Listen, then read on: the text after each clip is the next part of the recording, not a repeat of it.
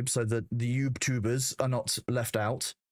And then we'll probably get started in a minute. Thank you again, Vicky. I had a really lovely time yesterday. I haven't had food poisoning, which is great.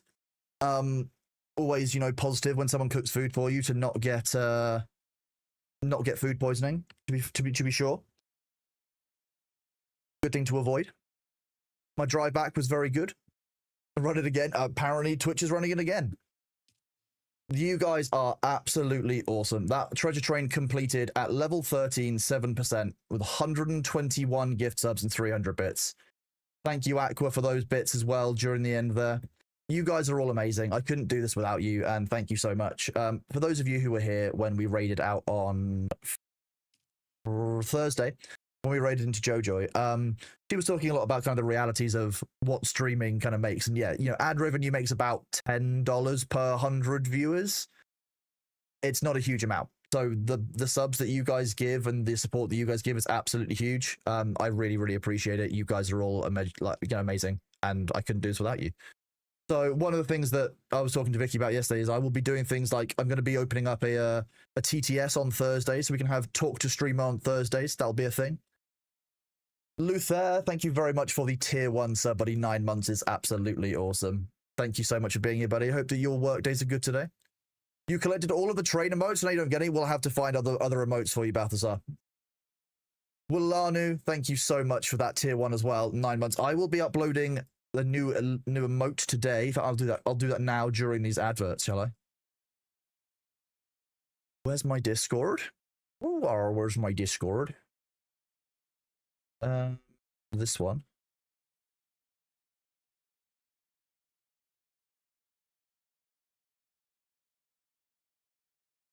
Brave, sus, y,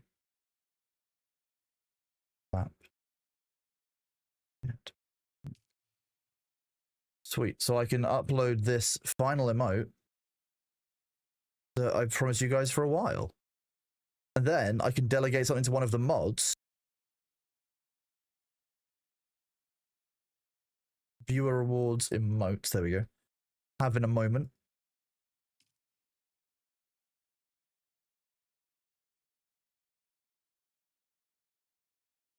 Sweet, that worked. Nice.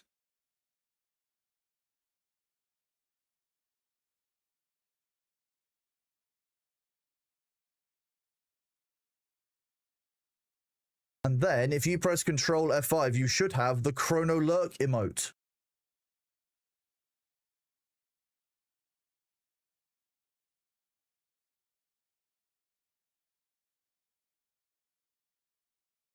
Thank you very, very much, Balthazar. Happy sub anniversary to you. Thank you so much for that tier 3. Like I was saying at the start of the stream, tier 3s count as 6 points towards the Partner Plus program. So if you have 50 tier 3 subs, that means that streamer is going to be getting the 70-30 split every month. That's literally as easy as just 50 people. And I really, really appreciate the people that, you know, that do extra. I will be doing more for tier 3 subs. I will likely give an extra section of the Discord. There's a few things I've been thinking about. I just need to kind of organize them all. And these are all part of kind of upcoming stream improvements. So I really appreciate all of you guys. The tier 3 subs are basically fundamental to getting streamers up to the Partner Plus threshold. And I just want to thank all of you for even the tier 1s, because every single tier 1, tier 2, and tier 3 makes a huge difference. The gift subs obviously mean that I can keep doing this each month, but each of your individual subs are what means that I can actually, you know, get that 70-30 split from Twitch that makes it all, you know, kind of much more worthwhile, because 20% is quite a lot. Well, it's actually 40% when you think about a 50-50 split going to 70-30 is actually a 40% increase of that 50. So it's a remarkable increase in what you would get from Twitch. Hey, there we go. The little lurk emote. We will set up a command. Oh yeah, I will also edit the goal. Yes, you're right. Thank you, Gundorf. Manage goals. I don't have a new emote goal, I think. So I guess if I end this goal, manage goals, we need new sub points. Let me do this quickly. Hello, Dizzy. I am doing very well, thank you, buddy. How are you today? Great to see you. I hope that you are enjoying the Dune servers, dude. I know that you've recently moved across, so we need 207 new sub points. What it says. 207, what a good number. It has a 7 in it.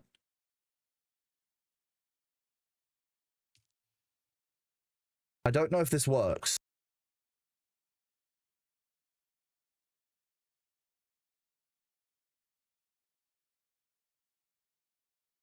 I'll do 7 for now and see if it works. I don't know if it'll accept sub points. We'll do 107.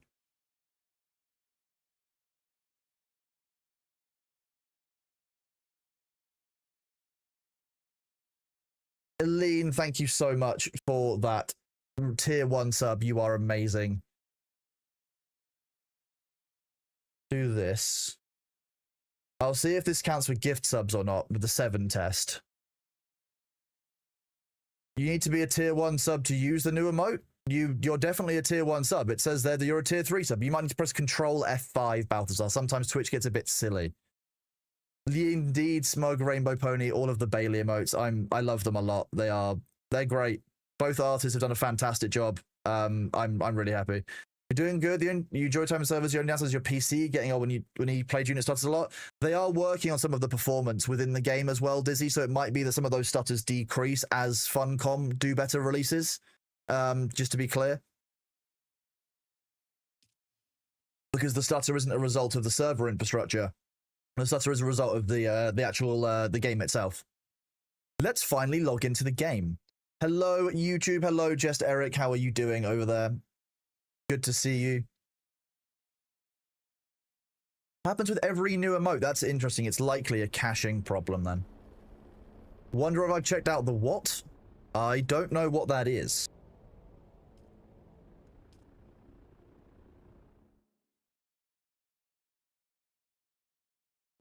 Hold in here.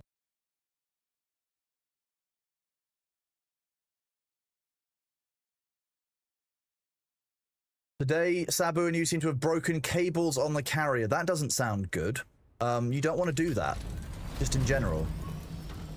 Alpha, that's not the newest one, but it is one of the new ones, yes.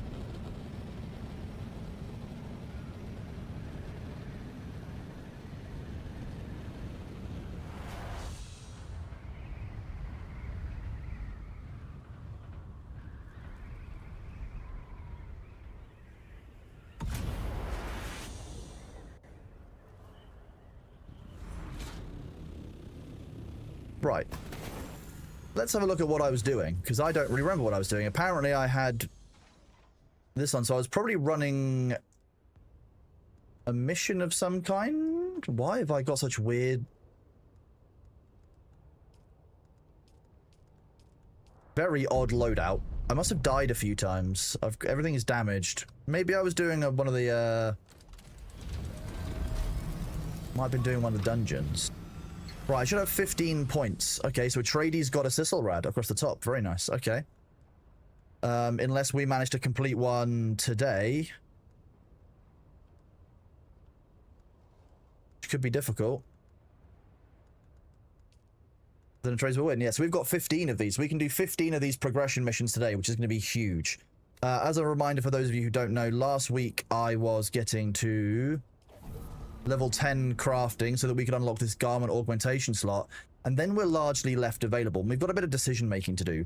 We can either upgrade our exploration, which is basically the tree that really calls to me. It's the tree that gives you 1% inventory size per level, and also gives you, bonuses to things like, treasure hunting, to reduction to sandstorm damage, boost heat generation bonuses, survey time reductions. They are very, very useful things to have. Vehicle speed increase. A vehicle speed increase by 15% at level 20 is insane. All of a sudden, very rapidly we'll go from having, an ornithopter at 200 at boost is now going 230 at boost. If that means, ground and also aerial vehicles, which it would, which would lead you to believe it. Vehicle dissipation of heat, it's will make traveling a lot faster, and inventory size is a lot better. But realistically, I'm not convinced necessarily in exactly how much value will be got from this. There is some argument to say that it'd be best to go for this to be able to get to reduced tool power drain. I'm glad you're doing good, Eric. It is good to see you. Thank you for being over there on YouTube, buddy. I really do appreciate you. So this is actually remarkably so. Oh, Quinfall is an MMORPG that came out on Steam 3 days ago. Reviews are mixed so far. Okay. Good morning, Small Mite. How are you? You had to close the tab you were watching the stream on, then reopen it in a new tab before you could use the new emote. First time Control F5 did nothing. Second, Control F5 showed me the emote with a lock over it. Control F5 should force refresh your cache. It's probably just Twitch being Twitch. So I could put five points into this. This will be 1 day's worth of questing, so 5 of those 15. This would mean that my tool's power drain goes down less, which would include things like the compactor, and also, as far as I understand it, include things like the suspensor belt. This could be useful. So we'll consider spending 5 points on this at some point. Putting another 15 into here could be great. I'll basically get up to probably around the scanning range increase with 15 points. Steam says they use Gen AI to make some of the UI, lost interest instantly. Fair enough. Thank you, Illusions. I appreciate it. Unfortunately, not my birthday until next month, but nice try. We will do a subathon on my birthday, which I'm filled with dread about. I'll speak to Ivora, who's obviously a dab hand now at doing subathons, and I'll come up with some kind of thresholds. I just know that I had to be very aware of quite how out of hand that subathon could get. Ultimately, knowing it's my birthday, knowing some of the things you might do. So if you've got ideas for things that could be done for a subathon, or things that you want to see for a subathon, you should start submitting those in my Discord server, which is /Discord for any of you who are not in it. I will be doing more with that server over the coming weeks coming days/weeks, because I want to make it a bit more of a community environment, do a little bit more there. So there will be a few things coming up in Discord. If you go under...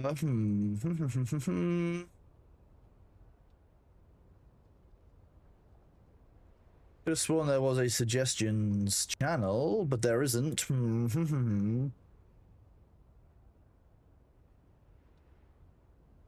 But again, who would you be?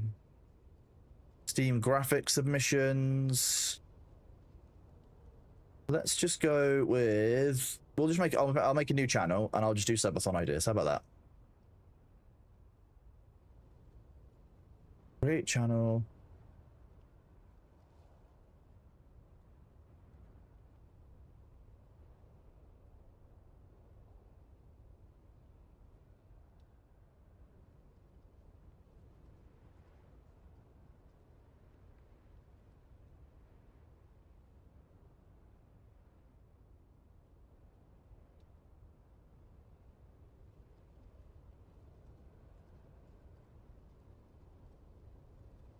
There we go. There has been a channel created in the Discord so that people can submit their ideas. I reckon that's going to be an absolutely horrifying channel, and so I'm not going to review it for the rest of the day, because I know what you guys are like.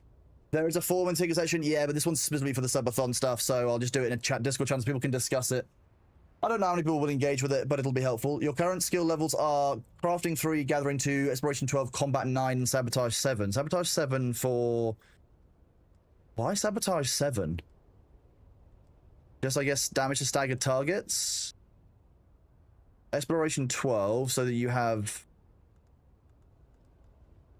backpack volume. Combat 9, so you've got damage. Gathering 2 for water harvesting yield. I don't know why you've done that set of stuff. If I have a maxed out character, how does new skill system transfer? The skill system is still here, J-Chub. So this is still the skill system. Just behind it, you now have these specializations which will augment or even add to those skills. For example, the combat tree, you get extra skill points as you go through the combat tree, and those all apply into the old skill system. You're forcing on crafting for more augments, very useful. There's definitely a balance in there. You've got crafting for more augments, which is great, but you've also got combat for more skill points, which means you can adapt to more dungeons. For example, if you had all the skill points, well, you could go all in for poison tolerance all the way up to 45% here, plus another 20% poison mitigation, and then running the poison dungeon would become a bit of a meme. So there's a lot of progression and choice you can make for specialization, and the choices that we make would be very interesting. For example, if Luther goes all in on crafting, he can augment my gear for me, so do I really need him to do that? Yes, Dunzy, I'm actually talking to Mahoodles back and forth at the moment about a time that overlaps for the two of us to go into SC. So it should hopefully be some point in either late February or early March. I just kind of want to know when it's going to be stable. Thought poison stuff didn't work at the poison dungeon. Well, if that's the case, then the devs have got a bug to deal with. So, Lucifers, I'd be interested in knowing what your source is on that. Is the current levels you got from the missions you've done? You're not going for anything special yet? Ah, that makes sense. Is the birthday the anniversary of this clone or the original Kronos? Find out on the day. You are more than okay to be curious. Don't worry, Stanzia. I'm very much looking forward to it. There's a couple of things I want to do first. I also need to fix my eye tracking because I need to stick it on the screen, well, back where it was better, because the sticky pads apparently don't stick to the screen very well. So I need to replace those. You need to keep up on your specializations so you can find a niche to be useful in. So I'm currently in a couple of minds. Crafting obviously is very, very helpful for every person. The increase to durability is very good. The reduction on loss is very good. Refining increase is very good. You know, augment when you're crafting them being better is very, very good. But if I'm okay leaving all of these things to Luther and asking him to create everything that I need, then I can actually focus on doing combat, and I can actually be far more useful inside those dungeons, or I can have far more varied build, or I could be far more specialized into exploration, so I can carry more and help more in those dungeons with the loot. So it is about my niche, as it were. Sabotage, I've gone 3 points in just to get this 5% house script bonus, because while that doesn't sound like a lot, every 20 missions, that's a free 1,000 script. That'll add up over time. I've got 15 missions to do today. That's basically the same as just doing a free mission's worth of script each time, which isn't bad. Dunsey, that's really interesting. I didn't know that Firefox didn't support that. How many layers of progression is that in total? You're not playing, I'm following the game. You level up to the end game with this system, where you get one of these as you level up through the game to a certain point.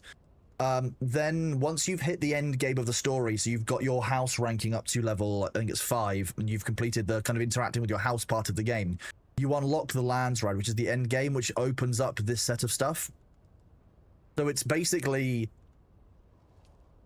progression of your character is your skills, and then end game is what you want to specialize in.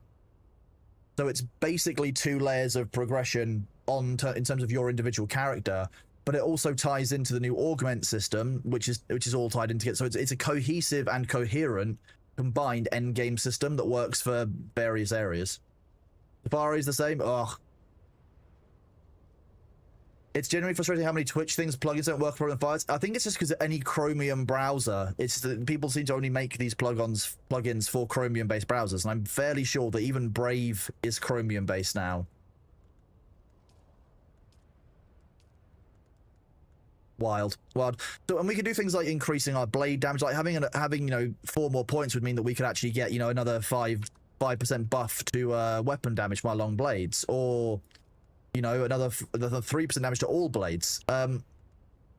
We've got a lot of options in here, so I think that what I might do at first is just level up a bit more of the combat tree to give me a few more options inside of this, and to play around a bit more with the skills that are available. Because, for example, being able to put lots of points here into reducing the Suspenser power drain, well, negating 20% of that would mean that I can just fly for 20% longer. So for some of the dungeons, for example, the lightning one, where I need to be really power efficient, well, that way it's going to be easier for me to use my Suspenser all the time. It'll just be better. A friend of mine a few days ago claimed we didn't have Servox, and what did I find as a base? 270 Servox? That sounds about right, yeah. Yeah, because remember that, as a player, your eyes don't work independently. What have I got here? Okay, we've got more first aid kits.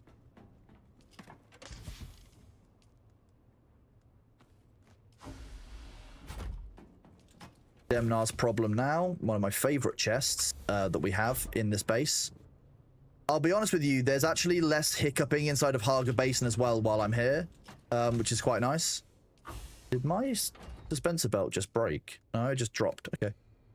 Will there be more skill points? There will be. So if I, for example, go into specializations and I level up, if I do 1 more mission or 2 more missions today into combat, I can unlock this one, which will give me another skill point. Or if I do all of my missions today, I'll probably get to about level I don't know if I'll get all the way to level 14, but that will get me 1, 4, 5, 6 extra skill points and an extra 10% damage.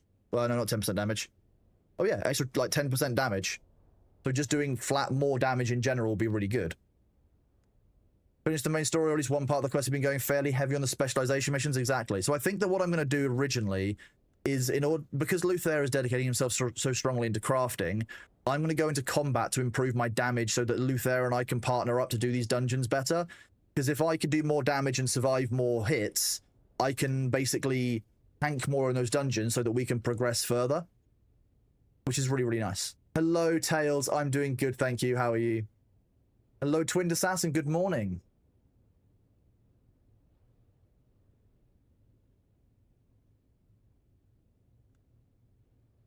It's the kind of same thing because they chain. Exactly, yes, my point. They chain one into the other, which I think makes a real difference. They naturally, when you start a new character, you'll only have this system and you'll get used to this one the same way we all did. Then when you unlock the end game, you're looking for more content. Well, this gives it to you. Could be better. I'm sorry to hear that, Tails, but I hope that your Monday picks up and the rest of your week gets better. I know that the start of the week can be pretty rough. Everything that could go wrong went wrong. Well, hopefully now that it's gone wrong, it can only get better afterwards. Right? You're interested to see that they added all this new content? Yep, I mean, they've added a huge amount of new content. I think that's actually really good to see because ultimately, they aren't a huge company, Funcom. You know, they are a bit smaller now than they were. They had layoffs after launch, which has become very, very normal inside the game. You know, the gaming space. I'm glad to see they're churning out so much. I'm not. Realistically, I think we could have waited a week on this patch and actually had fewer bugs.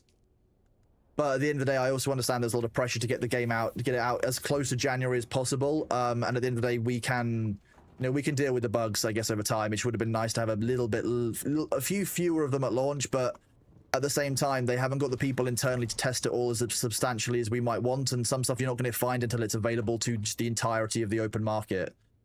So I can kind of understand what's going on with it. Yeah. Funcom always has bugs. It is the Funcom meme. It's, you know, it launches and it's buggy, and then you wait a week and it's got a couple more bugs, and you wait another week and then the game is great. You still haven't finished the old content. Oh, well, you've still got a treat in your for you there.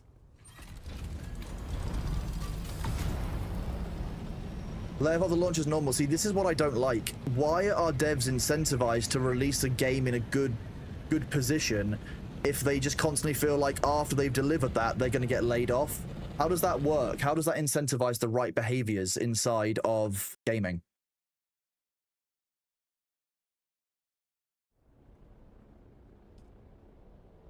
If Ultra Element is here today as well, let me know.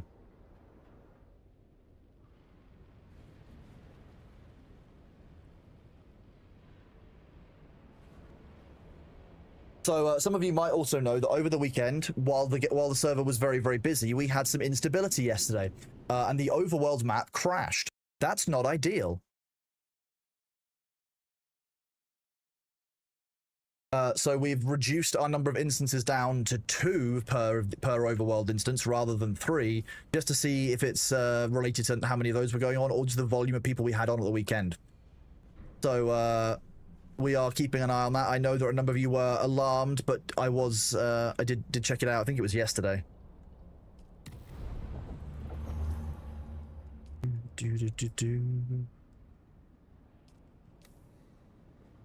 Kill Messiah. Okay, literally, it's just arrive here, kill the boss. That is a quest that I think I am perfectly able to do. That sounds about right. It was yesterday. It feels like longer ago than yesterday. Because when I drive, every time I take one of those little breaks where I, you know, like I recharge my car, I take like 20 minutes to like watch an episode of anime. That feels like sleeping and it's like a new day. It's like it resets me. I don't know what it is. Who's that? They're here. Where's my bag?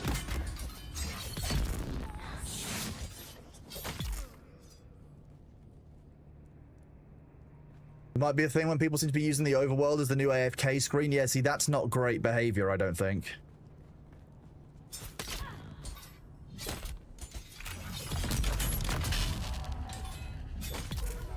Dab.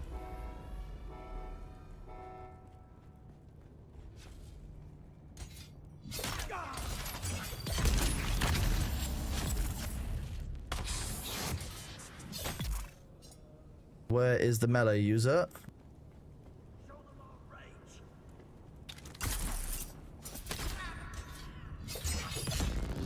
Dead and double dead, doubly dead. Hello, hello, so see, I am doing good, thank you. How are you? Good to see you.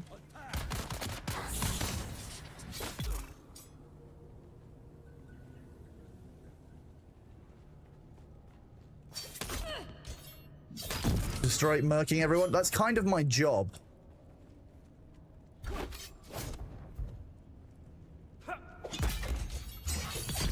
It is basically my job, is to walk through these and kind of kill off the residents.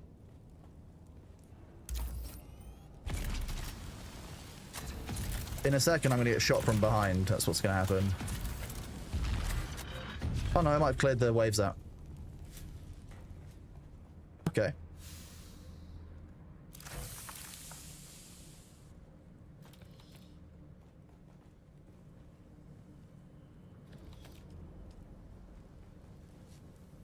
I wish we could set up like item filters so that if I take all, it would only actually take the items I told it to take. Because I only actually want the particle capacitors and particular types of bandages, but it will give me everything. And I don't really want everything. Hello, Sindri. Good afternoon to you. How are you doing?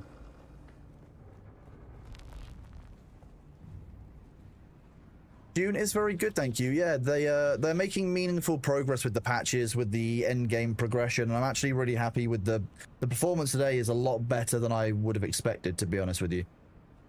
I had a really good day yesterday, had a really good time visiting a friend, and yeah, broadly things are going pretty well. Good afternoon, Nesset. How are you doing?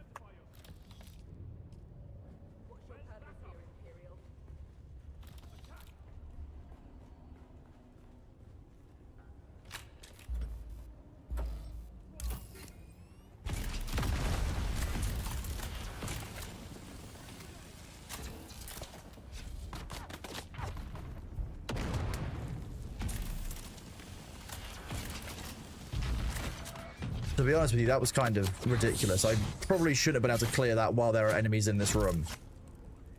But this melee dude is apparently just a wimp. Wild.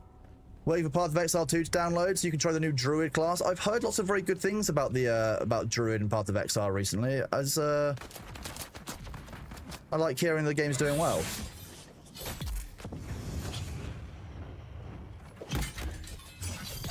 Well, you pre-fill your inventory with things that you want to be able to loot in the labs and have some extra areas with bolts. That makes sense. Oh no. What now? Stab in the butt. Yeah.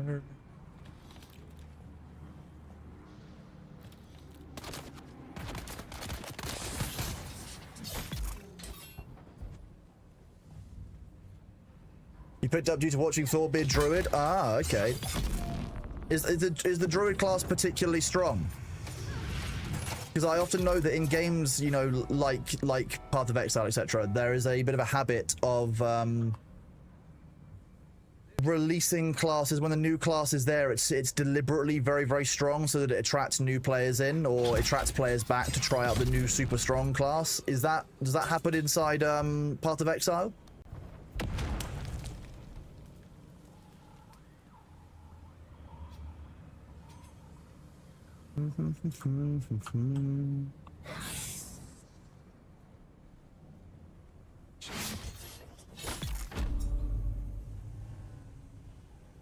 It's off in the way. Okay, I wasn't sure if Path of Exile did that or did something different.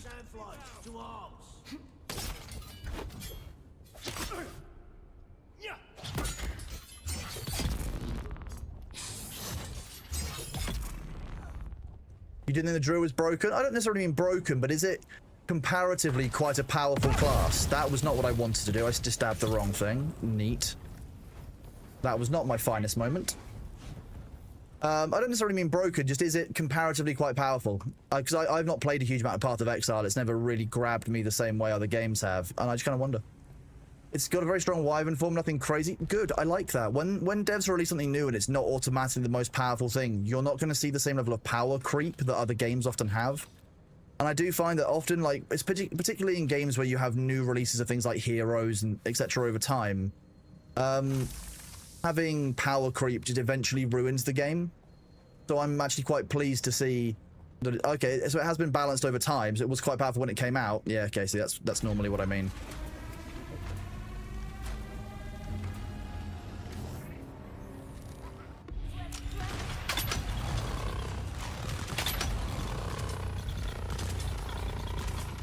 You asked for it.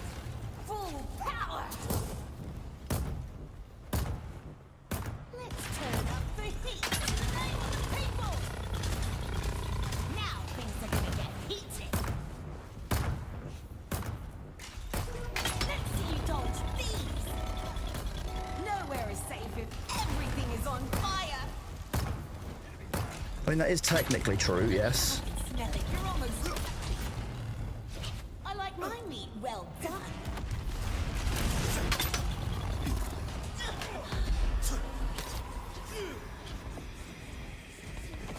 Oh, well, he just caught fire on the own flames and fell over. I like it when that happens. Indie Rat, thank you so much for that 9 months resub, buddy. You are awesome. Thank you so much for being here. Thank you to all of you today for the resubs. I know obviously today is now my, well, the exact 8 month. We're starting at the 9 months, but I really appreciate you all being here and supporting me as long as you have and the way that you have, because I couldn't do any of this without you guys, ultimately. You know, no streamer could, especially at the moment. Stuff is quite rough out there for streamers. Ad revenue is at its probably lowest for a long time on the platform because it's, you know, been January, so all of the support, all of the subs, all of, you know, tips and TTS when I open those up this week will be, I mean, it's all massively appreciated. Did they forget the lad's gonna exist when they designed the boss? Ultimately, you have to remember, we're running that on a very, very low difficulty that you can actually run fundamentally from probably when you're in Duralamint here. And the reason I just run that on the lowest difficulty so quickly was because the quest is only to kill the boss. It's not do it on a certain difficulty, it's not get a certain amount of loot, it's literally kill that boss. Well, I did it on the lowest difficulty, it took me 7 minutes. Done. The next one we got to do is go to the Taiki, which apparently has a famously difficult to find key, which it definitely hasn't been difficult to find.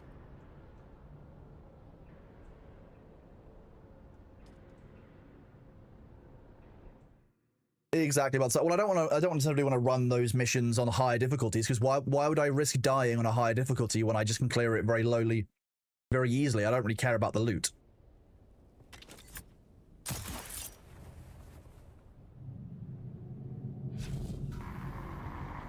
I always forget it's best to put my shield on before I go around this corner because there's a bunch of enemies here normally.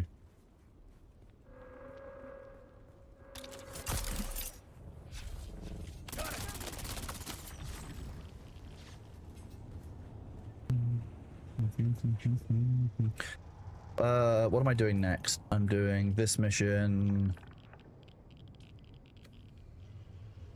Access the control room. Okay, well, I'm gonna need this container.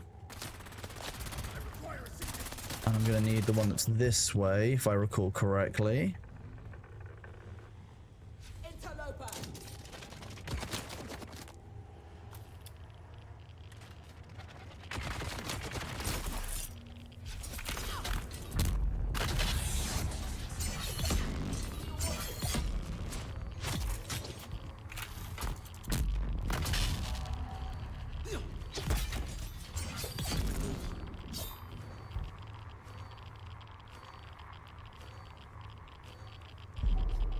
Just realized I wasn't wearing my belt, my radiation suit, and I was thinking about where I could go.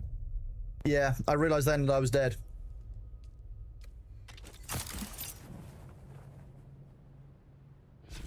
That's why I paused. I was like, what am I doing? Why am I doing this? That's something about this isn't right. That was just me having a stronk, chat. That's basically, I was having a moment and I had a stronk. And now I need a bondulance.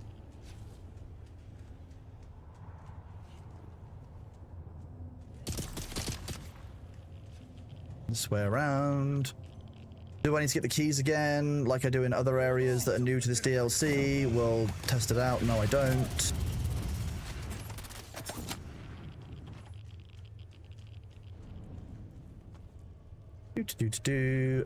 I need... Why are you running that way? Did you lose where I was? Okay, apparently they did.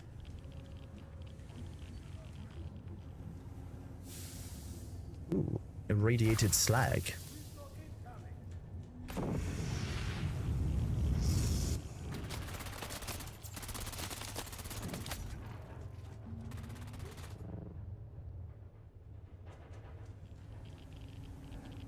Do that. Take... Oh, nothing valuable in there. Nothing valuable in there either. Reroute reserve power. Oh, okay.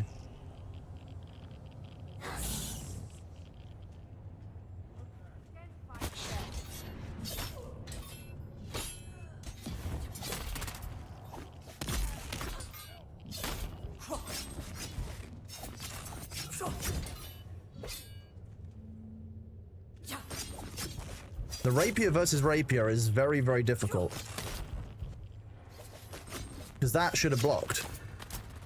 Like, there's no reason why that thing I just did shouldn't have blocked it. The UI, all of the graphics showed that I should have just basically parried that.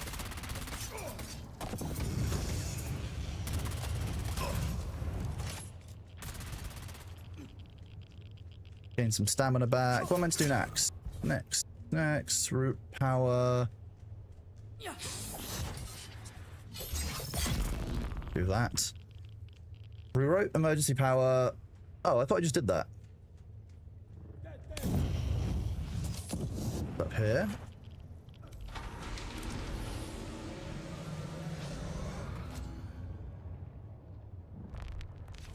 I require backup.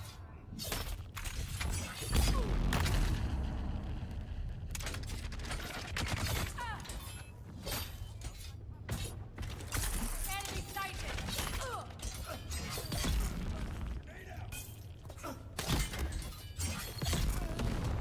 Nice, no one dead. How the new rapier feel? The new rapier feels bad compared to every other melee weapon. I'll be honest, I like it, but like at the same time, every other melee weapon is better than it because they have much better parry windows. Gonna be honest with you. The new rapier doesn't feel fun. It doesn't feel good.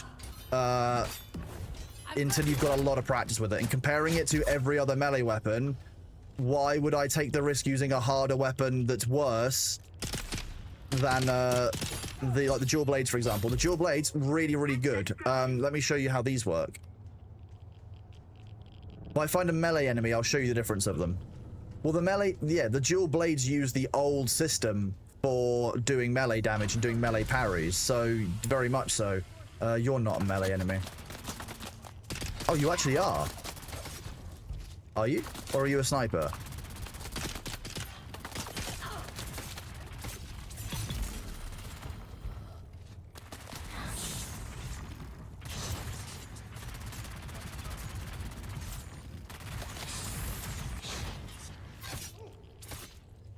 The dual blades are just kind of fun because this combo is...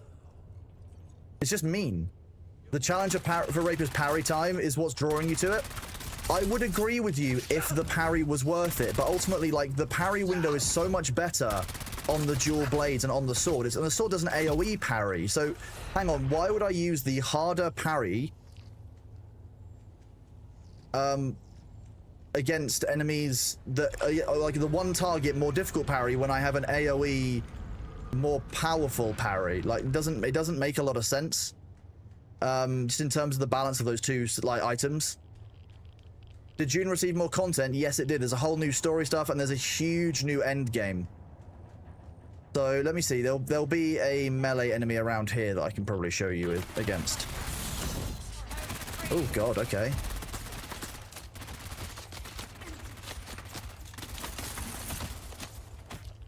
That was not ideal. Where did my shield all go? Whoops. I probably need that shield. I was kind of using it.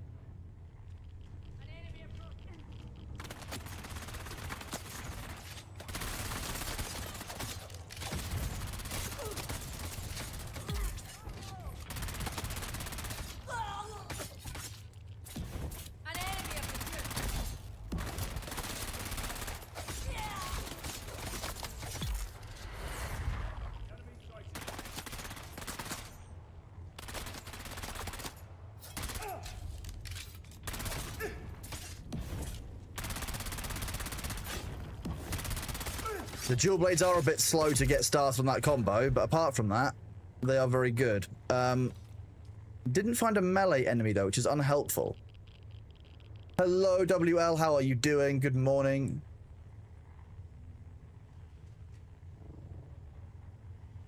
Right.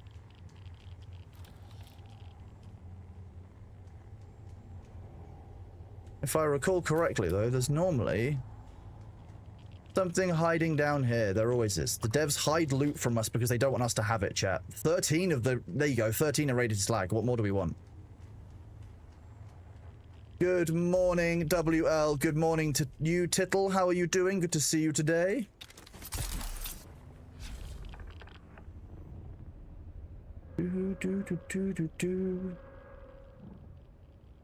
So, over the weekend, I passed an issue across to Funcom because some of you may know, if you logged out of the arena or some of the newer areas, there was an issue where you would lose your ornithopter.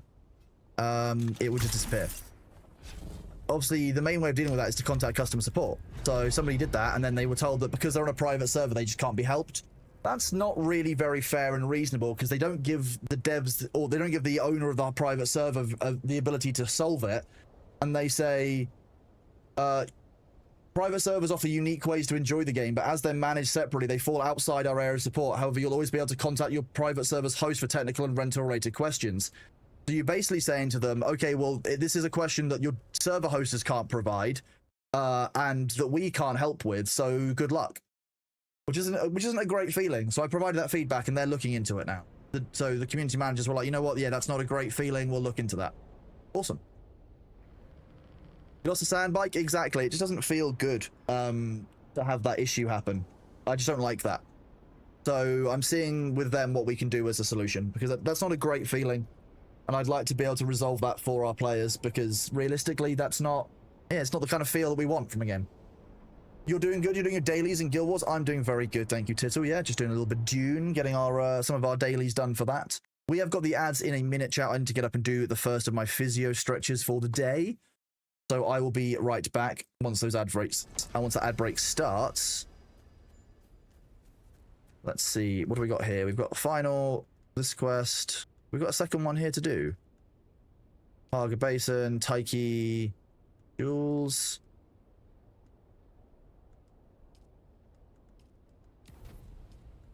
Broodworks, Blushing Cavern. So we've actually got two here. Clear the mining route to the Blushing Cavern by turning deserts against each other, and mysterious signals emanate from Blushing Cavern. Who's signaling who and why?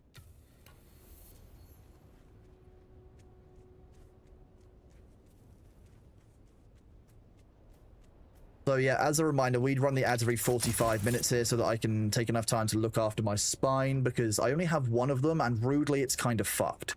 I've complained to the manufacturer, but I'm still waiting on news of an RMA. So we do pause during the adverts here. I will cease my progression as much as I can. Those ads have started, so once I land, I will just pop away from the keyboard for a second. Unshrimpen thy spine. Yeah, exactly, Geordie. That's what we're trying to resolve. The fact that it's showing up in people's lists still. So I'm just going to hide here in the shade from the sun.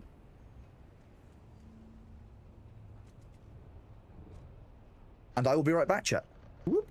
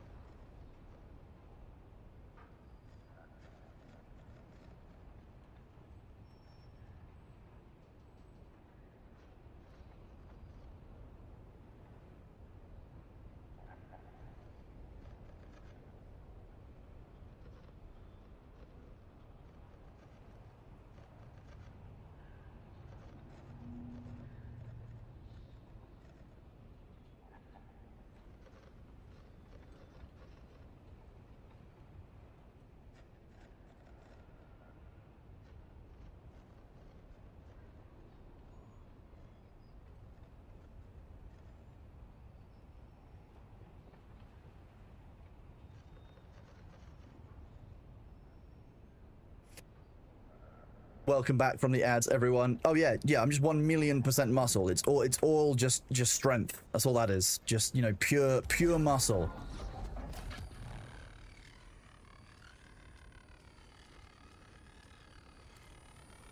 The Ixion triangulator is over here. Whee! Pure strong. You've been seeing the same swords. I am to move camera left or right as you switch weapons. It's a really odd one. It's not one that I've had. And I've had some other weird bugs over time.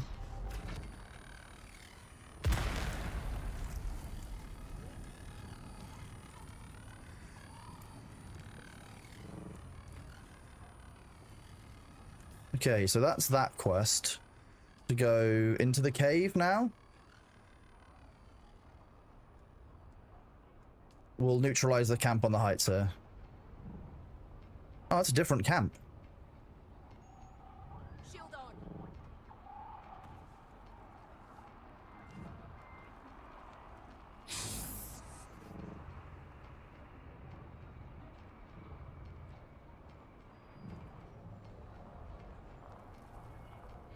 And just make sure I activate, you know, everything I need to for this. Like, have water, you know, make sure I have health. Good morning, Apples. How are you doing?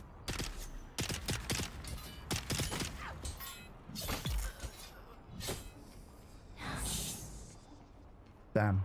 Too far away, too far away.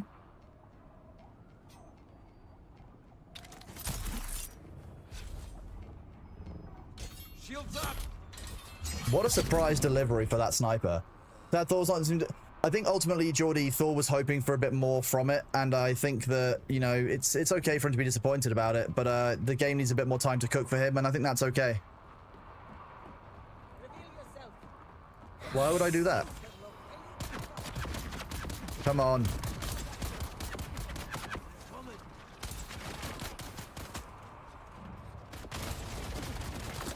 Shield on. I don't like hanging around with the snipers still active, to be honest with you. That's kind of what I don't like doing on this map. Right, one of you has a drill shot.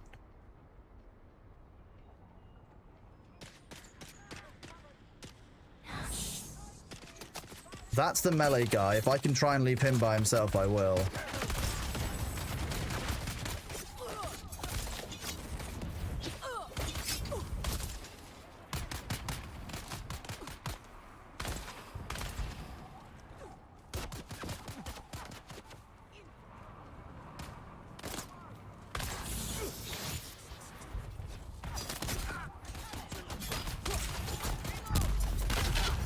Oh dear.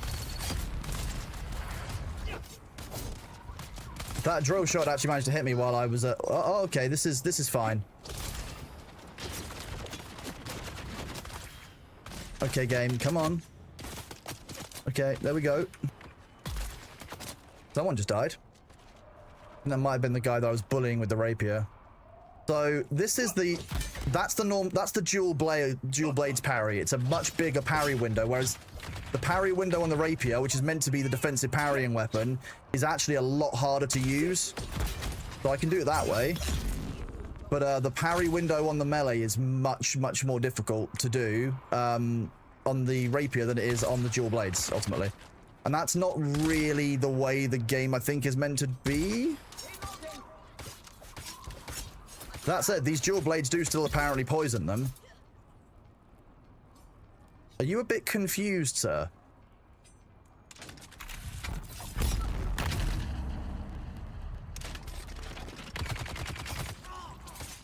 Dab. Dab.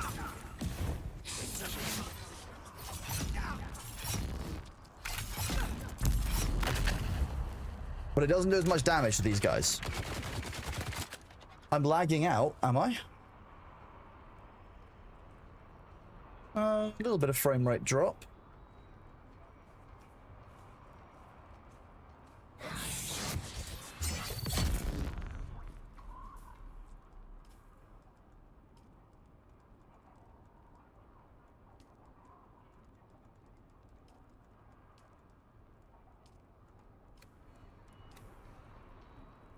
Is there there might be a shark chewing on a cable? Yeah, that might have actually happened. On this guy's body.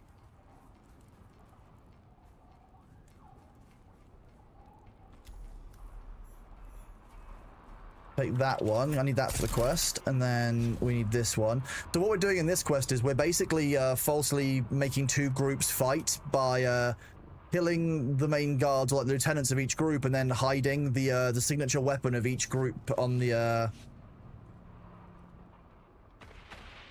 location in question.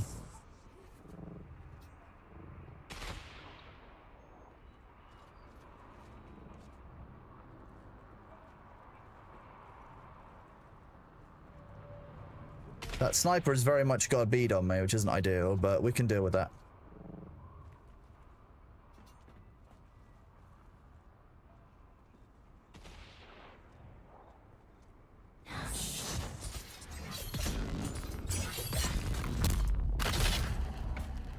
Are you okay there? Are you stuck inside the wall? Because that would be awful for you. Get there.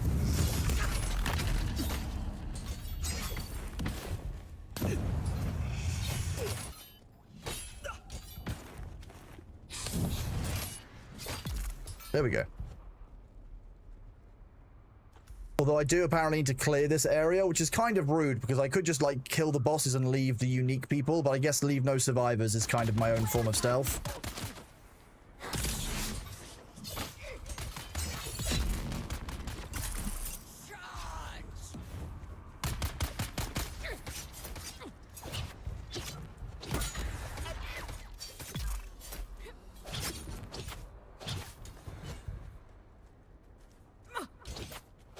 See, the parry window on the rapier is a lot harder to read. I reckon I can get the dual blades parry first time. There you go. Every single time.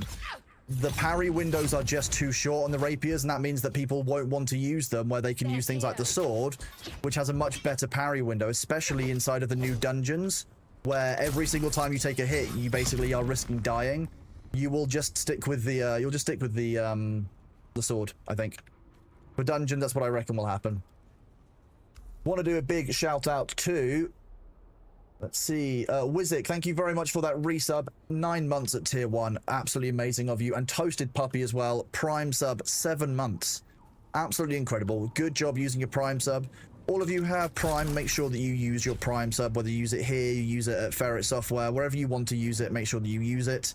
Because ultimately, otherwise that money sits in Bezos's pocket, and he doesn't need that. What sword do I recommend? Probably... that's a good question, actually. Let's go have a look. Which sword do I actually like the most? I quite liked... What was it? I'm using Halleck's pick. The sword that I quite liked was the Replica Pulse Sword. Because it's supposed to give you a small amount of... Like, when you parry, it's meant to give you stamina, which is very, very helpful. The Shock Sword is very, very good. Does it give you stamina, or is this the one that gives them a shock? I can't remember. Yes, the stamina boost. Yeah, Replica Pulse Sword gives you the stamina boost. This is a really nice sword. Zidane, thank you so much for that 7-month resub at tier 1. You're an absolute legend. And Smug Rainbow Pony, you are absolutely awesome. Thank you so much for that Prime sub. I hope that you enjoyed the ad-free viewing, the cursed doors, and the Bailey emotes. I'm glad that you liked the Y. Very funny.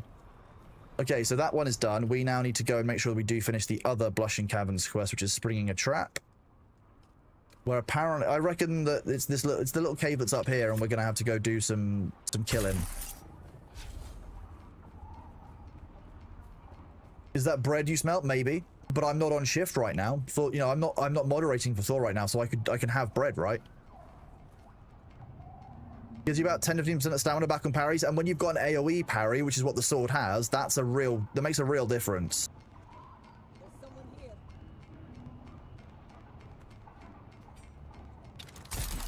Oh. That wasn't really what I wanted to do. I wanted to try and grab the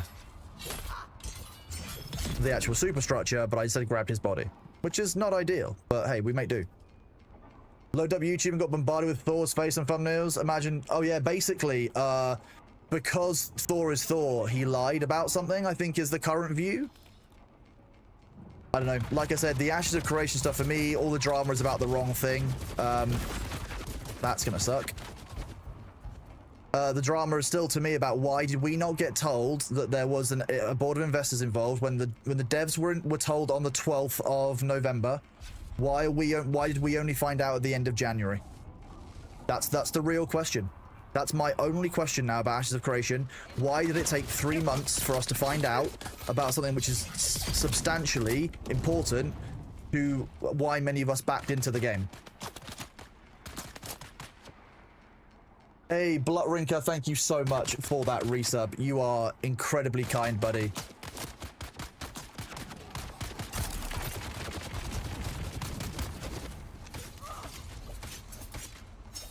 That's what it comes down to, because we've seen the internal memo, you know, the internal news, where Stephen informed everyone that a board had been appointed. Why did we not get told until January when they were told on the 12th of November? Why did, you know, someone like Margaret not tell us as the head of communication for the company? You would have thought that would have been important to the community. Just saying, like, you'd think that we'd probably want to know that actually the game that we've been sold as being independent this whole time wasn't independent at all, and they knew about it since the 12th of November. Anyone who was in that senior leadership team, whether it's Stephen, Margaret, any of the heads of, realistically should have told us. That's how I feel about it. I know that not everyone will feel the same way, and everyone is entitled to their own opinion on it. But ultimately, I do believe that when we are being told that when we are being sold a game that is independently funded, as soon as the game stopped being independently funded, we should have been told.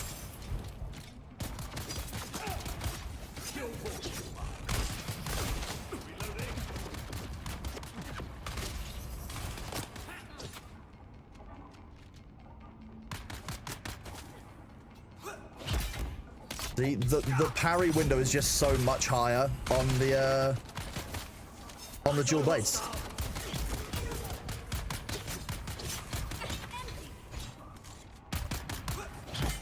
It's almost easier to parry with one then switch to the rapier for attack. So to parry with this and then to switch that while they're stunned. It's kind of easier. I suspect I know the answer. Steven was going to get out of the game and didn't care one bit the player base, potentially, but like, that's my view on it. Why did we not get told about that by anybody in the company who was in the senior leadership team? Because they all knew. They just didn't tell us. There's no excuse there. Like, whether or not the game's moderation like had a problem with, which it did, for the record.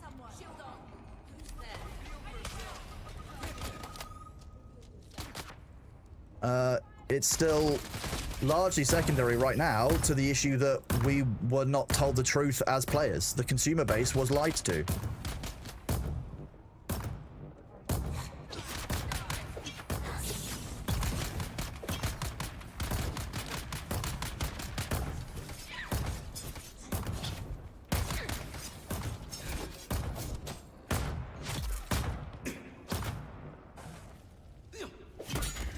Now, I've had a few days of practice with this, so the rapier is getting even easier for me over time, but oh god, okay, there's 2 of the heavies? That's not ideal. Just go around this corner and wait for a second, because my stamina and shield were about to be out.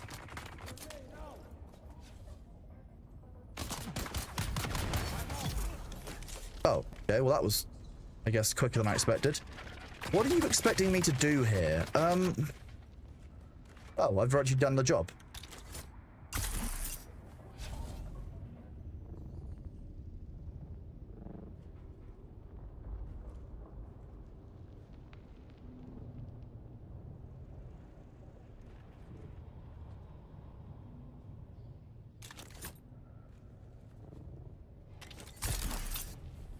Whee!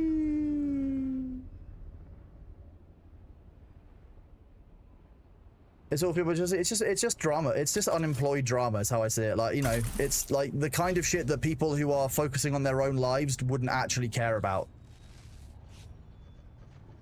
If the people who are getting really upset about this had more in their lives and were focusing on themselves and, you know, what they were doing and how well they were doing in life, then I don't think that people would be as upset. But, you know, it's a time when a lot of people don't have a lot of good things in their lives to look forward to. You know, the behavior kind of makes sense, but I don't like it. There you go. It was 2 missions complete in 1 area. We like that. That's efficient. The biggest attack on Thor is his ego, and he's not one of the most humble big streamers I've seen. Like I said, it's people who don't know him trying to make out that they know him better than other people do online, and it's just kind of like it's kind of just weird parasocial journalism, I guess. But fine. I know him better than you do, and I'm going to reveal all of his secrets. I'm going to make things up because I don't like him. Oh, he's on our list. We're gonna get him, chat. Like, weird ass behavior, man.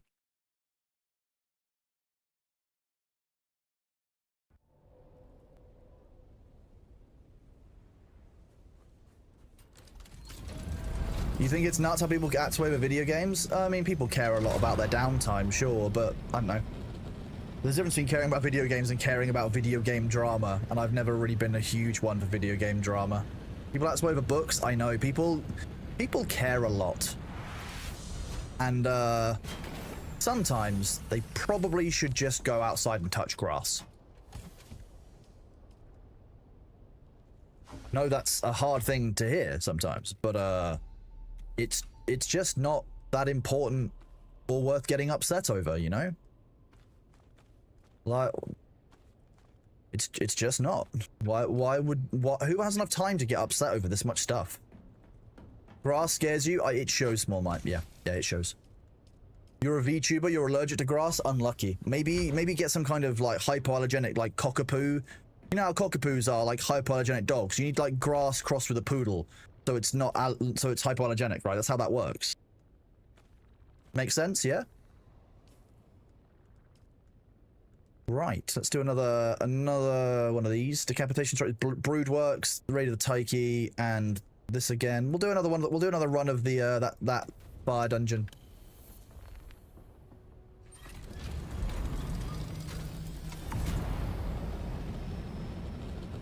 Try and see if you can get some of those hate vids. You found another unofficial VODs channel with an AI. Oh yeah, if you make a mod ticket out of it, Sax Seal, we'll deal with it. It's just some people don't like to do their own work. They like to copy other people's work and farm it for content, which is, you know, fine.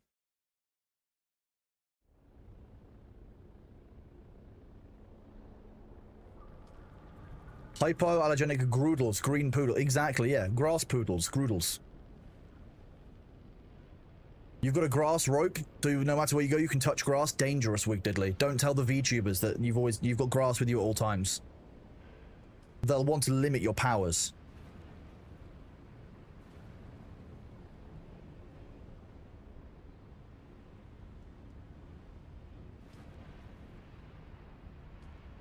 You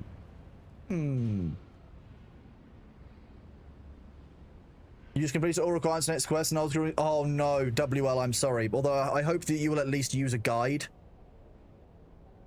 Because that would make that quest slightly less painful. One small favor as a quest, not a good time most of the time. Come on, I want to go to Arakeen. Send me to Arakeen.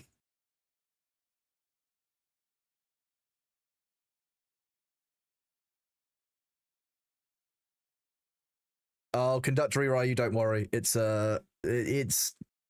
people have just run out. It's a quiet news week, you know, and people have just turned to whatever they can find, which is Thor was trying to get people banned specifically for sending him hate messages. No, Thor just wanted there to be a consistent moderation view across the platform. That's all we want from a game. We want there to be consistent moderation that's in line with their terms of service. I know that's a very complicated matter, and that some people get very concerned and confused, but that's basically it.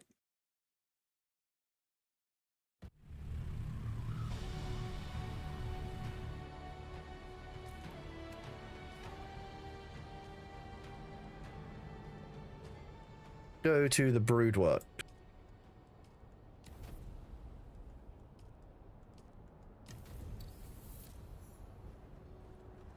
Oh, to Beard, you've increased the counter. Thank you for that. The counter is counting. It counts.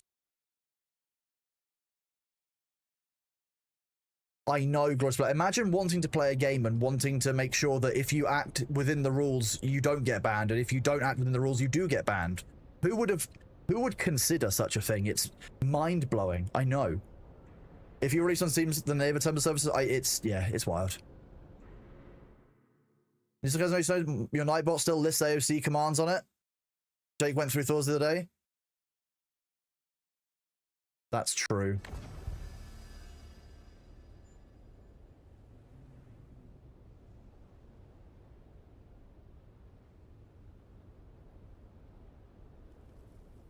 He didn't delete all of them because I've literally just removed 3 from Thor's just by typing the words AOC in. So Jake probably didn't do a very good pass.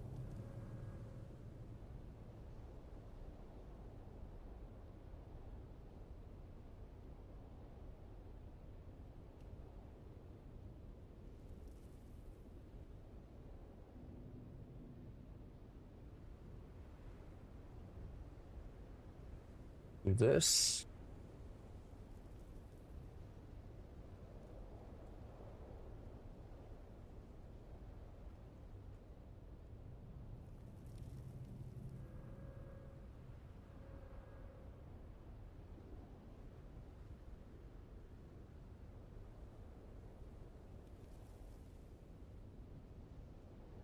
Tortuga. There we go. There we go. Oh, the counter is going up. Good job. Proud of you all. At some point, that counter will stop going up forevermore. You do know that, right? That will be the last time the counter counts. Ever.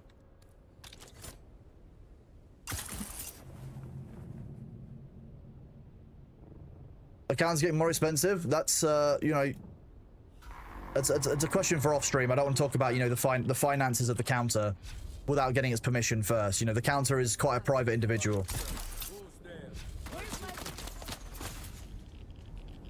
This time, I remembered to turn on and activate my radiation suit before I ran in here. Because I am smart. I see someone. Found it. Where's my backup?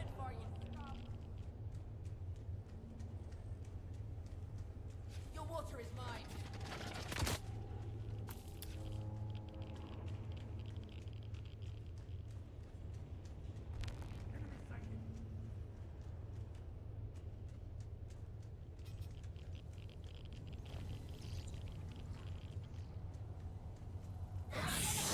Reveal yourself. Unlucky.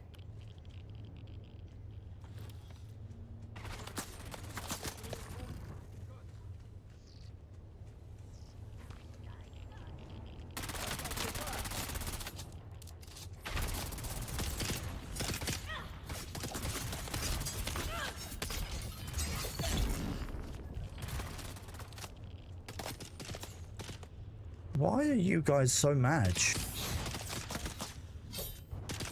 Oh, okay. Well, apparently I just can't use my ability to take this guy out. Here we go. Come on. Get him on. Get him on.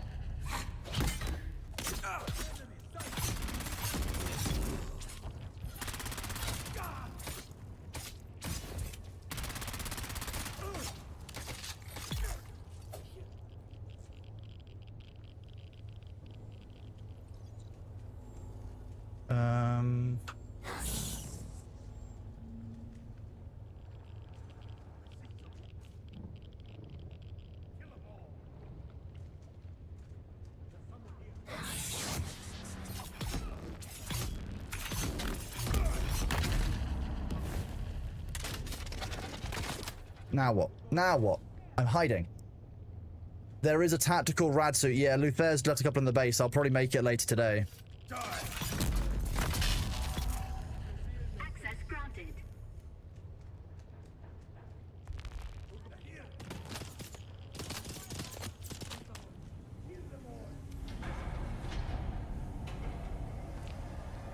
Okay, what do I need to do? I need to go over to this side. Oh, okay, you coming in here? Wait, do you not have the door? You don't have the key? Oh, baby boy.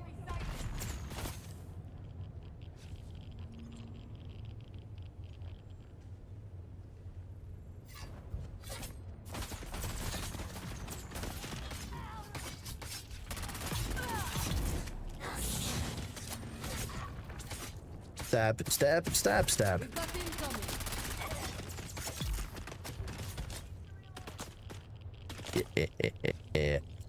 Push us back to slideshow. Okay. You now have seconds per frame.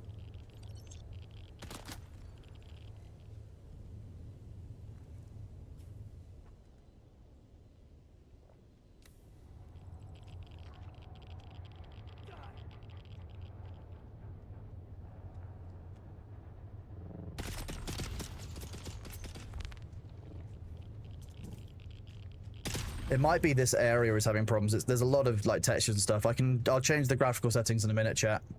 You lowered your resolution, it helped?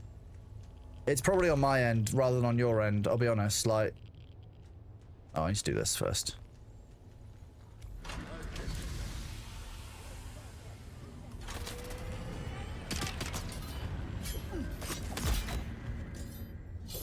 I got you.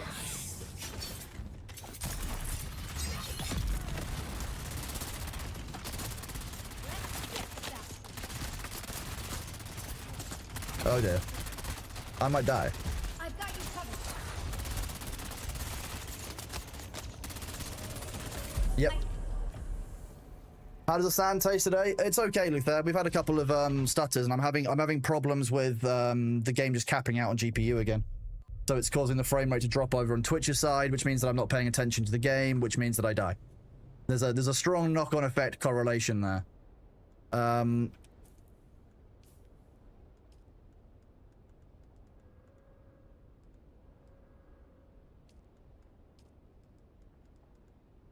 See, this isn't making any. This is not like the. This is making no difference. So let's put that all on. Leave that there.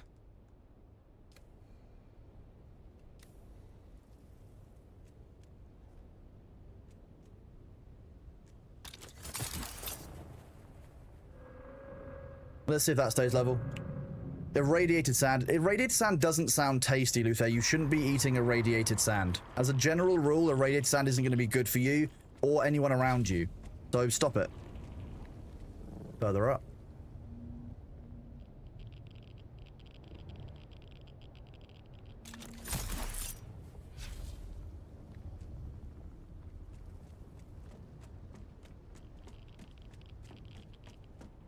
If not food, why food shape?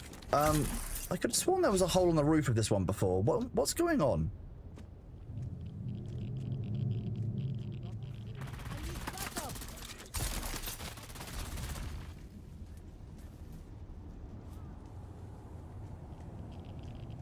You'd have to let me know, chat, if the frames spike again, because if they do, then it's the game performance. There's very little that I can do, because, you know.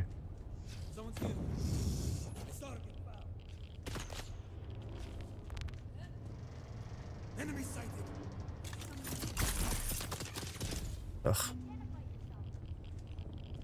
The hatch doors are sticking up. I passed them. Oh, all of that just for that? Kind of not worth it. Can go there. Who's there? Incoming. Help!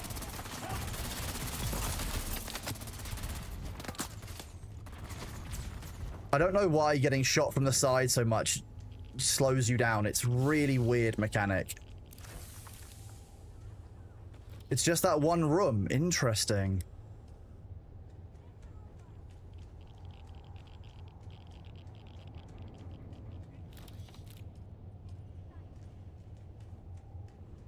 It's probably some kind of like graphical memory leak or something inside of that room or inside of this area. It could even be all the particle effects just causing it to spike up.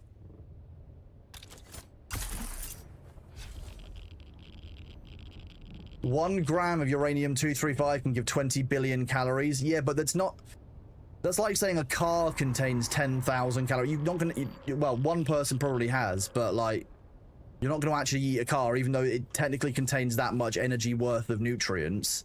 Doesn't actually mean it's nutrients that our body can use. Might be when they spawn in enemies. It's definitely something to do with that location, because, you know, GPU usage has gone down from 97% down to 75 as we've gotten out to here. So, like, that's quite a long way difference. Just location. Like, being over there versus being here, 20% GPU usage.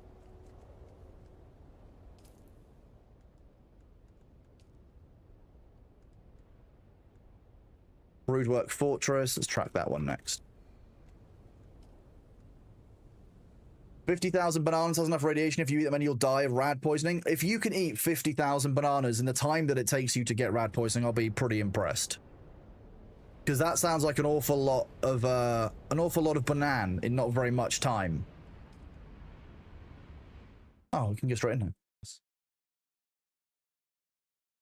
Have I heard of a game called Monster Train 2? You think I'd find out if it's a roguelike? Okay, I have not heard of it, Volkarma, no. I have not heard of Monster Train 2.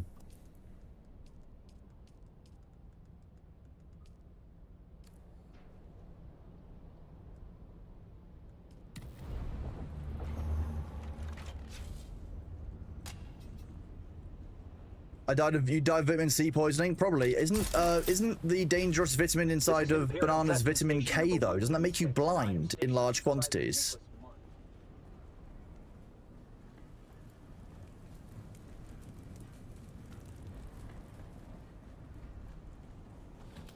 Fairly sure that it's bananas that make you go blind if you eat too many of them.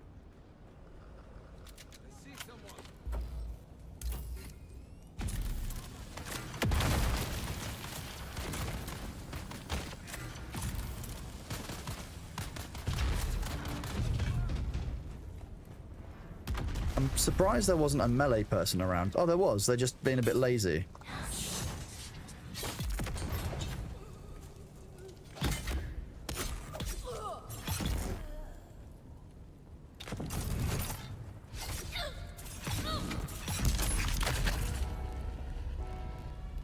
Small amount of radiation may be good for you. Yeah, that's why, like, banana small amount of radiation might be good for you. Not necessarily eating a gram of uranium-235 might be good for you. Then there's balances there. You know, there's a scale, right?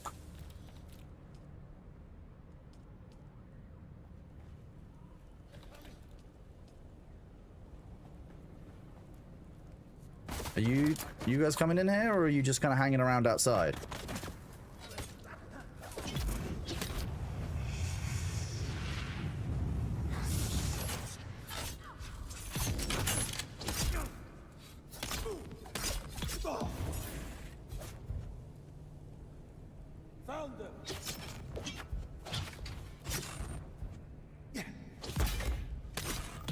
Too much oxygen isn't good for you either.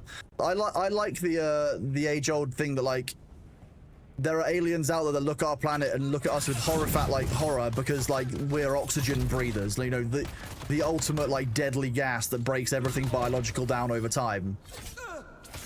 I like that idea.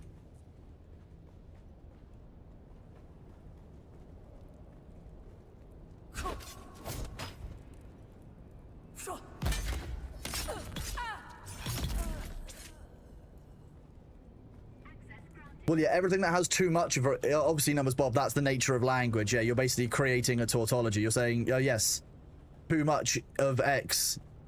And by too much, you mean too much to be safe of X is not safe. That's the whole point. Yeah, it's a self-proving statement. Too much water is, yeah, you're using the term too much, yeah.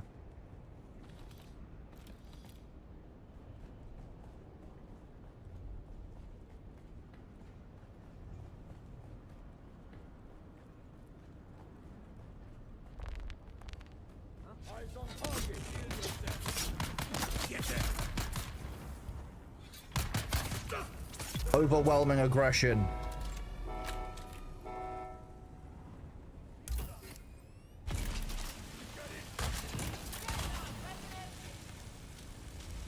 The drill shot next to me is just shooting at me. It doesn't do that much damage because I don't have a shield up, but when I do, it will do more damage.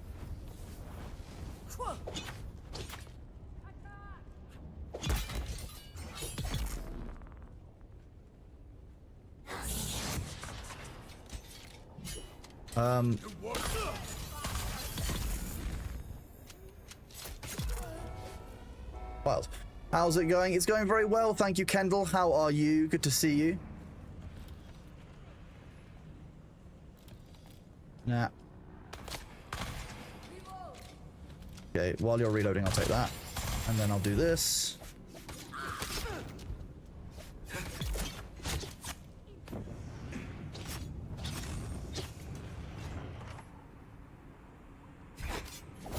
Oh, no.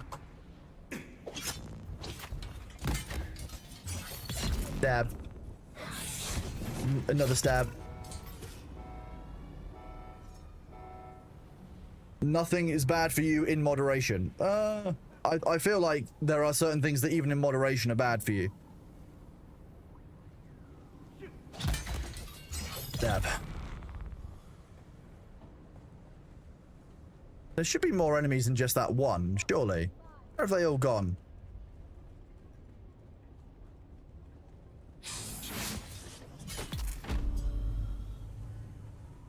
That did feel a little bit rude, yes. You are right.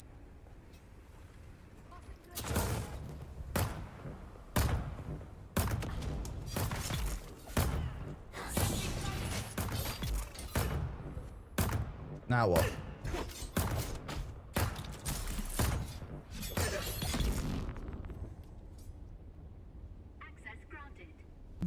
Ruchi, thank you very much for that tier 1 sub for 9 months. It is amazing of you. Thank you so much for being here, Ruchi. I appreciate the support. It's really kind of you, dude. What have you been up to recently, Ruchi? You've been doing much?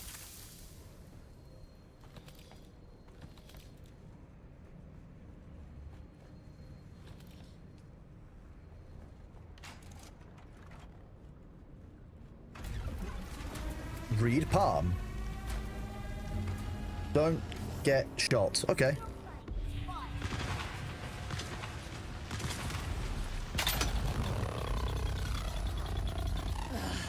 feel better. How about you? Come on, sandflies! I'm important! You asked for it. Full power! I should be in the arena. Now things are gonna get heated. You're toast. And my toast.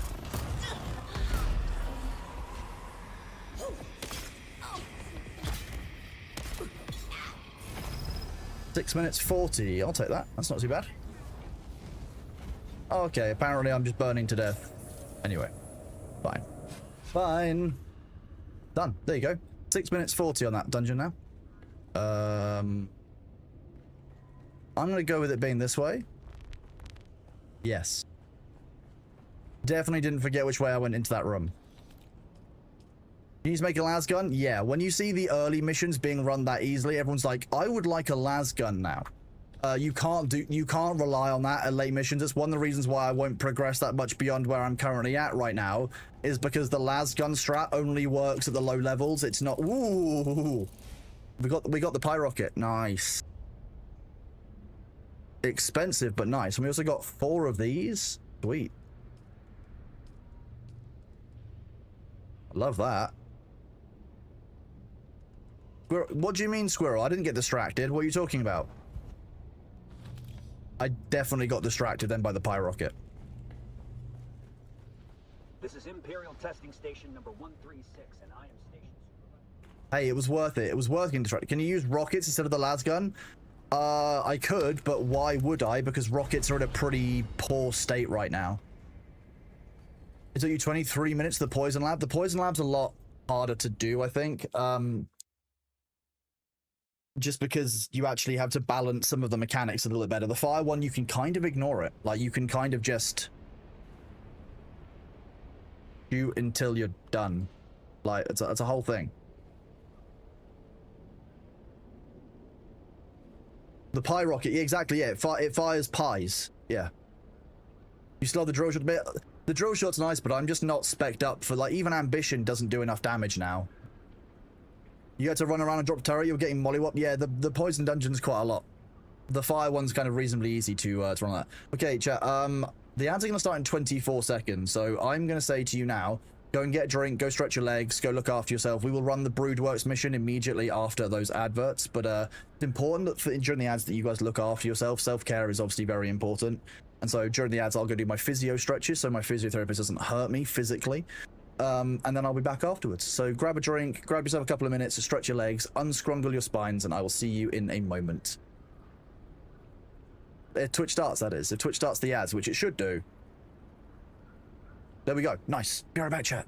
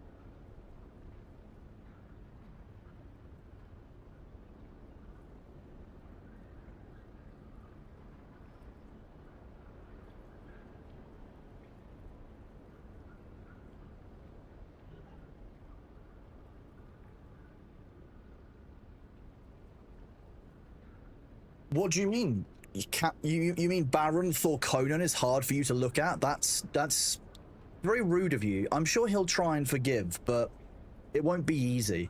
Gothachu. Yeah. Baron Thorconan is a very serious individual, as you can see.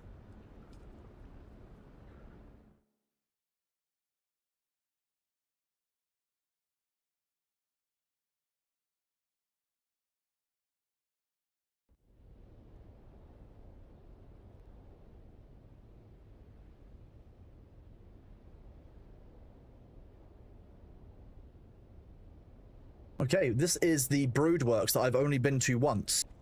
And apparently I've got to kill the Sandfly Sergeant to get the command frequency.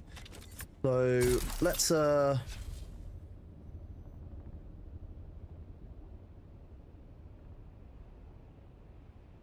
just go high.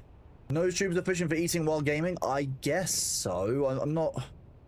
I'm not sure that's what one would typically advise, you know. You wear a still suit. You don't necessarily wear a still suit to eat while you're playing games, but if that's what you guys are looking for, I guess, you know, so be it. We have a visitor. Someone's here.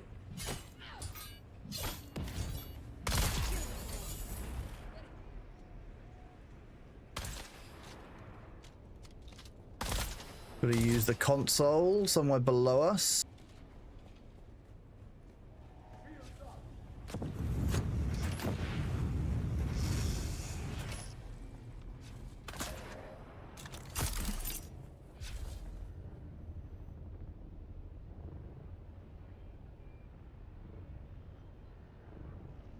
Bolton identified. I found that. Reinforcement.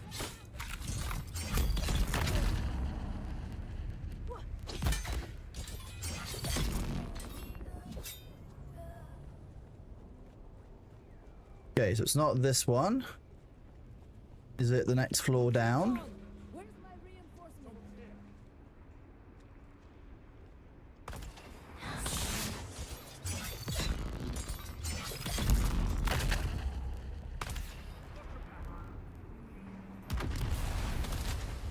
Why don't I just go this way around? I found the enemy.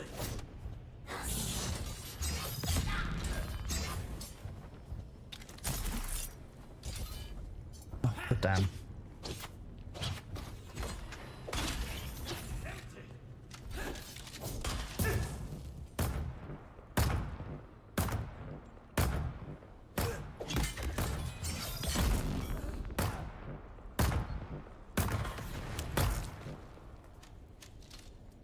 Kill the Sandfly's commander. Okay.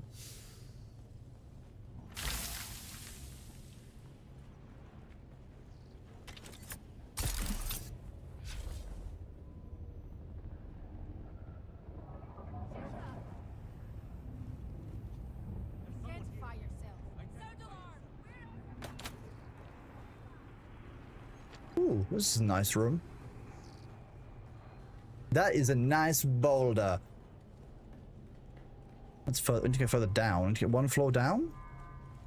There's someone here.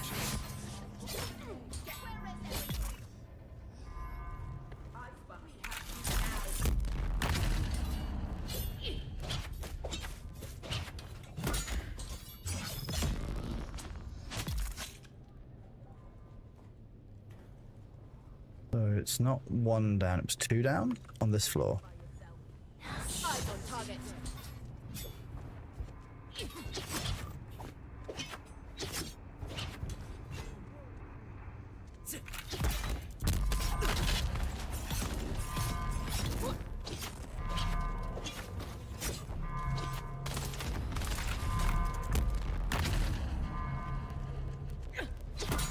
See, the parry window is so much bigger on those dual knives. It is just a lot easier to parry with that. Go on again. Oh, okay. Well, you're going to leave. In that case, so will I. If you're going to leave me to get to your boss so that you can go heal, I'll just go and heal on my way to your boss. That's how that goes.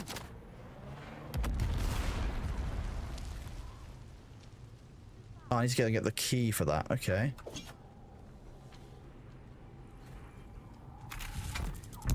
Come on.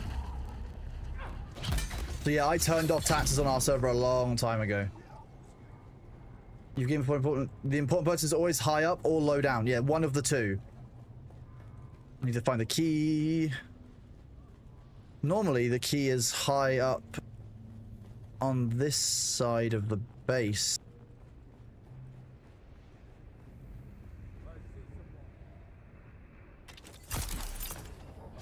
Reveal yourself.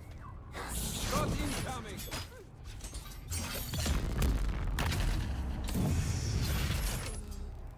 Here it is.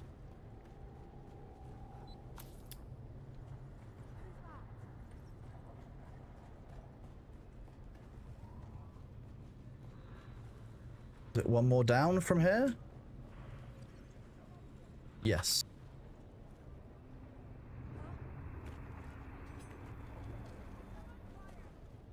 Ooh, drink. How easy is it to keep your base low if you're not playing actively? Very, because what you can do is if you're not playing actively, you can deconstruct your base. You can take your base apart and store it in the base access tool. That means that when you come back to the game, your base will still be here and you'll be able to restore it. Oh my god, this room is a little bit intense. Kind of unnecessary, wasn't it?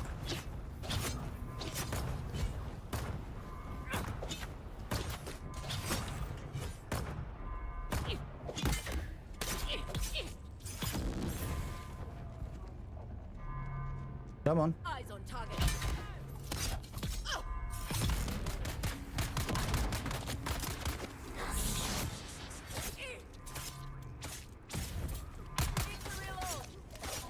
Spinning attacks. Nice. Which one of these? Oh, wait. Exit the area. I've already killed him. Haha. Don't know why I'm hanging around to fight anymore.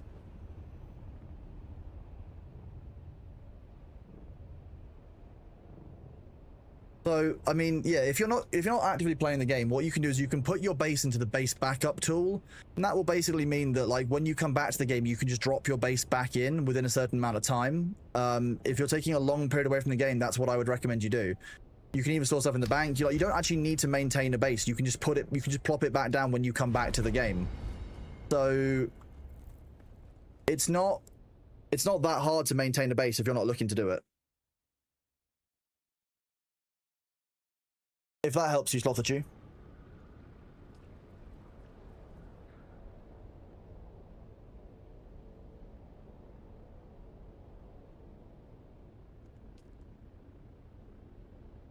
So it picks up, yeah. So so what you were talking about there was the say.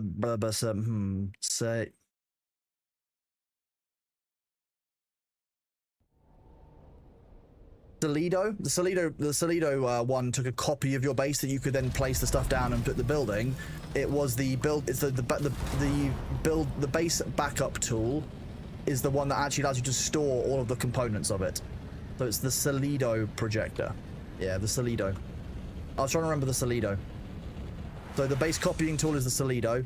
The base backup tool is just called base backup tool. I'll show you now. I've landed in these. So you go into research, you type in Solido. That's this one. This allows you to store a blueprint copy. Whereas if we type in the word backup, that's the vehicle backup tool. What's it called? Base reconstruction tool, not base backup tool. So this one allows us to save and restore structures.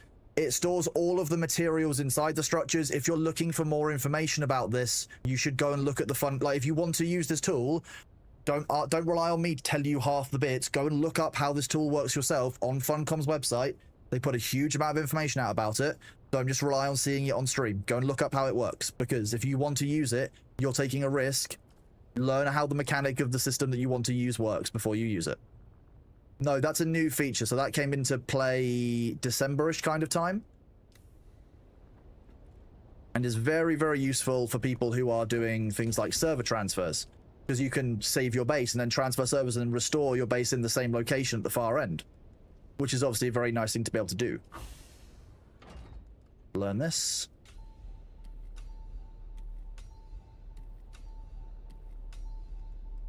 So the base reconstruction tool is, yeah, new and very good. Yes, we like the base reconstruction tool.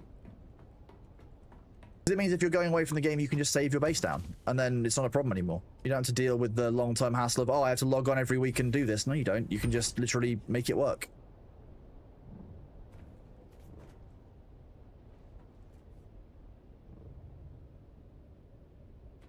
They should have released it along with the game. Yeah, it's not the tube, but ultimately, you know, it wasn't. Why is this offline? Weird. It wasn't, and now that it's been asked for and it's been people have wanted it, you know, for a long time, they've introduced it. But yeah, it would have been nice if it was available at launch, but it isn't. I'm not sure what point more we can make. No, it does not store buggies and ornithopters, etc. Those are separate things. They are not part of your base. They are separate instances and items. Again, if you want to look at the system, you need to be looking up how it works on Funcom's news site. Don't just rely on making assumptions on it, because there are rules like that about, you know, you can place it in certain locations. You might not be able to place it in others. There are ways around it. Make sure you are researching the item before you use it in the game. So no, it does not store buggies and thopters. You have to store those separately or dismantle them, as people have said. Don't fall into that trap. Yeah, you know better. You know better than that. You can do better than that. Why is all of our base stuff offline, Luther? And with all this offline, where the hell is all of our power usage going? Because, like, that's 7,000 power is not a small amount.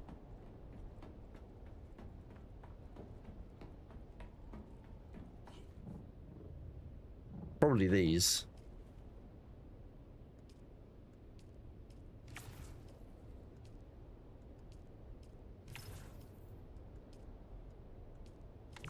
Wait, now we're at 4,000 usage up here? What?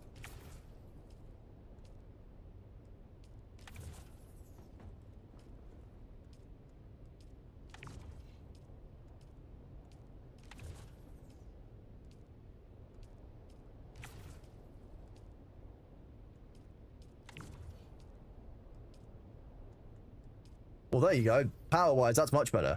Can you move buggy with the carrot it does now? Yes, you can. Yep. Provided there's no one else in it, of course. Yes, you can. You can take carriers and such over.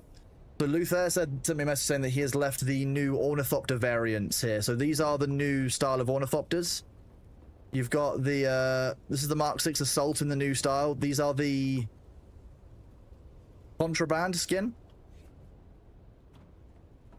So they look quite rugged, kind of quite hard wearing. This is the thruster variant.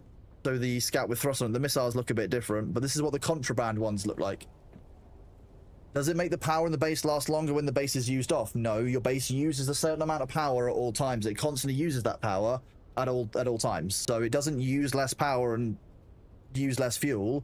It's just doing it. Wait, I can carry the buggy over the wall to deep desert? Yes, you can. That's correct. So the point of turning stuff off is because all of our crafting benches were turned off. We need those more often than we currently need the death stills. So now, when I next need to craft something, I have the threshold available so that I can just turn on all of the things. For example, though, if this is off and I was at 7,700, which is what it was like up near before. Now I can actually have this on. I don't need the death stills. I can have these on instead. So I can actually manufacture stuff like this.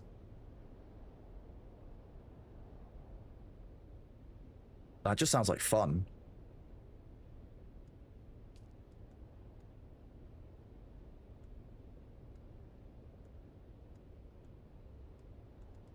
Quite a lot of damage, so 142.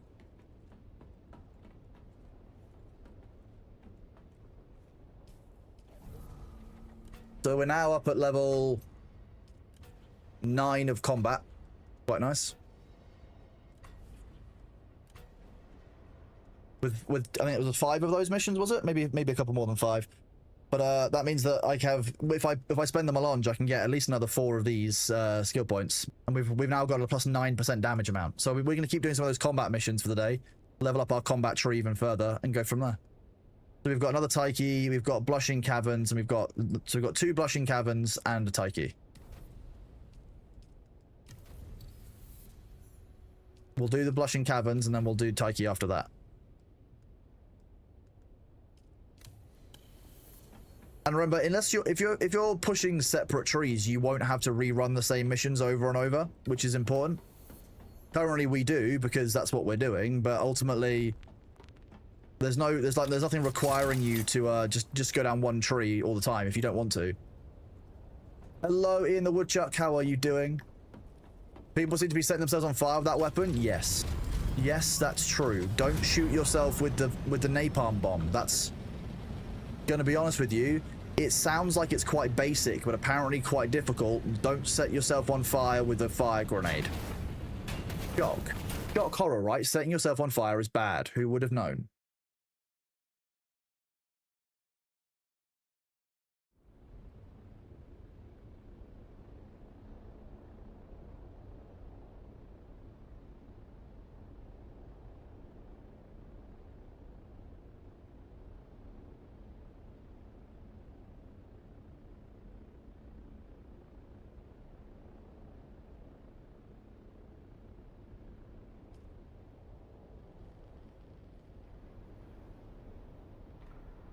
Did you know? I know. I didn't know. I didn't know that being set on fire was bad for me. Who would have guessed?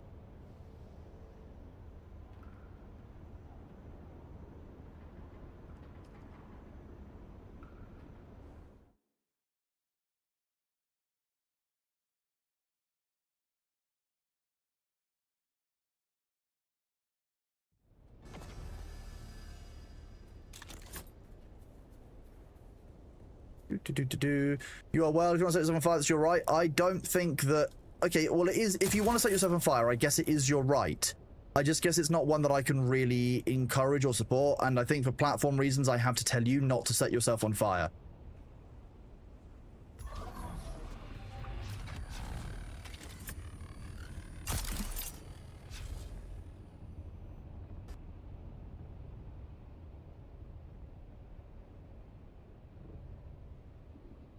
I don't think you will be cozy for the rest of your life. I don't think being on fire is cozy in the same way as, like, being next to a nice warm fire inside your house is. I think there's a big difference in the two of those.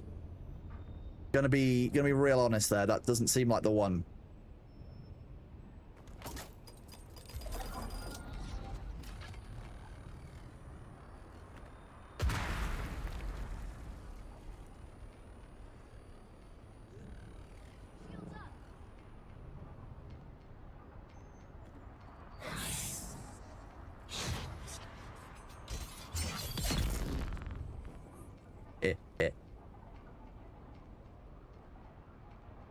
That was probably a bit of a surprise for them. God damn. No, I missed.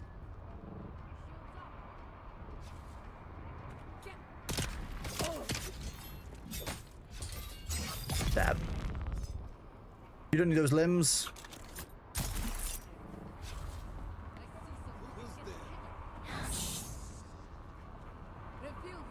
Come on.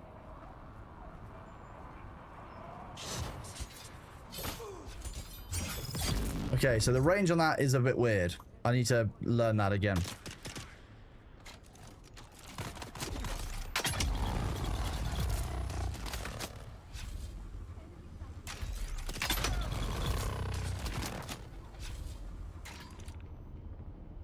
There's normally more range guys than this. Where are the other ones?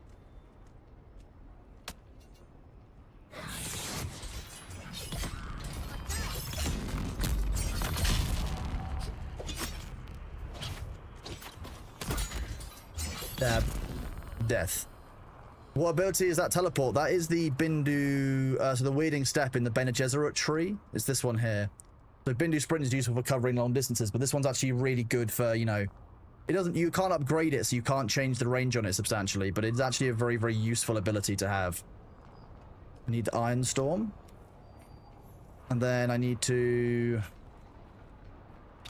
go down here.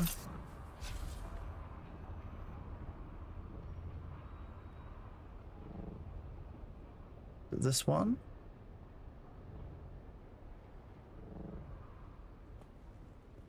No, it's not that one. It is the other one.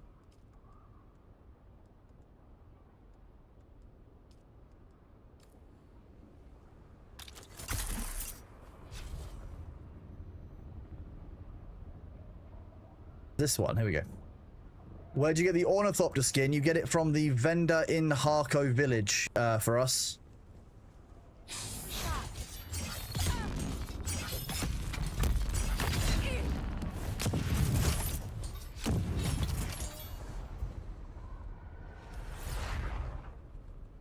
I don't think the rest of this base were even alerted to my presence.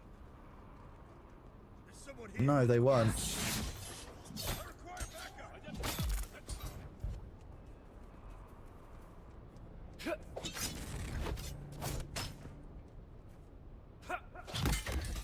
Dab.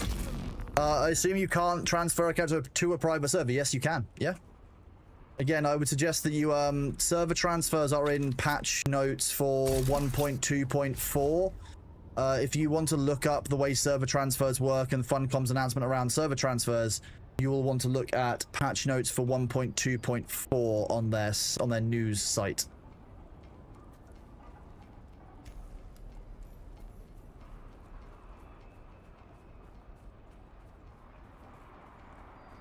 The smuggler Orny skins. So the smuggler Orny skins, you mean the contraband ones?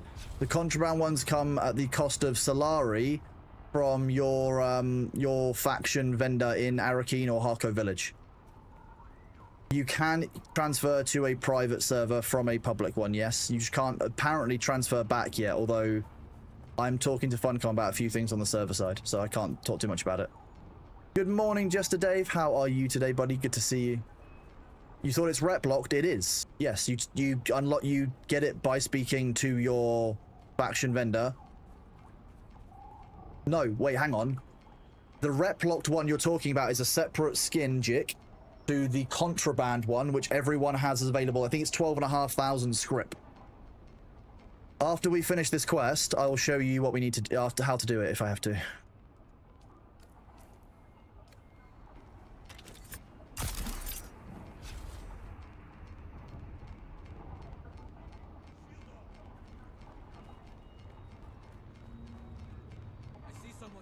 Someone.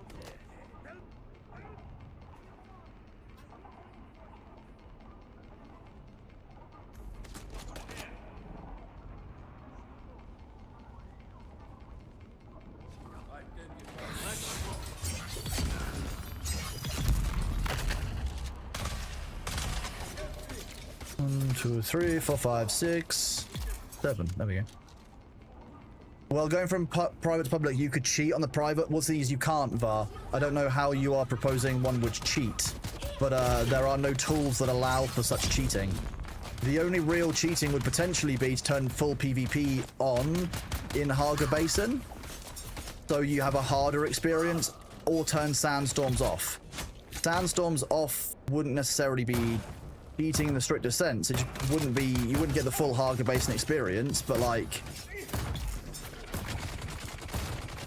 I wouldn't necessarily call it cheating. At least that's the way things currently are. Currently, server providers or server runners can't actually. Come on, you really telling me that that's not a solid wall? Okay.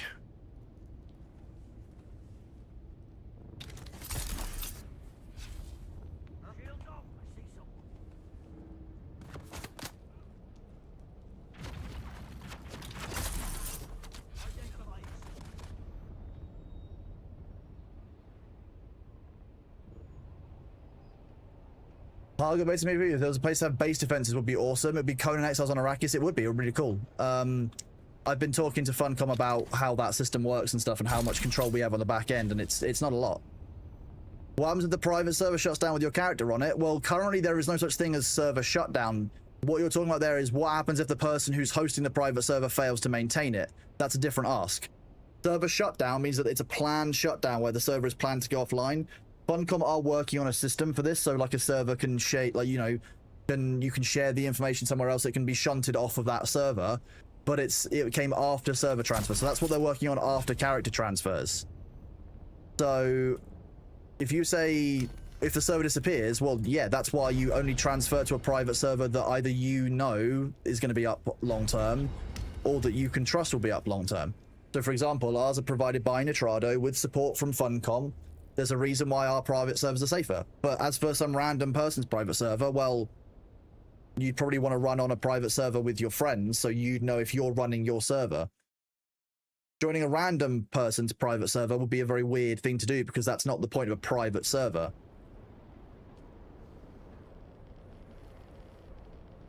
Right, I'll go and show you guys these unlocks.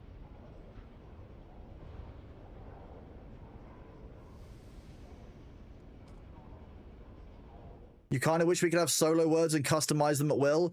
Jonas, I think that's something they will work towards. Ultimately, the current way of server hosting doesn't mean we have that level of control. We don't have access to the world, and the way that Dune works, all of those powers are at the world level because you've got the network of servers. So having a solo world would likely mean that you just don't have a deep desert with you know, other people that you can interact with other than people who are on your siege. If you had that level of customization, which is fine, but it wasn't the vision they had for the game when they started. So it's not going to be their biggest priority. They'll likely get there eventually, but that wasn't the view they had for the game originally. So for those of you asking, the Harkonnen acquisition, this is the one who will unlock things based on your house. So for example, as you progress through the house levels, you'll get the Harkonnen Enforcer Scout variant Ornithopter at house level 12. This is very, very different than the other item that I'm talking about, the Contraband one, which is available from, I think, this one up here. What you would really like to see is some off-world missions. Why, Ian the Woodchuck? The whole point of Dune is the planet Arrakis. It's in the name. Why do you want to see off-world missions? Ah, yes, I never forget. Landsrad crafting vendor, is it you? No, I don't think it is. It's the other one. It's this one. Is it you here? I never forget a thing. Landsrad cosmetic vendor, you have all the swatches. Still not you. Was it this? Was it here? Might be the weapons vendor.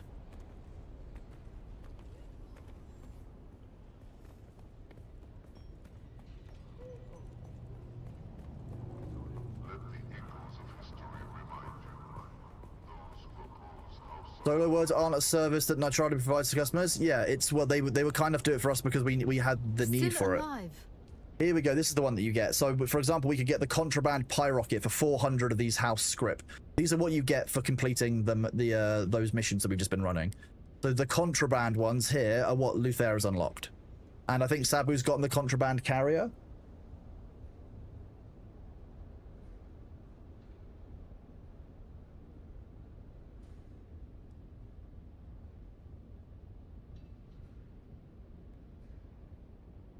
Yeah, you can only get them up, well, exactly. You can only get them after you've gone through chapter 3. So, you know, you have the link up with Alara, and Lara's like vouches for you. So it's part of the whole process. You'll see when you play the story.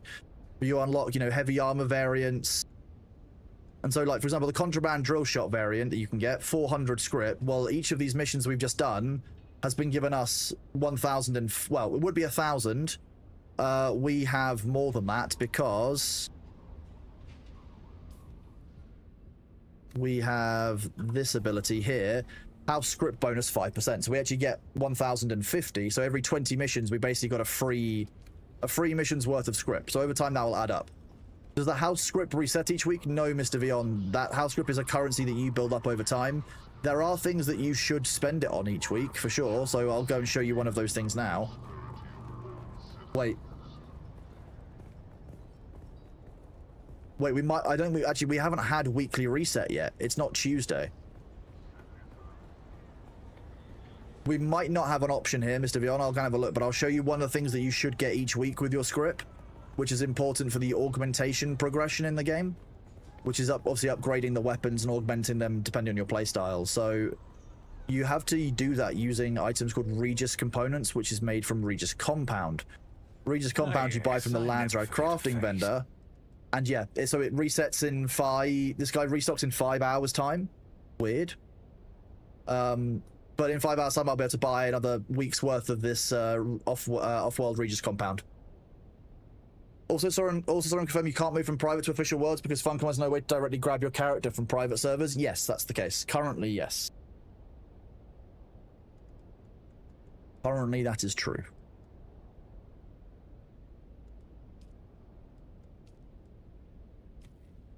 We'll reward ourselves with a spice worker's garb. How about that? Spicy. New broadband speeds gone live. 2 gig up and 2 gig down. Very nice. Are they working on a way to do it? Zaliak, I think that they are looking at other things as well. Like, that's a nice to have. I don't necessarily know what their prioritization of that is over other things. So, I don't know for certain that that's what they're working on right this second. Broodwork Fortress. We'll do the testing station again.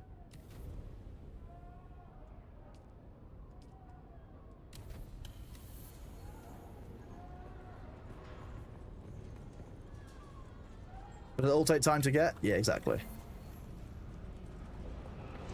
Can you move? Yeah, you can go from official to private. Also, I would say official servers, you just mean public servers, basically, yeah. Excursions. Once you become house trust, there could be possibility your skills might be needed. So in the woodchuck, the question I would ask there is, why do you think that dev work should go into off-world missions, environments, terrains, gravities, etc., over stuff on Arrakis? Because what you're talking about there is diverting dev time for work on Arrakis on Dune to other worlds.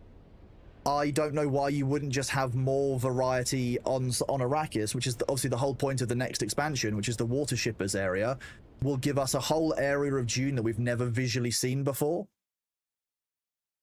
So, like, that's really cool. So I don't know that I want them to go off-world. Why not keep Dune being Dune and then just give us other stuff, like give us other games inside of the Dune universe if we can?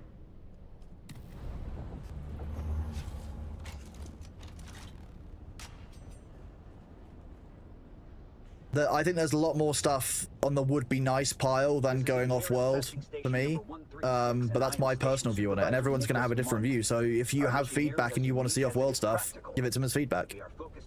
You want them to keep expanding the universe, well, that's not necessarily down to them, though. That's not down to Funcom, that's down to the people who own the IP and people who own the actual, you know, the franchise itself. They are indeed, Jester Dave, yes.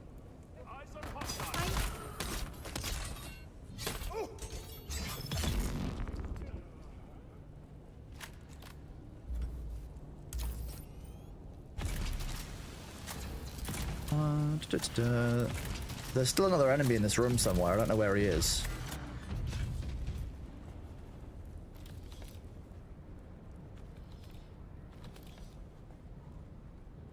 You need a wow. I'm not sure that we do, to be honest with you, Sad, but I'm not sure that like the worm needs to be Thomas the Tank Engine coming out of the sand. Would be very funny, probably not very Dune.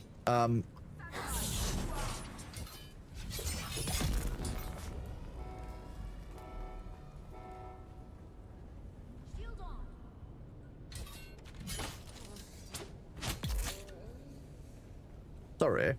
I'm not that sorry.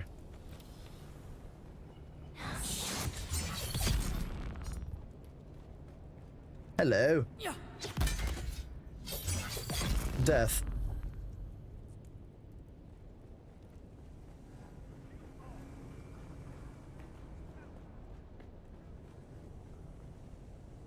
Ooh.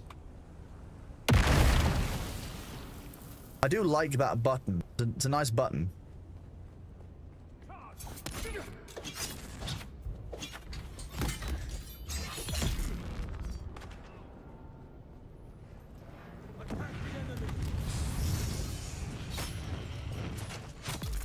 It would be a great April the 1st prank to change the worm skin. It would be funny, wouldn't it?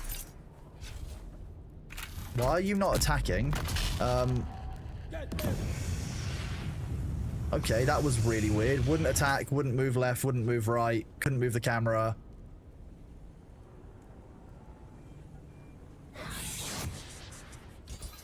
Still wasn't attacking with my weapon. Very odd. Very odd, that one.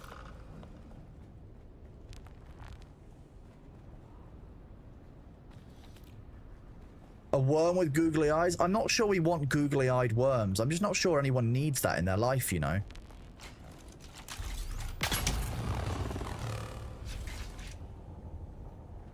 Yeah, that might have been a little bit rude.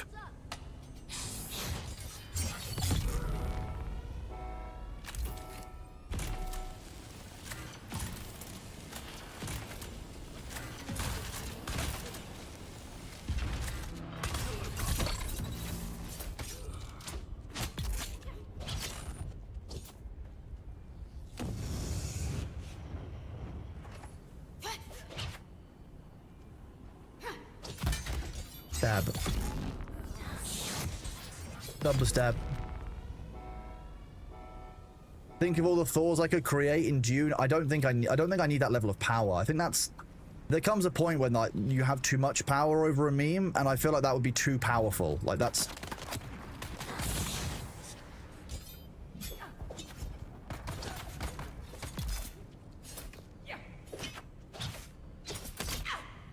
They're here.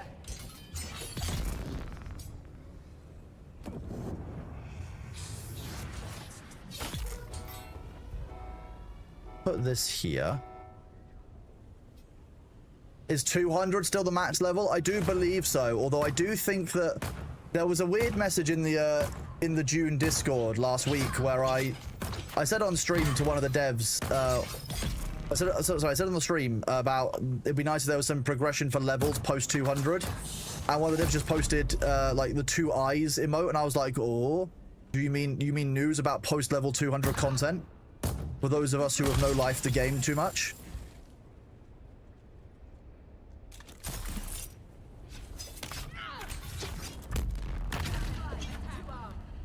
Come on, come around this corner.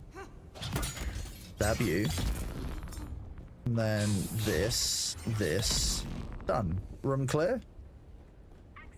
Yeah. You can go over 200 with new skill system from Landsrad. King of Komotes, I can tell you categorically, as you can see on my screen, that you cannot go above level 200. There is no above level 200. Look on the screen. Just there. It just says there. There is no going above level 200. So no. There is progression, yes, but no, you can't go above level 200. There's a difference.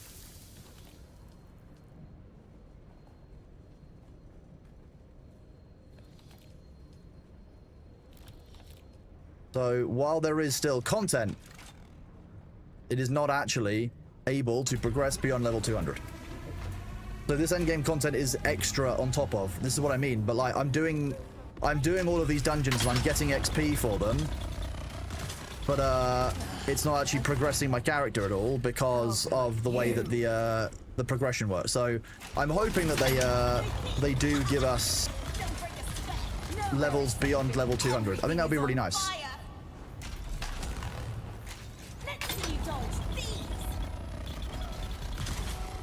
Yeah, I can dodge those rockets. That's fine.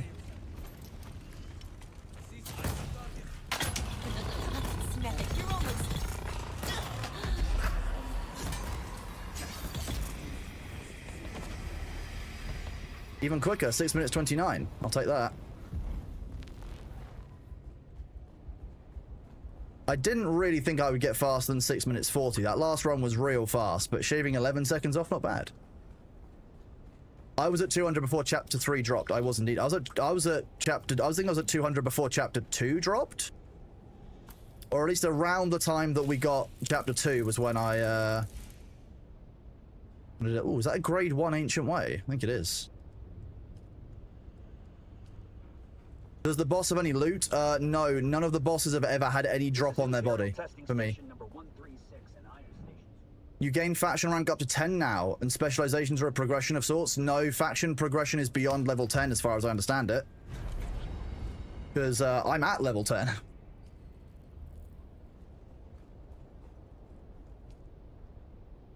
You can one-shot that boss on a 5, but how do you one-shot that boss, Jimmy Guster?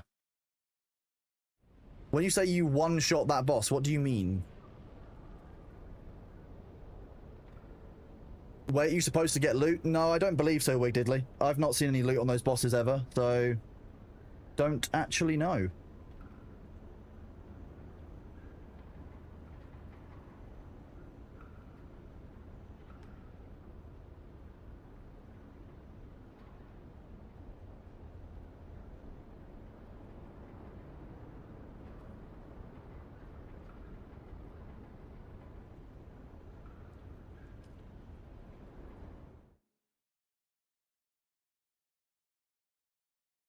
You can go over, look at combat tree and new specializations. The third box in the combat gives you skill point. Yes, Komotes, but that doesn't mean that you can go above level 200. That just means that you can get more skill points. You still can't go above level 200. You still, when you gain XP from killing an enemy, you don't progress. You just can get more skill points. There's a whole end game progression system, but it doesn't mean that what you said was true.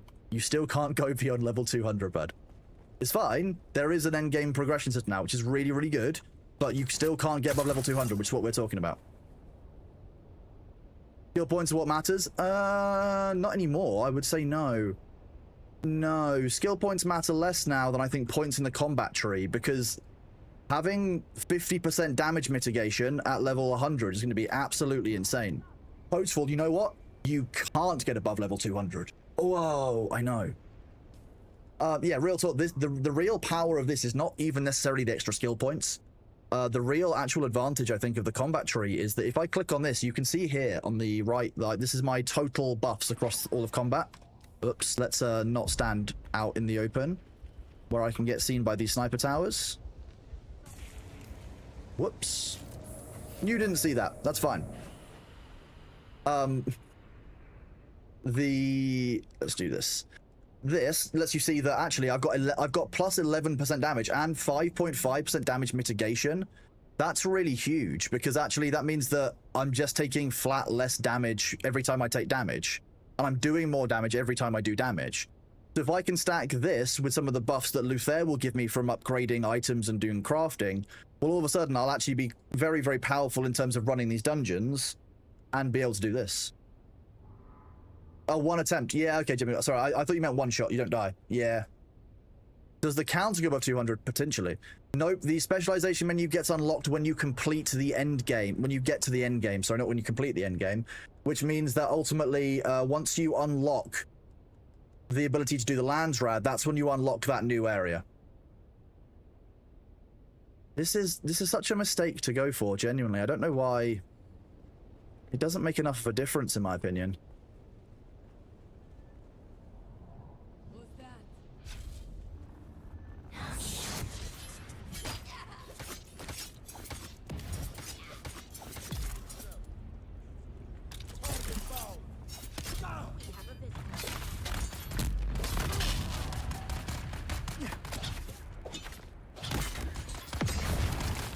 Oh, come on.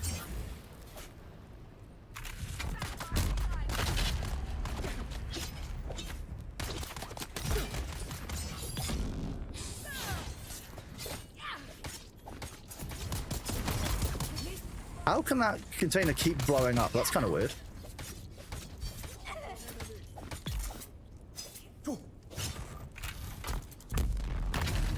As a solo, you're doing alternate days crafting and combat. That makes sense, yeah.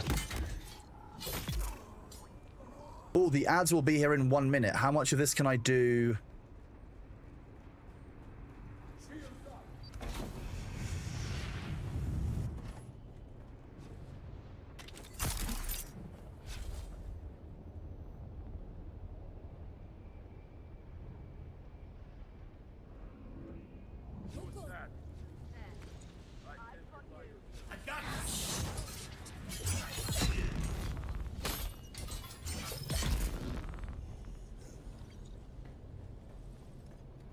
Reveal yourself. I need help. Come on. Okay, that's not good.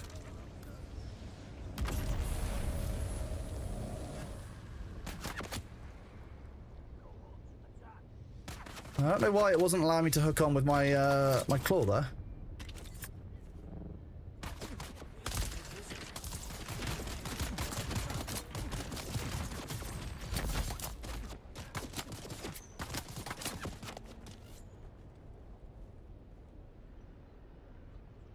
You've not played since they changed the Deep Desert first time. Worth coming back to? Was truly a one-of-a-kind game. I mean, Mr. Charlie, what was it that you enjoyed about the game? The ads will be here in just a second. I need to stretch my legs and grab some water during those, but I will answer your questions after the ads. I do promise that. And make sure you look after yourself. I have to pause for stopping pre-rolls.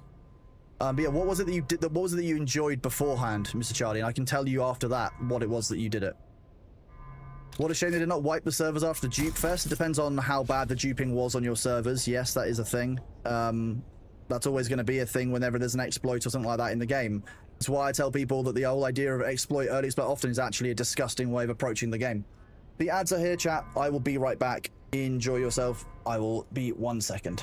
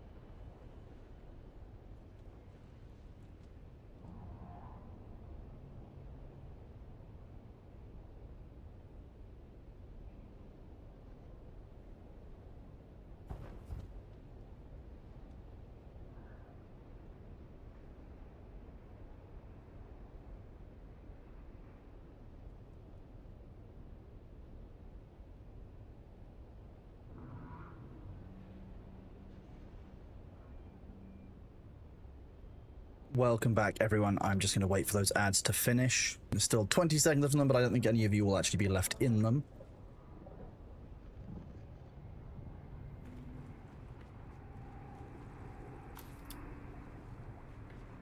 Kind of sneaky in this one.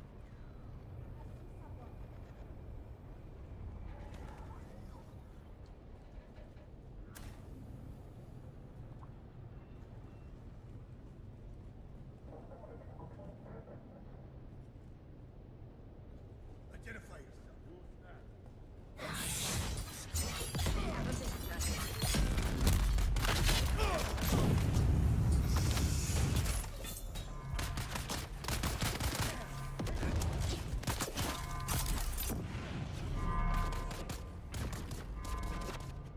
I did my job. I ran in, I killed the Sandflies commander, and then I'm leaving. What more could anybody ask of me, okay? I did exactly the job that they asked me to do, and now I'm leaving, okay? I'm just here to do my job, okay?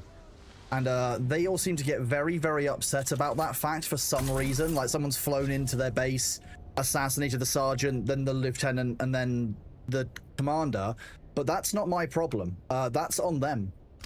Good morning, Primusite. How are you, buddy? Good to see you.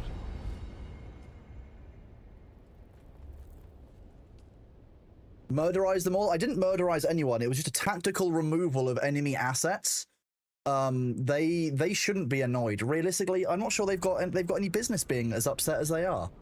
I needed to eradicate those enemies, so I did, and they were in my way. What's the problem? Ultimately, this is just the way it is.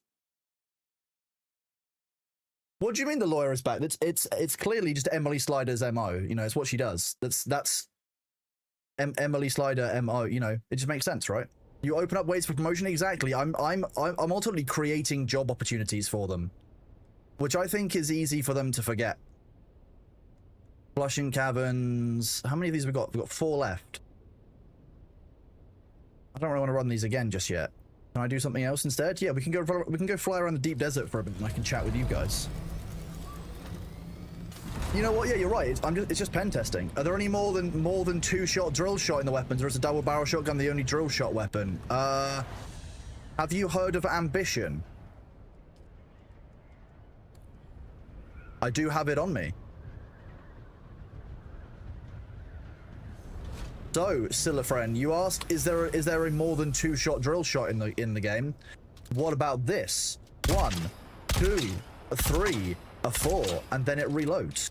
So, Ambition is the name of the gun you're looking for. A unique shotgun with an ambitious design that holds 2 slugs in each barrel to limit the downsides of these types of weapons.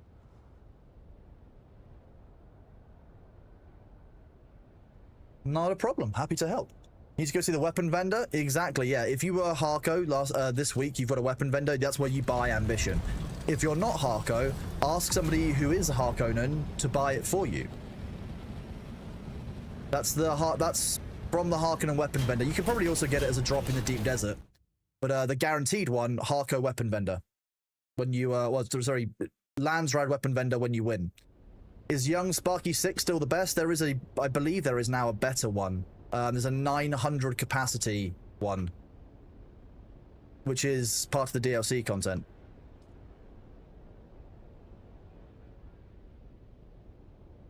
It's 60k, but worth. It's a great gun to have.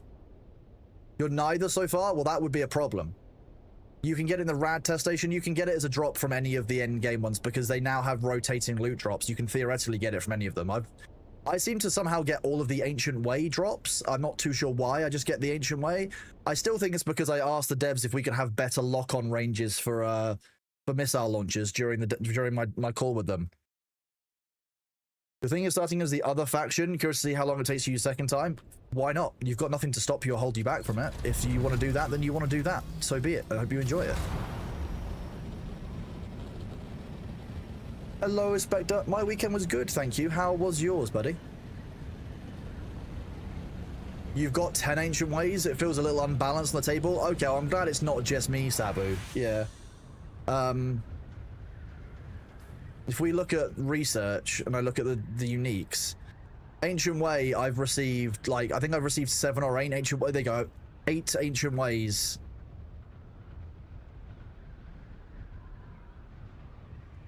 In total. How many of the permits do I have for the other one? I've got 1 grade 1, and I've got 7 normal grades.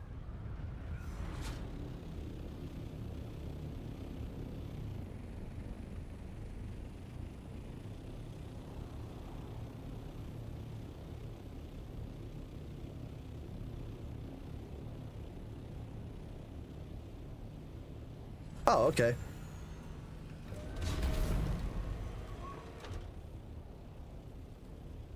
They saw the stream where I said the ancient way is essentially trash. You know what? Fair. Sector weather alert. A large sandstorm is approaching. 1 second, let me just do this.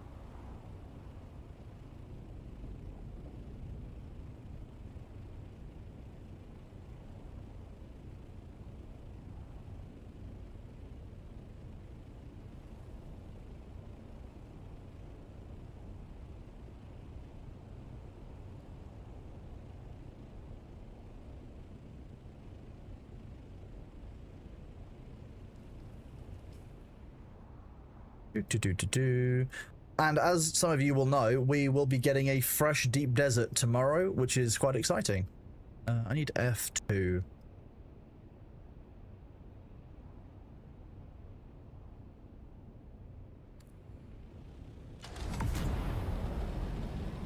Your first grade 2 was an ancient way? I'm sorry to hear that, Mighty Orange.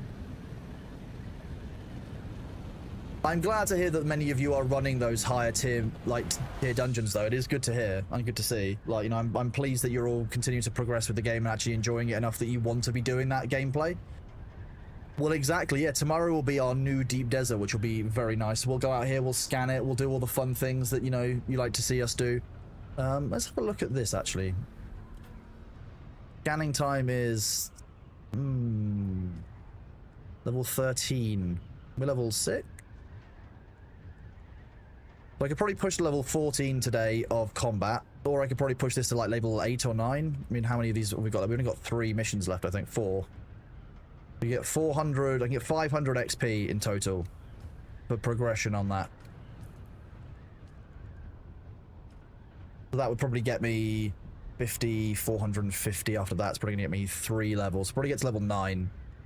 And then the day after. So we actually, tomorrow we theoretically could get to level 13 for half the survey time, which is tempting to do. But we could also spend those 4 and keep going to combat and probably end up 60 with 20 more stamina, maybe even towards 18 with more skill points again, which is kind of huge, and again more damage, etc. So it's about that trade-off of balances.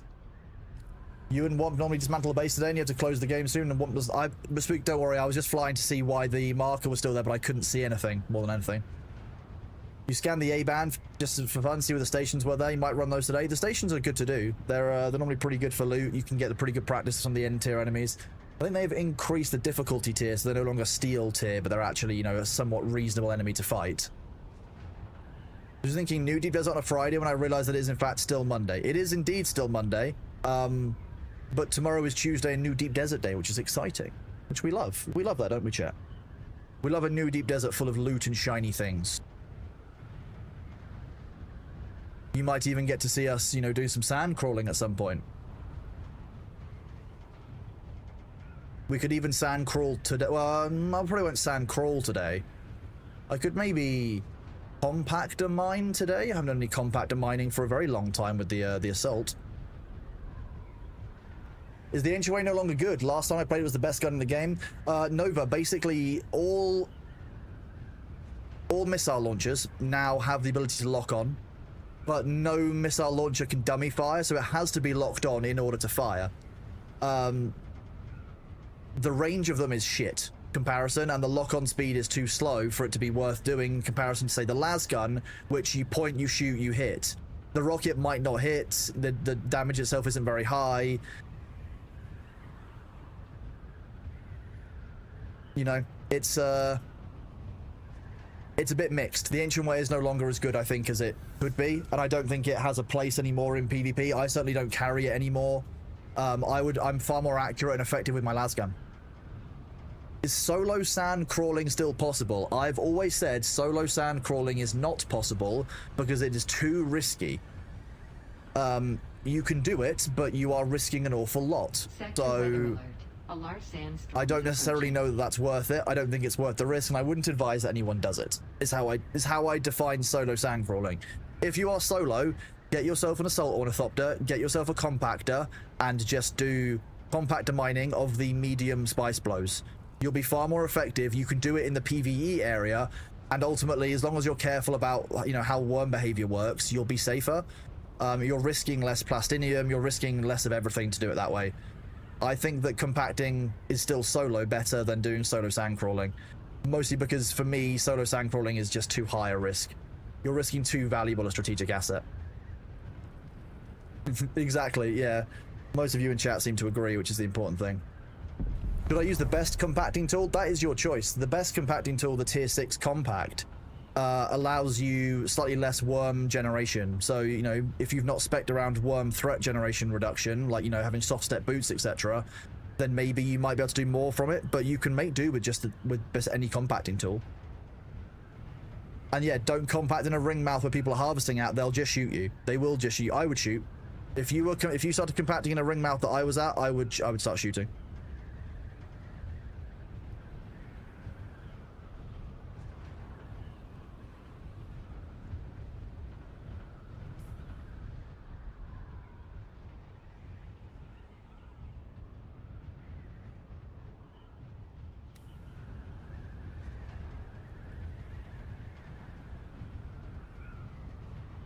Sector weather alert.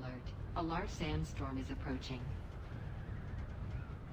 Catch you later, Hardware Junkie. Thank you very much for being here. You're using the Mark V unique, and because it's easy to get a new one than 6? Absolutely, yeah. Exactly. If that works for you, then it works for you, Jake. I actually, if you look at the one that I've got with me, I run around with a compact Mark V, so I completely agree with you. This is easier to obtain. Yeah. I will only use the Mark VI if I'm specifically going out to gather flower sand. Really. You feel the crawlers do farm too little worm threat? Yeah, yes and no, Gaikotsu. That one's a really interesting one because they do and they don't. Ultimately, you have to remember that if you're going to make the sand crawlers generate more aggro and attract the worm more often, people are less likely to utilize those assets. If you make it too difficult to do that, people will just be like, you know what, it's not worth the risk of me taking a sand crawler into the deep desert. I'll just instead I'll use a compactor. People won't use those assets if you don't make them good enough. So there's a balancing act there about that. Why don't I use the Masters of Flower Sand? Because the worms in Haga Basin are ornery bastards and are trying to eat my entire lunch every damn day.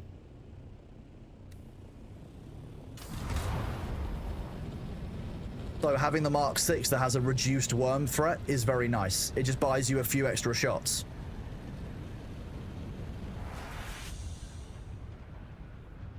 And harvesting flower sand is actually, well, apart from a couple of locations, is actually dangerous. Whereas harvesting spice, most of the time, is not as dangerous as harvesting flower sand, in my opinion. Yeah, exactly. Well, for most of the time, yeah, that's what I would tell people to do instead. Yeah. Yeah, those fallen ships are pretty good.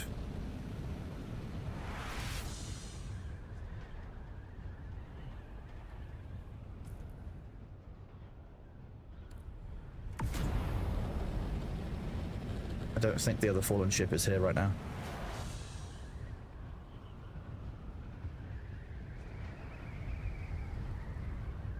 That's a ring mouth, not a... Okay. There are too many worms in the basin. The worms are, yeah, they're just quite aggressive. Demnar, welcome on in, buddy. Thank you so much for that 9-month streak of tier 1. Absolute legend, dude. Thank you for being here and supporting me since the start, buddy. I really appreciate it. What's the word on full release? What do you mean, engine kill? Weird question.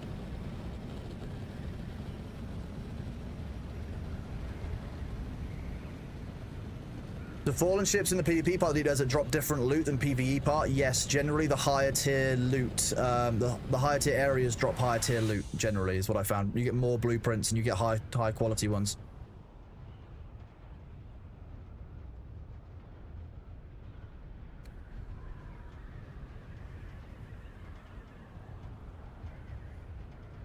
What server are you on? It's dead out there. We are on a network of private servers provided by Nitrado. Given that they are NA East based, it is basically 10 a.m. on a Monday morning for them, Pink Roses. So I would not imagine there to be many people online. I'm a degenerate, and I'm logged into American servers from the UK. So it's 3 p.m. for me. So I get to take advantage of the fact that the Americans are sleeping and I get all of the loot. Yeah, see, big brain. Yeah. You were out there 3 days ago for hours on end, 3 a.m. It's so dead. Yeah, exactly. If you go overnight American time, it's very, very nice. It's same as it has been in other games. Like MMOs. I love playing on American servers on MMOs because often when you are like on in early UK time, it's just absolutely dead. It's great. You're American and you're here. I imagine, Cast, that you're here and not playing Dune Awakening. Though you did the Spiceville H2. Very nice. Doesn't discriminate between sinners and saints. Hello?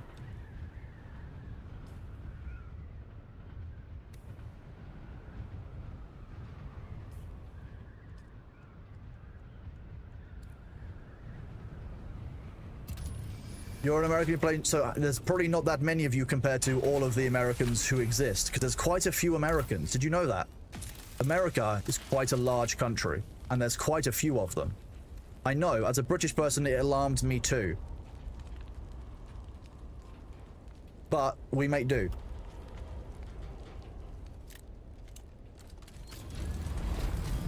I do all of my best spice maxing while the Americans are asleep, because nice and easy. Why would I spice max during the day when it's dangerous, when I could spice max while the Americans are asleep?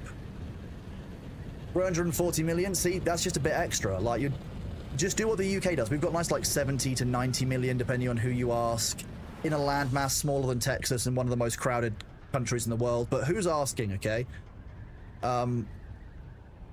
Interesting you needed one compartment? Yeah, that's the only one where you're going to get the blueprints. If I was coming around here with my assault, I would harvest everything, but I just don't have the inventory slots to carry all of the items that I might get.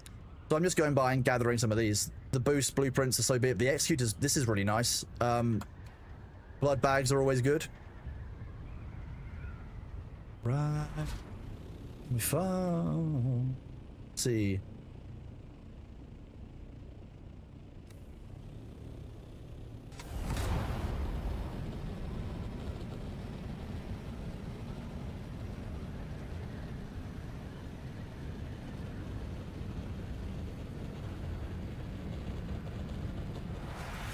Let's have a look. Let's have a look. Excuse me, the UK is the most celebrated nation. We are the most celebrated country on Earth. People celebrate us on average about 1 day in 3.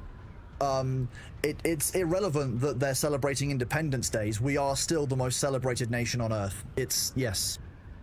Thank you. You're welcome. You're welcome. All of those days off around the world, those days, you know, the people get to relax, the days that people get to not work, get to spend time with their kids, all thanks to the British. Yeah. And you get a big party out of it, often a lot of drinking. There you go. The most celebrated nation on the planet. Yes.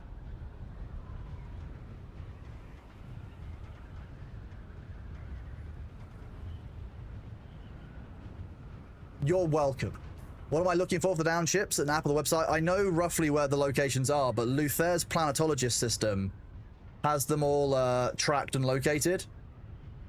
So if people report them on that, then you can normally find them. And I know that there's some locations around.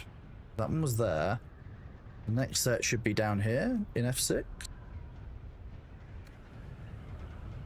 I'm just going by where there are smatterings of reports from players. Exactly. Look, I personally, every time that, well, actually not every time, there are some Independence Days that, you know, I'm like, you know what, you kind of deserve that one.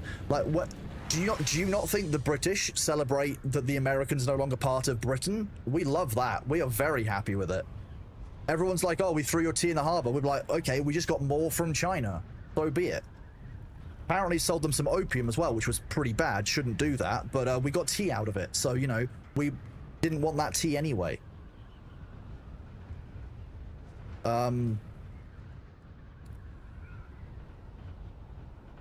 Very upsetting. Don't trade opium, chat. That's my advice to you.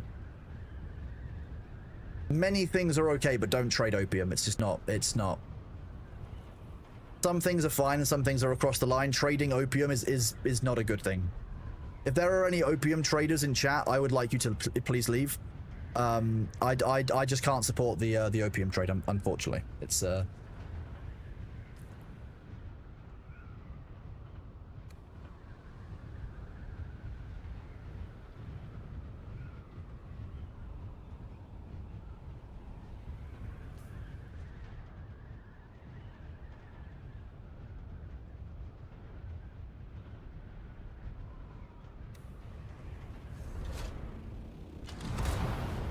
You'll leave? Thank you. I appreciate it. Yeah. Yeah. The only spy... Yeah, we're fine with spice trading, but no opium trading. That's... you're muscling on our spice trade. The dual blades are nice. They are a bit showy, but very nice. Yes, I agree with you. Yeah, they are... They're a pretty good weapon. I like that Funcom is adding a bit more flavor, I guess, to melee combat. Because, ultimately, you know... In a game where you've got melee and range combat, it's very easy for melee combat to get left behind, and for a long time I think it was.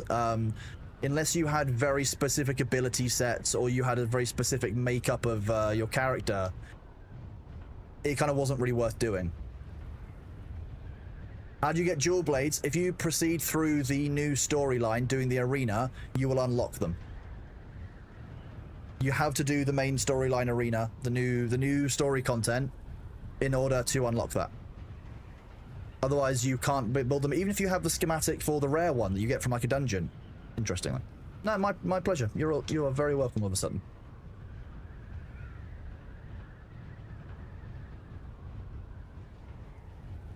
Let's have a look, see. Not that if I find another one I can actually carry all of the stuff that I would want to take from it anyway. I'll be dropping pretty much everything that I don't need just to carry blueprints, but hey. Maybe we'll get lucky. You'll wonder if that mission will be super hard since you're not max level. It shouldn't be. As long as you're using Duralamin gear or above, I reckon you can do it.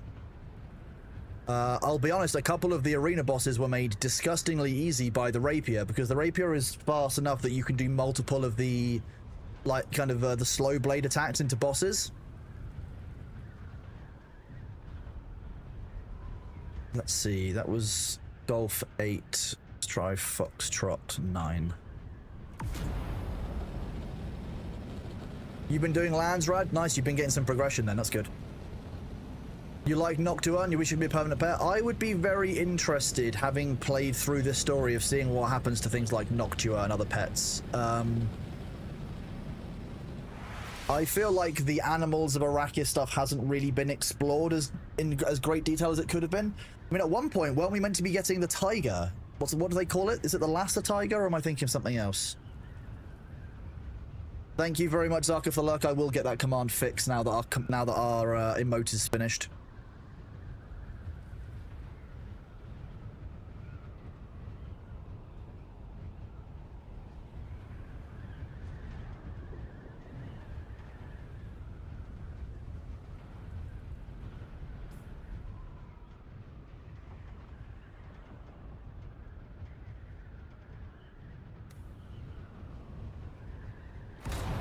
Most of my guild is Europeans. That's been fun. I get to tell them about crazy American shit. I don't want to hear about crazy American defecations, thank you. If you're... Look, the loos in America are already really strange, right? You've got so much water in them. Oh my god, like, why? That said, the Dutch are also weird, because the poop inspect... Is it the Dutch? There was one loo I went to in Rotterdam that had, like, a poop inspection platform. It was very strange. Don't know why the loos are that way shaped, but so be it. I don't know where that comes from in the world, but very confusing. That's not the same everywhere. No, Americans have so much water in their loos. It's such a strange experience. Sabu, look, I don't need to know why your culture sees the need for poop inspection shelves. I don't know what possibly as a culture you guys have been doing to require that, but maybe there are things that you should rethink in this century. You know what, Janak Attack? Actually, it's a very fair point. I have indeed seen American portion sizes. Oh my god. Like, when I go to the US, like, I genuinely struggle to eat more than one meal a day anyway, because I'd normally have, like, at home I normally have, like, one large meal a day and then, like, a snack, like, kind of 6 hours after or 6 hours before, depending on what my day looks like. In America, you just keep eating. And it's just every time it's a full meal. And then you're expected to take it away with you and find time to eat it if you haven't finished it. Like, who's eating all this food? Oh my god. Like, how? I'm impressed / horrified half the time.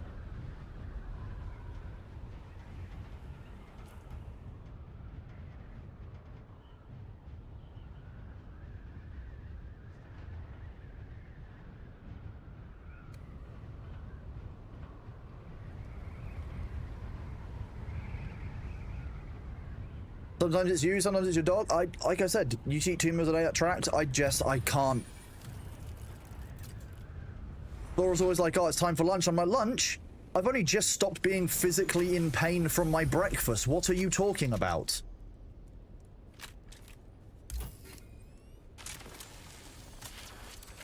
So, those of you who are asking about the difference in the deep desert... God. So look, there's only one blueprint in this one.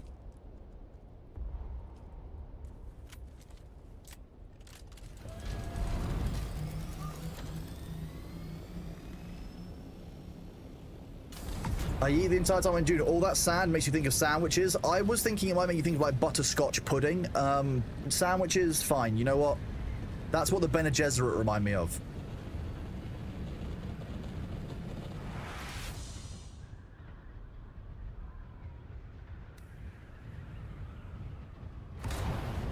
The Bene Gesserit are sandwiches.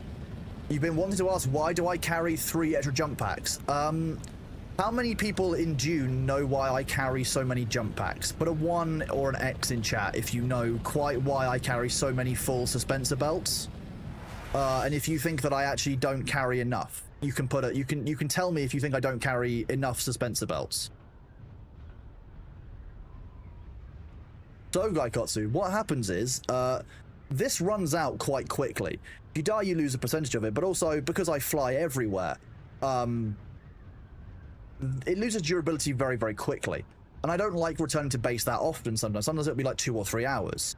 So I carry multiple spares so I can just switch them in and out like this. Because I don't like landing. Why would I be on the ground? Why be on ground when air do good? Yes, Bet, I am indeed AI generated. Yes, that's true. Yeah.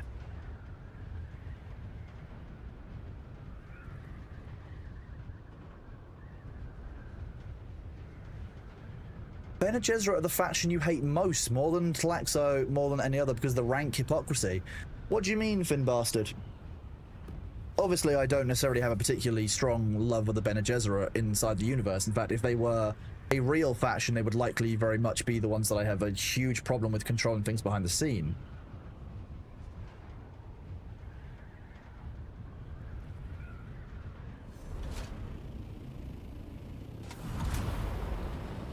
I do like floaty time. Yeah, I'm using the high consumption ones, using them heavily. That's, yeah, well, I do have one of the new faction ones, which is the Mark 6 full suspensor purple one, but I don't want to use it up because ultimately, I've only got one of them.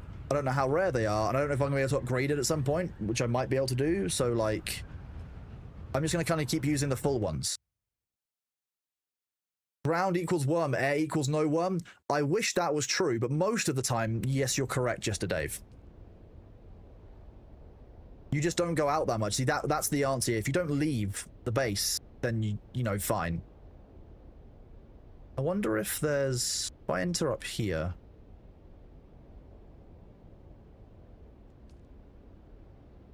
I wonder if I get lucky and there is one of the Rift Race Ornithopter flights for the exploration. I can just put 1 point into exploration today and do the rest into combat. Guy Elude was a thing? Yeah, was a thing, Arengeran. Not is a thing, was a thing. So what I'm saying is you can stop being a chicken, go play in the giant sandbox. Quite possibly. The giant sandbox is a lot of fun. I'll give you that. Let's do this. And then exploration, race against time, surveillance ones.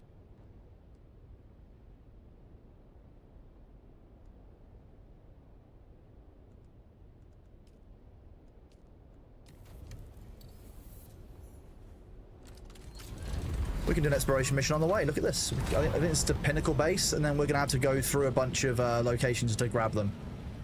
99% of your time has been spent in the basin. I don't blame you on that. The Bene Gesserit mission was to create the Kwisatz Haderach, but for all the talk of glory being human humanity, the first thing they would do is implant controls on mental control. Of course, yeah. They might have a plan, but they don't want to be powerless in their plan. That's for sure, yeah. It's horrifying.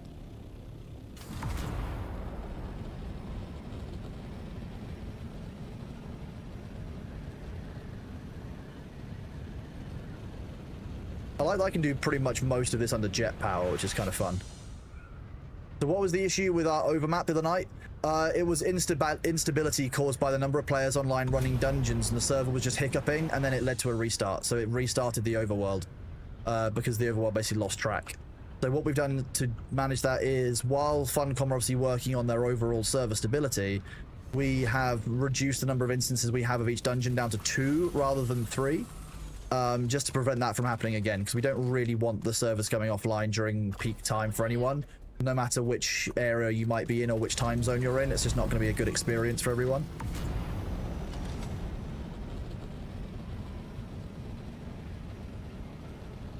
Joy brought a lot of active players to the world. I mean, that, but also the fact that, like, remember how many people have come back because of the patch. So it's not just because of one group joining us. It is actually largely to do with the fact that everyone has come back for the patch. Everyone's trying to do the same kind of content at once. And so the server can't really keep up with it as well, or be as balanced when we want to make it available for everyone to do everything. So there are things that we're monitoring, things that we're working on, and ultimately performance is a big thing for us. But you have to remember that most of the time the server ends up being quite quiet. So we have to do a bit of a balancing act, really, of do we want the server to be busier, or do we want the server to be running better while Funcom are doing their performance improvements?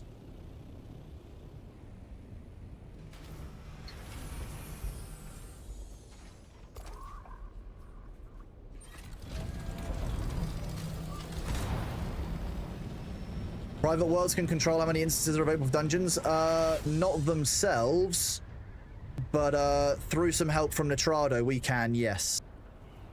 We are very lucky in that regard. Nitrado and I have been working quite closely together on that since launch, because when launch came out as well, you might remember that several of, like, the Fremen quest lines, etc., had the same kind of thing. So if you wanted to go into the Fremen area, you would need to wait for people in an instance area. We didn't like that because people were getting to the same part of the story quest around the same time, and some people were having to wait in the queue of like 5 or 6 long for multiple hours overnight, so they could just continue the story quest, which isn't fun for anyone. So we asked Nitrado to look into what they could do. They found a solution, and we've been working on that and iterating on it ever since. And sometimes, yeah, that will cause a level of server instability. That's the concern of doing it over on the Funcom servers, ultimately, because you don't want the official servers to become unstable either. That wouldn't be good.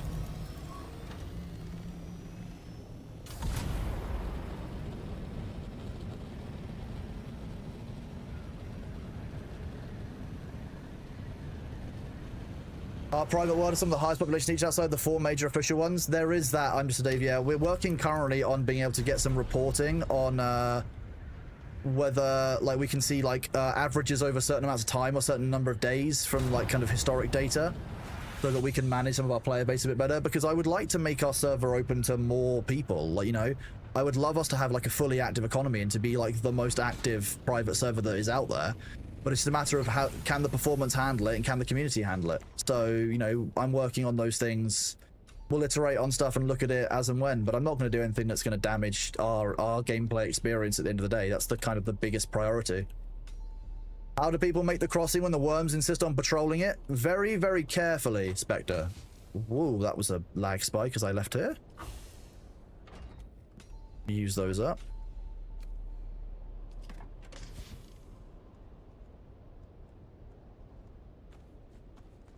Hey, we got another 69 particle capacitors. Nice.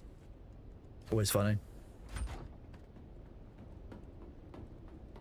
You got to server hopping for sand. I have a house at the southwest safe sand spot with your name at the terminal so you can land safely. Oh, okay, thank you for letting me know that. That's good to know. Go look at Mark 4, Mark 6s. Can I show the base area and where we put the sub-thief? The sub-thief is buried down the bottom in the depths of the entrance. That's not particularly relevant. We move that around, but we've actually built it on this bridge here next to the... Well, it was originally designed to be next to the turn-in for the Landsrat, but that's no longer needed. So actually, location-wise, we could very easily move it somewhere, but it's just convenient on this side of the map. So this is the base. We've got water storage here. We've got ornithopter storage here. We've got carriers. Luther's got his ornithopters on top. We've got container storage up here. So if I land in here, you'll see that actually not only is there, you know, like a nice little safe bit for the ornithopters, but we can park our carrier cargo containers in these. So we can grab those.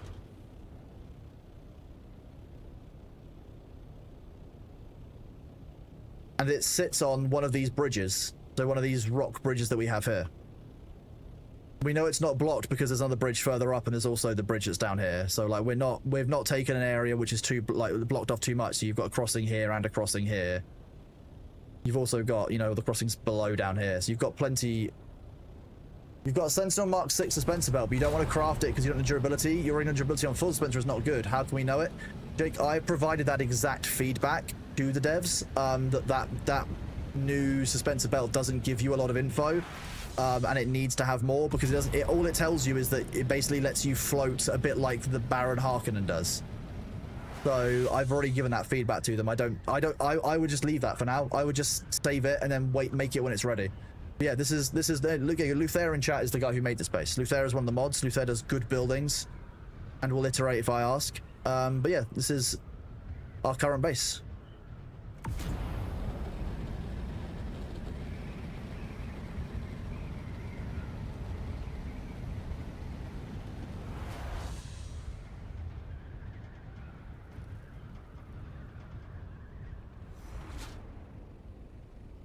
Yeah, Luther did a good job. Right, if I land this, should probably grab some more water because I've just realized that my character's water supply is slightly lower than I would like. We'll see when we go here. You can see how much water is in here. Very, very little. Fill containers. Drink. I know that we have already shown the Thopters. We have walked through some of them, so we've done that. It is dark in there. I think that might just be because I've turned the lights off. There were more lights in here before. See, this one is still here. It's just for some reason not actually doing any illumination. That's likely an illumination bug.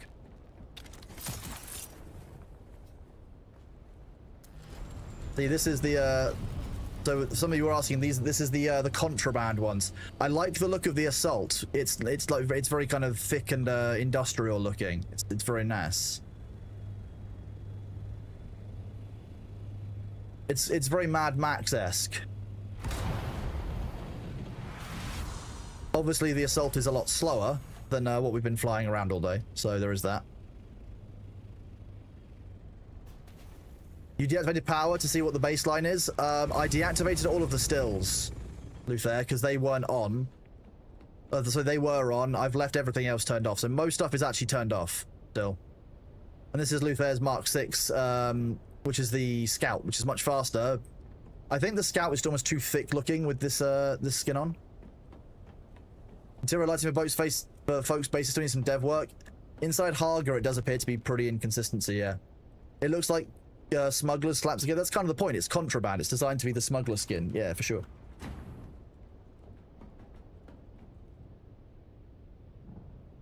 So if I go this way, some of you might recognize our famous, well, I say famous, our long-serving Ornithopter chat lost the game. It's a very, very important Ornithopter. It's been with us a very long time. A big slow bitch. Every time I log in, there's a sandstorm. It will be a sandstorm. I mean, at the moment, you're going to get the warning because of the Coriolis storm. So the Coriolis storm starts in 5 hours. So you're going to be getting a warning for that popping up all the time. Just to be aware. Like that's part of it. That's a thing. Got to spend your Solar on that drill shot first. Very true. Very important. Oh, the ads will be here in a minute. My apologies.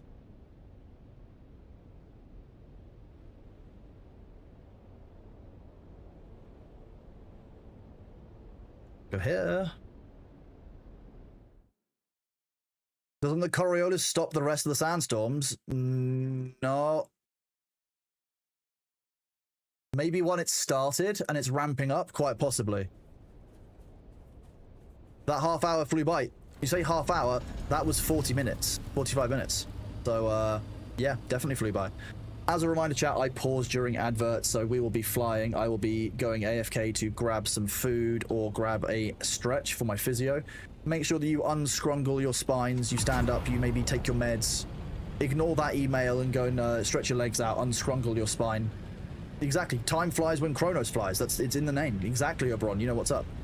Look after yourself during the ads, chat. I will be right back as soon as I can be. I will see you guys in just a moment once they start. Ads starting now. Come on. And now. God damn it, Twitch. God damn it.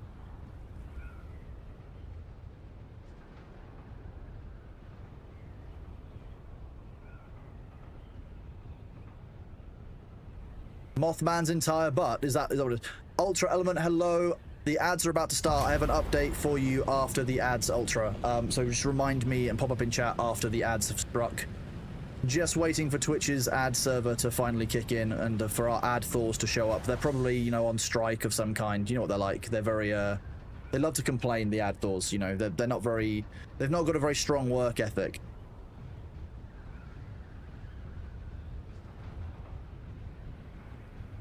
Let's see.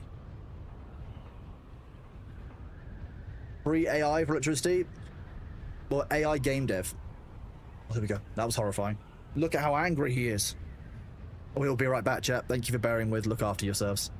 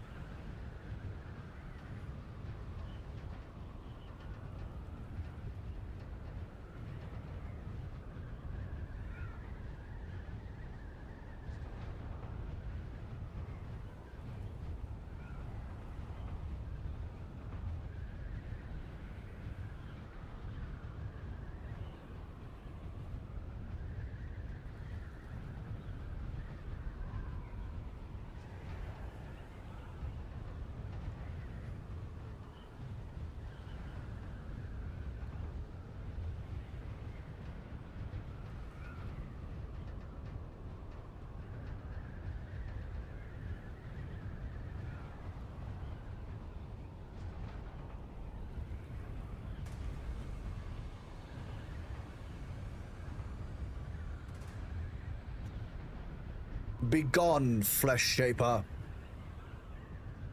Perfect timing. Look at that, chap. Didn't even hit the ground.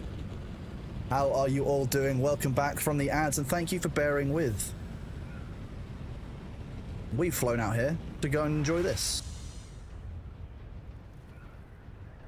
Oh, look, there's somebody here with a sand crawler. Nice.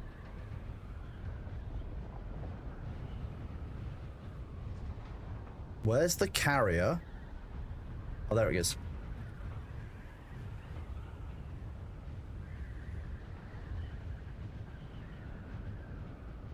Whee!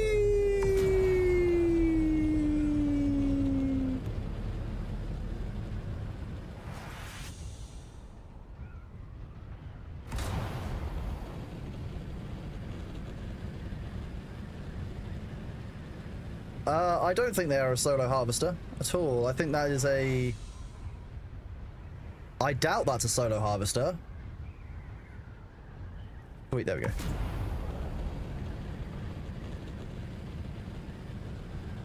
So, given that there is a sandcrawler there, it's my job would be to leave the night. If there was no sandcrawler there, I would be fine to compact. Ultimately, the sandcrawler has the priority. They are there as a pair. They are there creating, you know, creating spice for themselves. We, however, can go somewhere else. The song command isn't working. What do you mean by it's not working? You need it to stop popping up, or it's showing the wrong thing? I need to know what kind of not working.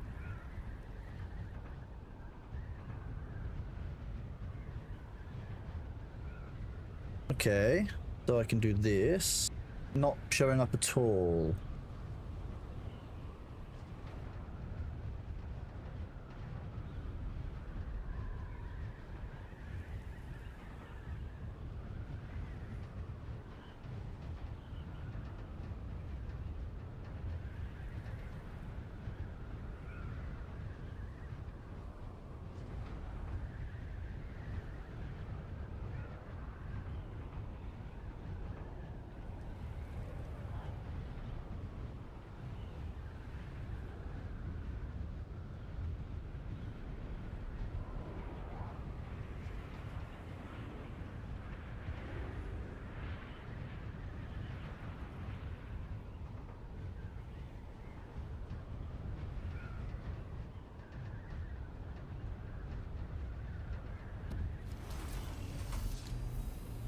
Come on, up you get. Big fat bumblebee bitch. Why are you broken, Spotify? Essentially, it's not even Spotify that's the problem.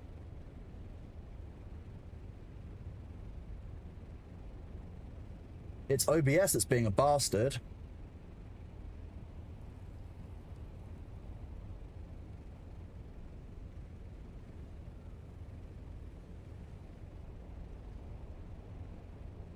There we go, finally. Jeez, there we go. Be so mad. So mad, OBS. OBS so angry. Why OBS so angry, chat? It should be fixed. OBS is not wanting to find the window. Num num num num num. Spice.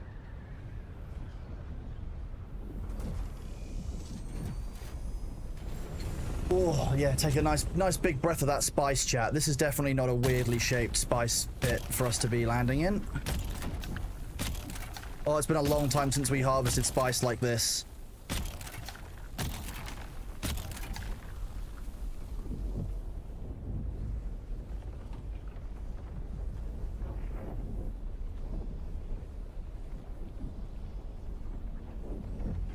Gives me the heebie-jeebies to harvest spice like this still.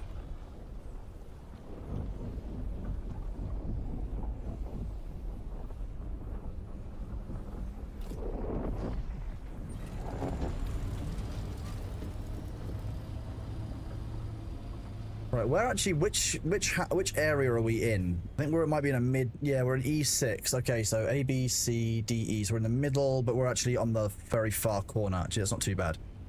We are on the corner away from one of the worms, so actually, there's worse locations for us to be.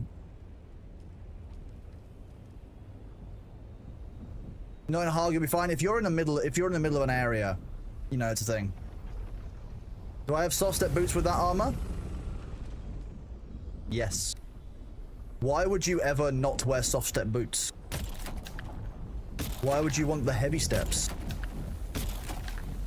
We are ultimately using the Mark V compactor as well, which isn't the best for worm attraction, so it's just about being cautious and showing, you know, everyone the correct level of caution to use when harvesting worm spice.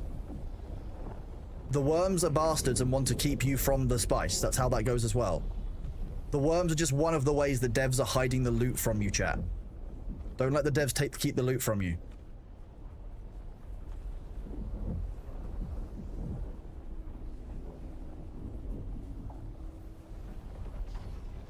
Phone song on FS currently matches the current song. That's funny. Thank you.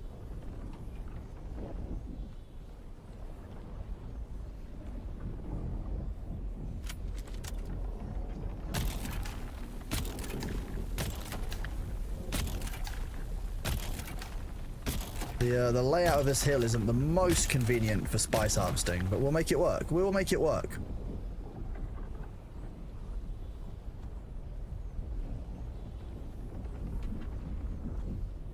Wait, I don't have a problem. Swithering Mines will... I don't have a problem. There's no problem here. This is just good old-fashioned spice.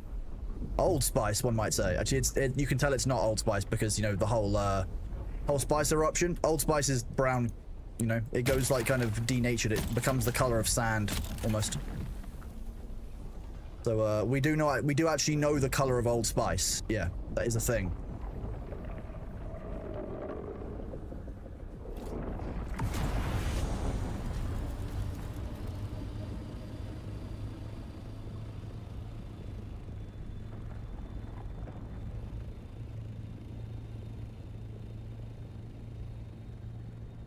That wormy bastard.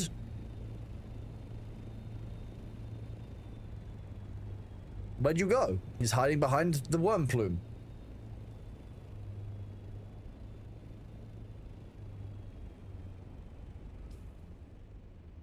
He will circle that way and then come back in. He'll end up about here-ish in a second. Sneaky, sneaky, yeah. As long as you know the worm behaviors, you'll broadly know how it all works. It's kind of fine. Like, realistically, I could bounce from this one to this one and just, like, bounce the worm between the two. Once he turns beyond this one, he won't necessarily come back as easily, but I wanted to get beyond the corner. The end goal is to evolve into another creature after ingesting it. It's going to be a crab. It's going to be a giant face with crab arms. Ultra Element, I passed on your issue with the Ornithopter to Funcom's community managers. And they are looking into what we can do because I don't think that you got the best experience there. You know, basically telling you to go check with the server owner isn't going to help them because we as server owners can't actually do anything to help with replacing items. So I've raised it with the community management team about the Ornithopter you lost and how, you know, the ticket says reach out to your server owners for questions, but actually there's nothing that server owners or hosts can do here. You're just creating a bad experience for the player. And so they are looking into it, and I should hopefully get a response today and or tomorrow, kind of as to how that's going to go. So I will let you know. For those of you who don't know, that's because Ultra Element had an issue where they were logged off of the game at some point.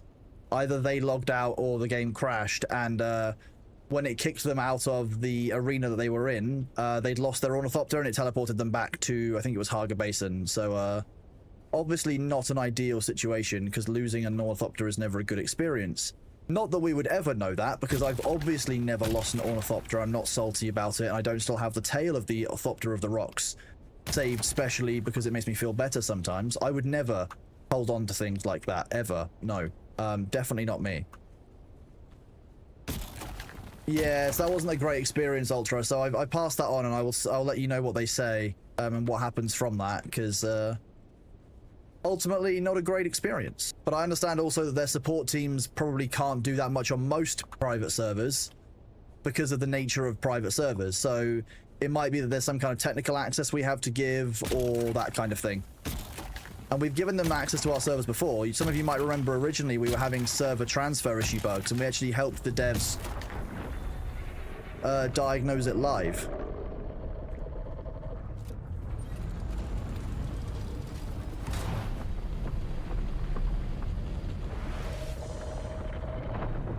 While scribbling the Book of Grudges, exactly.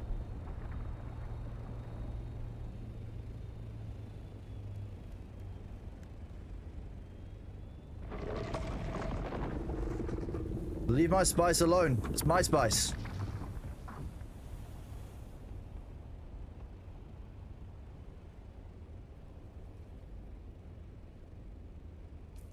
Are you over the server border? Well, they didn't used to do that. I don't like that.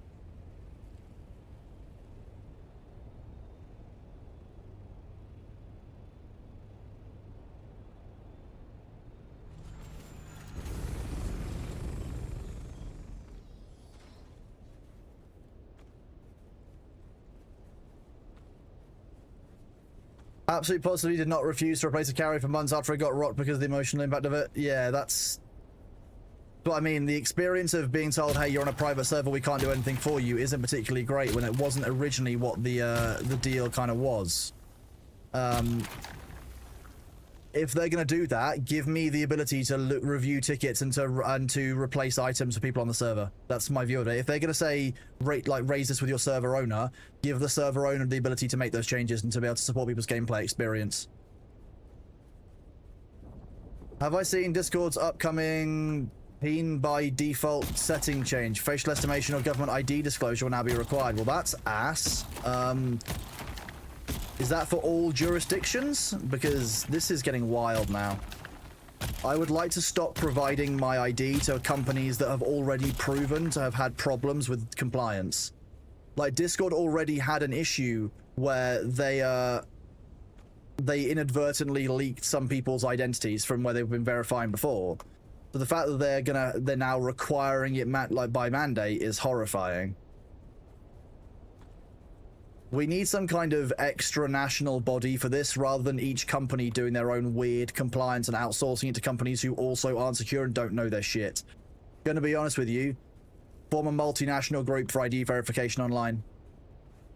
If we can form one for anti-money laundering, we can form one for keeping, you know, kids safe of content online properly without these kind of stupid solutions that idiots who don't know what they're doing in the field can keep coming up with. Time to use Death Stranding photo mode? Yeah, basically. Time for me to get that 3D image of the bust of Stalin out again. God damn.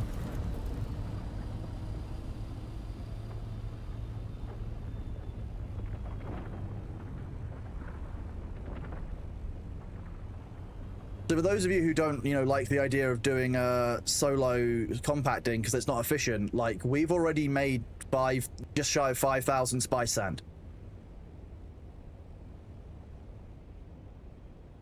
Like, you don't need to have a carrier to get the spice and make that progression that you're looking for. You don't need to do this on a ring mouth. In fact, doing it on a ring mouth is arguably more dangerous because people are more likely to check the ring mouths than they are this little dip in the middle of nowhere where actually all around me no one can really see me from in the surrounding area. Like, if I land in that dip, like, I'm going to be almost completely invisible.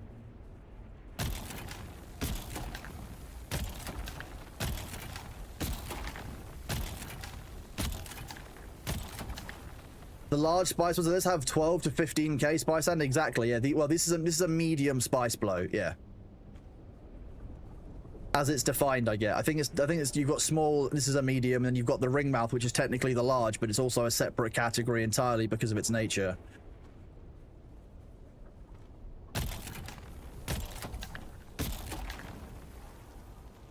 You helped Ultra test his chat filters. You got timed up multiple times. That sounds about right. That's what happens when you're testing chat filters. Yeah.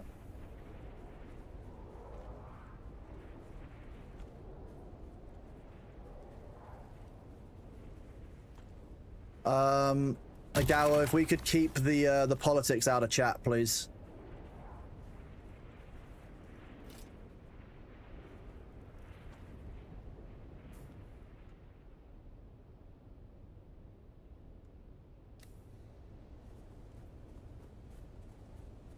You can hold around 14k sand and assault carrier each time. It's more time consuming, but it's able to do it. It's also doable safely by yourself, which is the key thing. Like, this is functionally quite safe to gain what is actually not an insubstantial amount of flower sand or spice sand even. and it doesn't have the investment that okay, thank you, game. It doesn't have the same investment that having to get a carrier and a transport thopter would have. Sorry, a carrier and a sandcrawler would have. You just need an assault one thopter. And to be able to use your own UI, that's the other thing. I should probably pay more attention to what I'm actually pressing E for.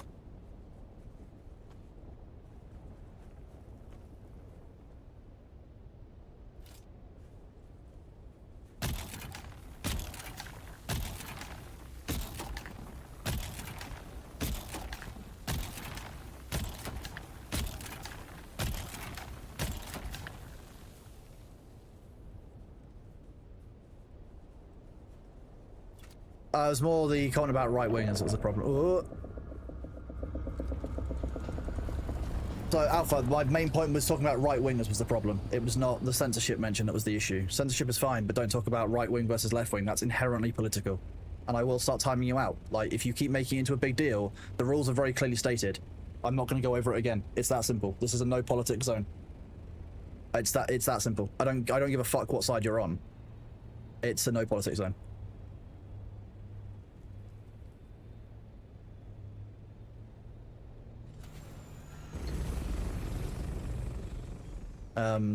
Extra national regulation is not the same as talking about left versus right. The only policies that matter are Atreides versus Harkonnen. I mean, that one's already settled. Why would you be why would you want to side with the people who have a ligma in their name? Atreides nuts is just too funny. That's how this works. 4.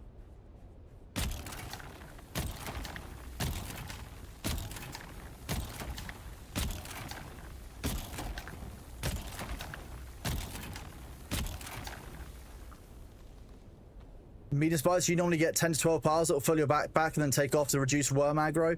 Yeah, I can actually normally do 2 full backpacks to do it. Resetting the worm aggro can break it sometimes, so this just works. I know the system works, and I know where the worm is. I know what the reset timer on it is. This is functionally fine for me. Like, if I take off now, I reckon I would be fine, but the worm will appear any second now. I'll probably get like 3 shots off before the worm appears.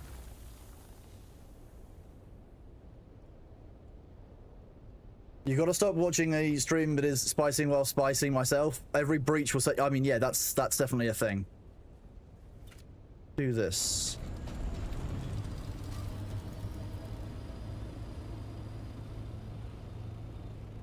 Someone else might be spicing nearby if they've drawn the worm away. That's not bad. Where can you find the passwords on the trial servers? If you join our Dune Discord server, which is where the community is managed and moderated out of, all the passwords are in there. Largely because that way I can be sure that anyone who's joined the servers has to have gotten it from there. And if you don't read the announcements, then it's on you. That's how that works. So once you've got the password, that's the rule. I'm like, well, you got the password out of the server, then you must have had access to the server at some point to see the pings. Clever. You got timed out for crap? Wow, okay.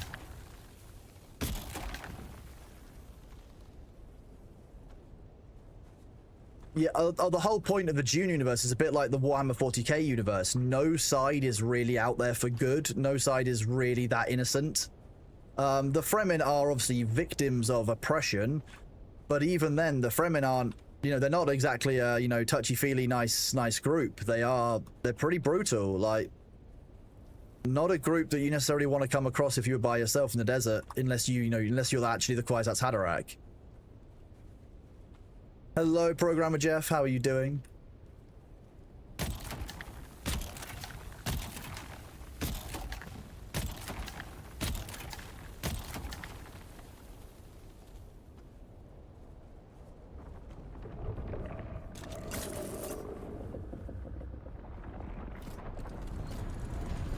A group that's learned to find the can't be anything but brutal. Exactly. Yeah. Exactly.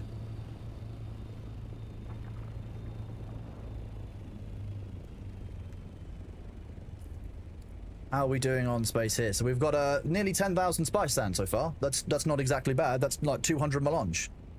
So it just shows you like this is a completely legitimate way of collecting spice sand, and you can do so with.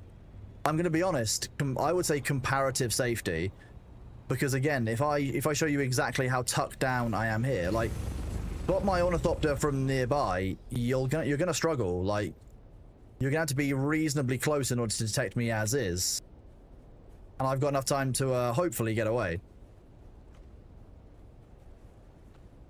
Also, knowing where the nearby islands are means that if for whatever reason I'm aggressed, I could Bindu sprint Sector red away. alert. A large sandstorm is approaching.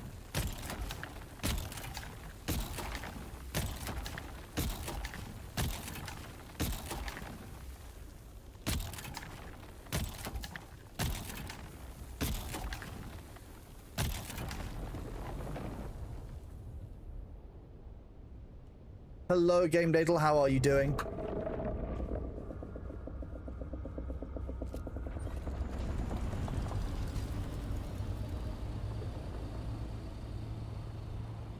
Wormy bastard.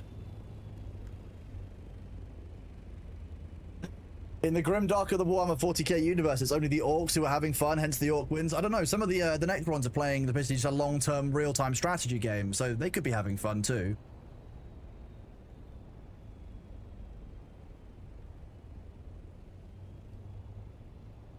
Are you coming round again?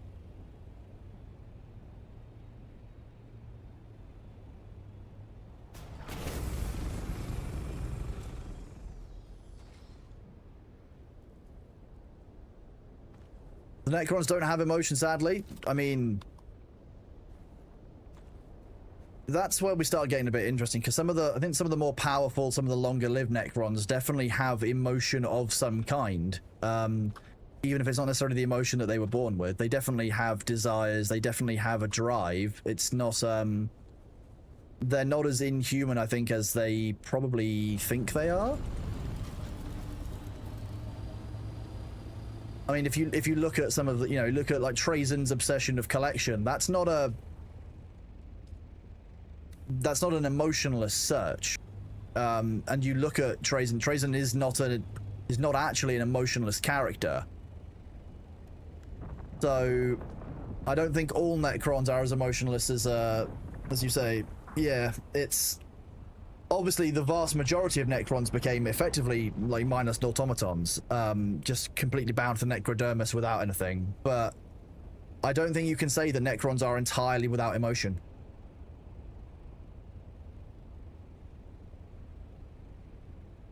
I just don't personally really prescribe to that view of the Necrons. I think, if anything, what Necrons feel is a huge amount of loss, betrayal, and anger. Like, they're an incredibly angry species. Like, they're not... they might not have joy in them anymore, but, like, they are definitely a very, very angry and bitter species. They are very protective, and, of course, they're ultimately mistrusting. But actually, like... I don't know. The Necrons are probably one of the few victims inside of 40k, but even then, like, they're not necessarily, because not that they did it to themselves. They were ultimately misled by the Satan, but they haven't done anything better since. They've not tried to rebuild necessarily in the same way. They have ultimately gone on to continue what they were made for. They were manipulated into the war in the heavens. They've basically just gone on to relive their warlike roots because that's where they fit. Their forms, their structure was made for that war. They just went to sleep rather than actually deal with stuff. I don't know if anymore the Necrons are actually that worthy of not necessarily sympathy, but they weren't exactly well, exactly. I mean, they were a very short-lived, very unwell culture. They lived around a star which, if I recall correctly, basically caused them to die rapidly of lots of cancers and radiation poisoning over time, which is not an ideal situation that you want to be in as a biological, organism. I'll be honest. Having been one for a while, yeah, these flesh mechs don't do very well with rads. Funny that. The Necron grunts are victims. They got the Doctor Who Cybermen treatment. Yeah, I would agree with you largely there, but that's also, you have to remember, that's largely true of what happened with the rubric of Ahriman. a spell that went wrong and led to those who were not psychically imbued among the Thousand Suns being trapped as basically husks inside of their armor. Like, the story isn't dissimilar. You have to remember on it. But yet, like, you have to remember that, you know, that some of those tales, they do kind of echo, and the lessons that should have been learned by the Thousand Suns, had the Emperor been as open about some of the cultures around the galaxy as he should have been, or could have been if they'd done a decent amount of research, actually, there's lessons that have been missed, you know? The hearts inside their armor still have their souls, though. I mean, the Necrons inside of their armor are still aware. They still have certain levels of awareness. They still feel pain. You know, there are some power. I'm not saying it's identical, but there are parallels. You can't say there's not. Yeah, exactly. Melee makes the point there that it's the radiation screwed up their genome. Even when they did move to new worlds, the supercans still stay with them. Exactly. Yeah, they were basically their genome was just damaged by the sun around which they lived, and they were never. There was no, as far as they could see it, no way out. How the Necrons different from those affected by chaos? You think of them as a victim because of their loss of agency? No, I don't think they're a victim because of their loss of agency, actually, but that's not what I said. I think that the reason that they are victims is because they were misled by the Satan. The Chaos Gods ultimately tell you what they they give you exactly what they promise you. And the risks of chaos are very much known. They're not tricking you. They do give you things like eternal life. Unfortunately, it comes with a cost that most mortals don't really have the ability to pay. But I don't think that the American gods, sorry, the Chaos Gods... What? Weird. There you go, America. You can have that one for free. Ultimately, the Chaos Gods aren't... You don't... Most people atone to them knowing that they want something. The Satan were meant to be, you know, saving the Necrons. It was meant to be... I did Neil Gaiman for a second there. I did American Gods. I was actually looking at the trailer for American Gods 2 days ago, which is why. Because it's got the guy who plays, I want to say Blackbeard. I want to say in the TV show, or is it Black Sails, the Amazon one that was about Nassau and the trade out of Nassau? If I recall correctly, it was called Black Sails or something. And the guy he's a very, very good actor. It's Ian someone, I think. Let me have a look.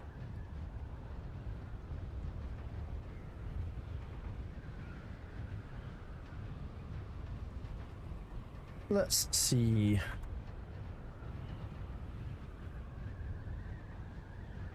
Ian McShane is his name. Yeah, he's a very, very good actor. Incredibly good actor, and he plays a very good. Oh, he's most of you will know him as the he runs the hotel in John Wick. Yes, exactly. Pam Miyagi gets it. Yeah, he plays I can never remember his name. Blackbeard in the fourth Pirates movie. That might be why I'm thinking of him in. Black Sails theme music. The hurdy-gurdy isn't used in enough modern song. I do agree with you, yes. He plays Blackbeard from Pirates of the Caribbean. That's why I'm thinking. He plays Odin. He's also, I think, in Black Sails, if I remember correctly. As something, but I can't remember what it is. Hello, Matt. How are you doing, buddy? It is good to see you. Is he in Black Sails? No, I'm just getting my pirates confused. He's just in Pirates of the Caribbean. He was in Game of Thrones. I can't remember a huge amount of Game of Thrones. I think I've only watched it all the way through like once in total. He's Tai Long in Kung Fu Panda. Cracking, yeah.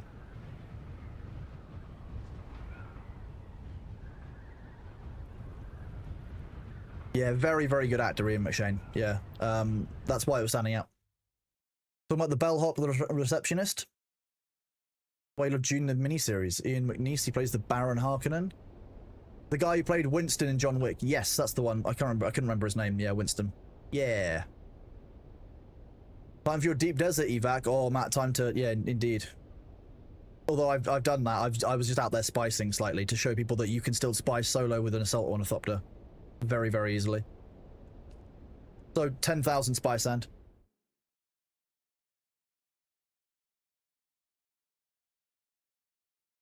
Oh, what's his name?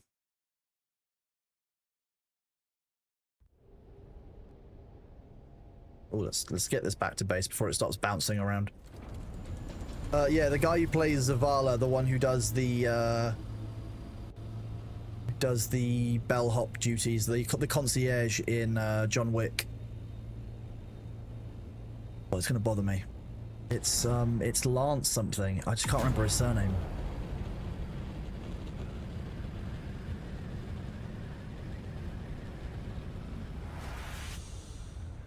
It's not Lance Riddick, but it's something like that. Riddick, obviously, the Vin Diesel film. Lance Reddick. There you go. You have got it in the chat. I just needed to look up. That's yeah. When I think I looked this way, and I'm like, Lance Reddick is his name. He was a very, very good actor. Yes.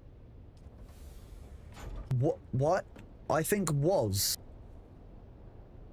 Is Lance Reddick passed? I think he's passed away, hasn't he, Lance Reddick? My brain said was, which normally means that he's passed away. Yeah, that's a shame. That's a shame. That's... Then again, we were also talking about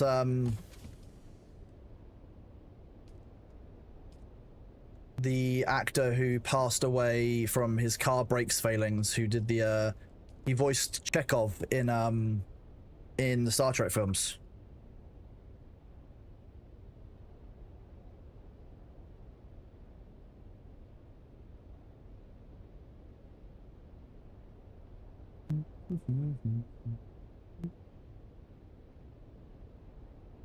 Hello, class. How are you doing over there on YouTube?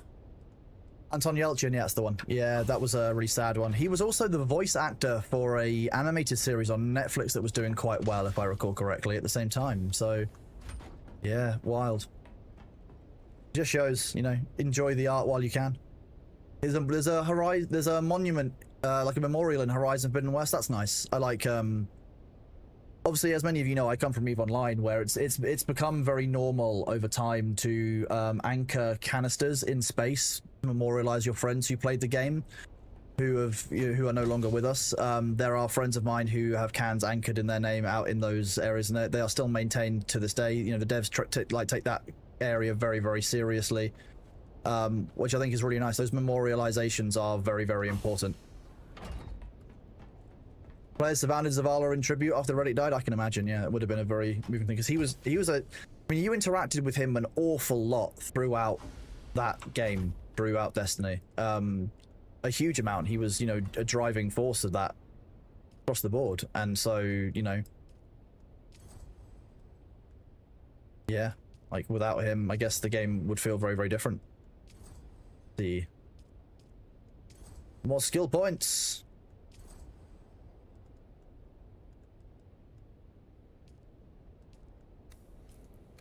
Do this. Part of the matter is the wreck of the Taiki. Rift Recon Run. I love this one. False Flag Strike. How many have I got left? I've got Heart of the Taiki.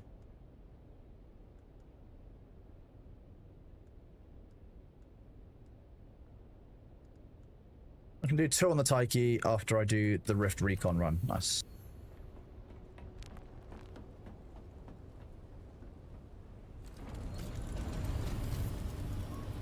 He was really involved in the community. I really like when like voice actors and like artists and etc. are involved in the community of a game. I think it lends itself well to a good community feel and a good community environment. Yeah, I played quite a bit of Destiny, but I don't actually know how much of it I enjoyed, if that makes sense. Like, I really enjoyed some parts of Destiny 2, like doing certain bits with my friends, but some parts of it were just a bit of a ball ache, and I just felt like I was doing them because the game says you have to for progression. I didn't really enjoy being forced to do content I didn't like in order to get a maximum amount of progression each week for me. That was, I think, what threw me with Destiny a little bit, but I loved the gun feel. The gun feel in Destiny was great. Absolutely loved that. More games with gun feel like that, please.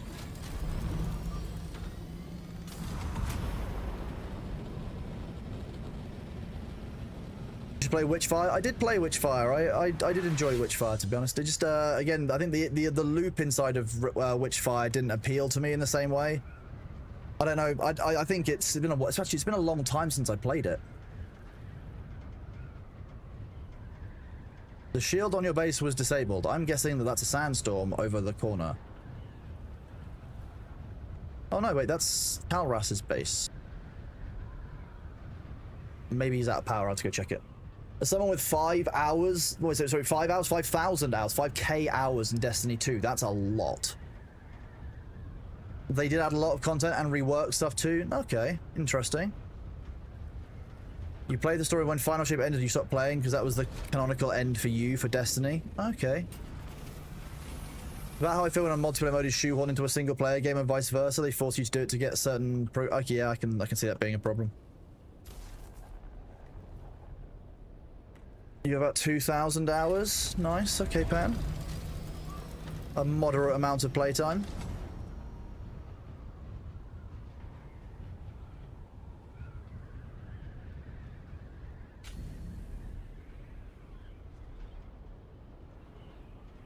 You might pick it back up for the PvP. I mean, I guess that, you know...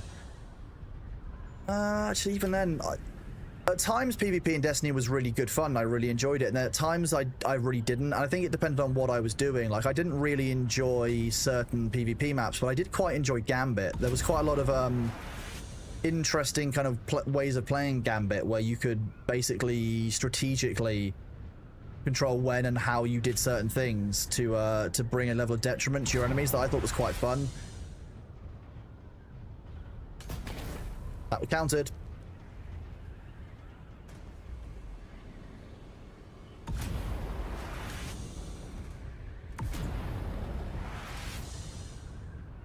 You've not played in about a year, so do your research. Yeah, I think Gambit was more fun than other elements of PvP, but it's because it's PvP VE, so it was kind of both types, and you could kind of, if you weren't a big PvPer, you didn't have to necessarily go through into the enemy's base and fight them, but you could if you were good at it and that's what you wanted to do. I kind of liked that. It allowed something for kind of everyone. There you go. Harkonnen house rank 11, so we know that we're not capped at rank 10. They did that to Mass Effect and Battlefield 3 and 4. Single player campaigns that were crap, but you couldn't unlock certain weapons if you didn't do it. Yeah, see, I don't like that. Forcing you into doing other things just to get the full gameplay experience in another version doesn't feel right to me. As a gameplay experience, being forced into content that I didn't want to do in order to enjoy the larger part of the content I did want to play feels a bit weird. I was gonna go to the wreck of the Taiki. It's all the way down here. But I have 2 quests. You're a Gambit player? Nice. Gambit was a rare breed and was hated. I kind of enjoyed it at first, but I didn't play it for very long. You understand PvP is now a hacker playground? Ugh. It's normally a sign of a normally pretty toxic gameplay environment as well. There were some people in Gambit who would get really salty as well. You'd get like DMs afterwards. The raids I kind of enjoyed, and then I kind of didn't at times as well. It depended on how well I think we were doing in each raid as to how much I enjoyed the raids. Gambit was good till all the changes. I remember Gambit being okay, personally, at the start when it came out, but I don't know what changes happened to it.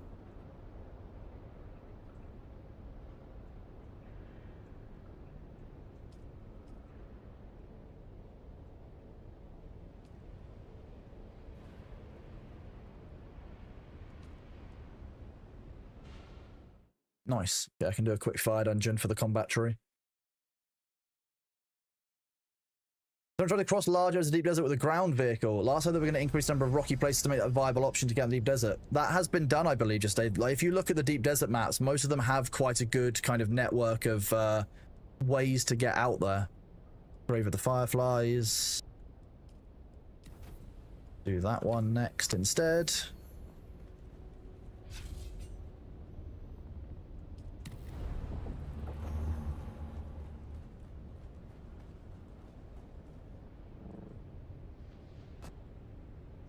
This This is Imperial Testing Station. That number this that 136, and there, I am I've just station realised is why I need to supervisor. obviously carry multiple suspense belts all the time. That kind of behaviour where I'm like, why would I walk along the ground when I can float ominously through the lobby? All the ads will be here in a minute, chat. I will likely finish this combat and then wait for those ads. I appreciate you guys and your patience. You guys are awesome. During the ads, you guys should make sure you stand up, make sure you get yourself some water, have a drink, you know, look after yourselves. Like all those normal bits of self-care that one should do.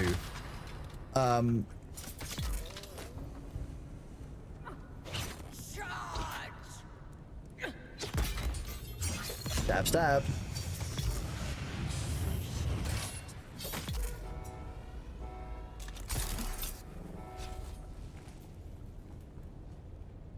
As you know, on Twitch, if you don't run ads, you get pre-rolls. No one likes pre-rolls, so I do appreciate you guys bearing with. And it also means that I can actually look after myself and have, you know, a small amount of self-care so that I don't get physically threatened by my physiotherapist, who is actually quite scary and is from Latvia, apparently.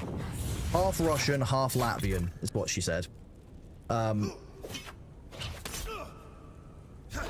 So I don't need that kind of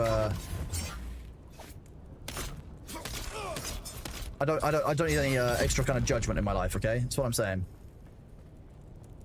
Luckily, because Twitch is being dumb about the ads, I might actually be able to finish these waves before the ads arrive.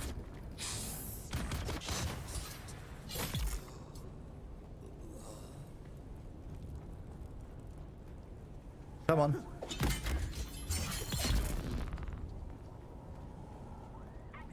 Nice, access granted. And now the ads can arrive.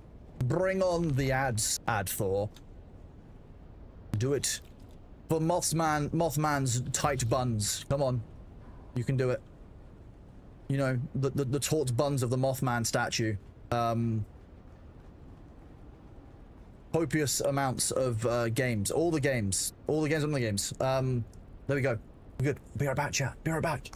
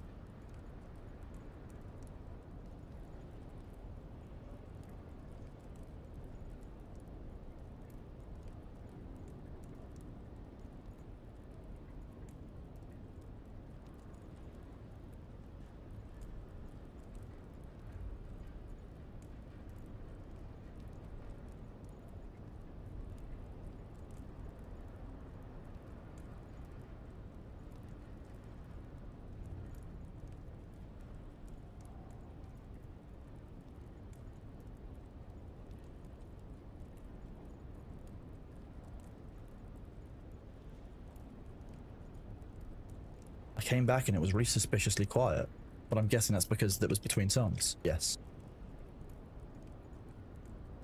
Hello, hello, hello, Janelle Hawk. Excuse me, I should try not to breathe in my drink.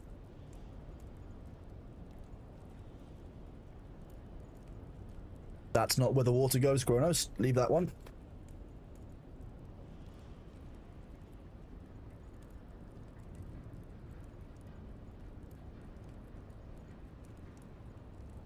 How is everyone doing? My these were my quick exercises. Well, ones where you have to stand on a step and then dip your heels.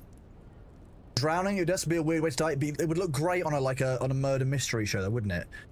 Officer, this gentleman is drowned at their desk inside, 30 miles away from the sea, and it's salt water. A lot of work to repost 40 Blender projects onto Twitter. Oh god.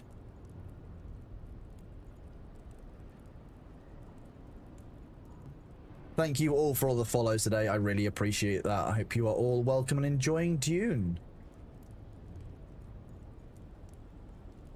the end game is obviously, you know, pretty substantial now. There's actually quite a lot more to it than we had originally. So, yeah, I think things are going pretty well. We've still got a few seconds left of the ads, but, you know, broadly, be gone, Thor, you butt. There you go. And scare him off.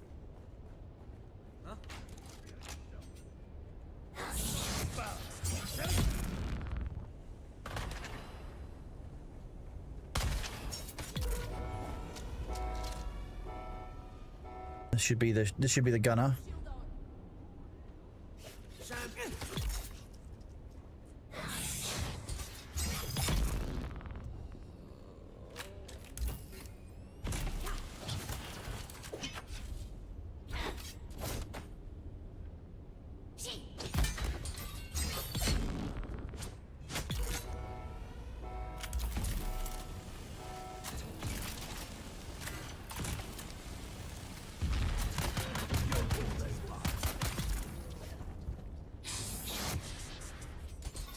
Stab. Stab. Oh, wait. Off balance. That wasn't very nice, was it? Just lost my footing there for a second. Stab. I'm posting on Reddit to get feedback and a self-esteem boost. Which isn't working due to almost no likes. That's kind of the problem. Posting things on the internet now, like, being creative seems to just not hit algorithms. Like, I think that, I don't know, it might be related to the amount of AI slot posting that seems to be going on, but like it seems to be hard for people like, particularly artists, to get their work out there and actually seen it in a, like, get it seen in a meaningful way, which I think is a real shame.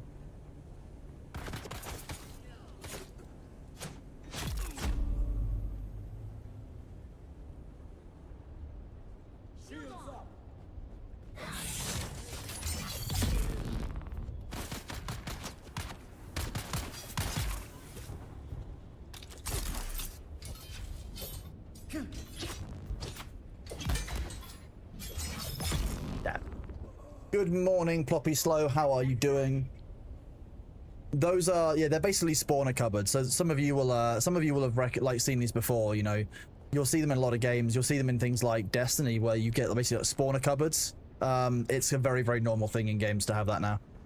It just allows you to have a location where those creatures are spawning into the world. It doesn't look quite so odd sometimes, although sometimes, you know, it's normal to maybe generate them and then make them walk through a door which looks normal rather than just walking through a weird wall. It's wild to me the Rapier doesn't have any parry window despite being a dueling weapon. Yeah, it's a very, very small parry window, which I think doesn't work very well when actually the dual blades, the new weapon that they've given us, actually has a far better parry window, as do all melee weapons, other than the other one, like the one that you would want. You asked for it. Full power! Full power? Oh no. Get your asses in here! I'm a fool for this! Nowhere is safe if everything is on fire! Nowhere is safe if everyone's on fire. I mean, I guess I can't disagree with that logic. You asked for it. Full I guess it's very much not wrong.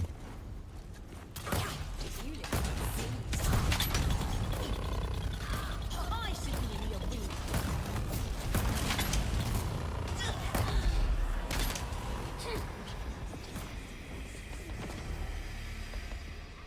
There we go. That was nice and easy.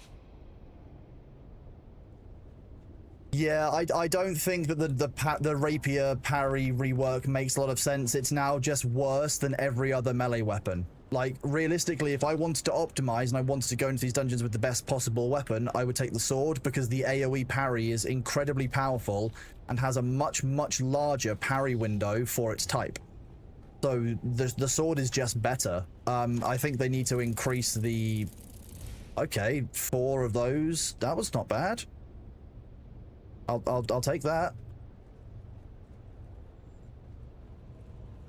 I think, yeah, the parry window on the rapier, it feels wrong. It feels too small. No, you're alright, Silver, not a problem. Sword is slow for those of us with high ping, so in that case, Dirk might be a best option then. You've been rocking replica pulse knife? Yeah, because it's the dirk and the sword. Yeah, sword is best for, I think, for AoE if you've got large numbers. Solo, it appears to be something like the dirk. Potentially the dual daggers. Difficult one, that one.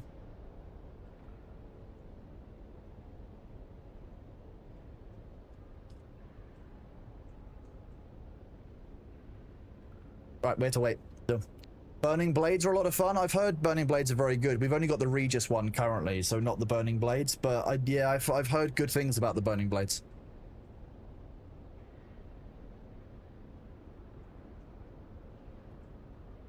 I mean, real talk, if people really want to start using... Yeah, just to go back to the Discord using faces, I feel like people are going to start using TeamSpeak again real quick. That's what will happen. Good thing with Rapier is you can attack with both buttons. Yes, although attacking with the right mouse button isn't really attacking, it's moving away and such. How do I feel about Ashes? I feel like we still haven't been told the full story, Nagusa, and one day hopefully it will come out. But I think it's fucking disgusting. I know the devs were made aware of the fact that there was a board on the 12th of November, so why did it take us until the end of January for us to find out? Like, what's going on? That's where I'm at with it.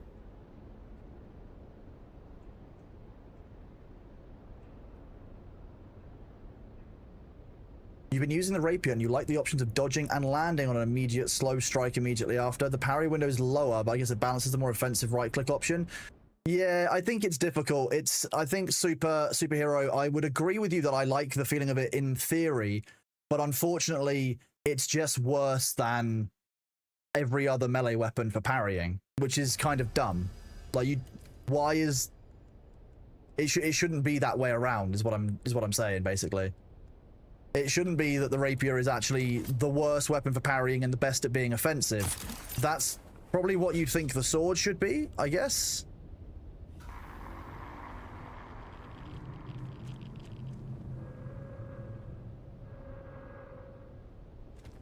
Right, I've got 2 missions here, if I recall correctly. Let's claim the reward for that one. Oh, actually, I can only get rewards for one of these anyway. Do I want to get exploration or combat? Both of them are going to get me a level. That one will probably get me level 13. This one will get me up to level 8.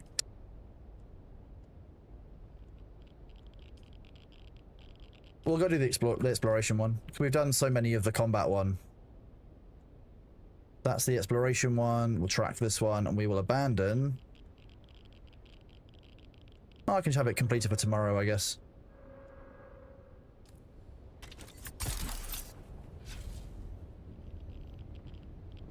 The more you get used to it, the more comfortable you get. I think that's the case, but I do also have the added question of effectively.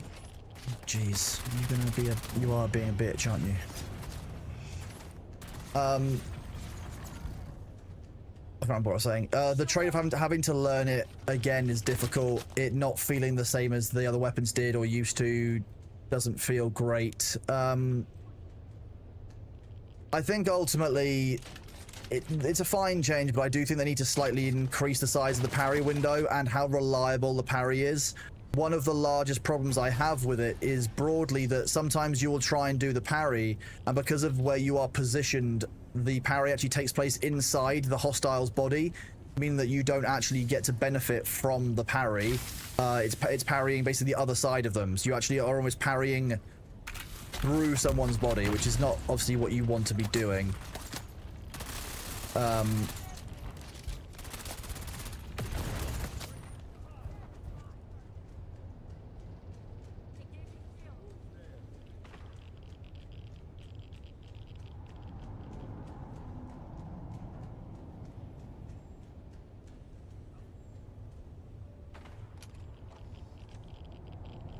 What's in this one?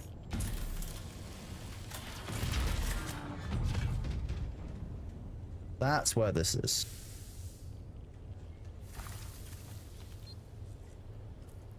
If I go to this one.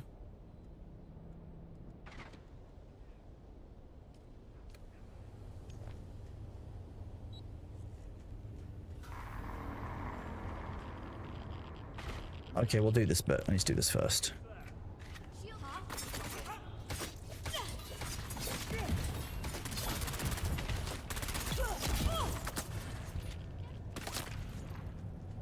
Just want to regenerate some stamina.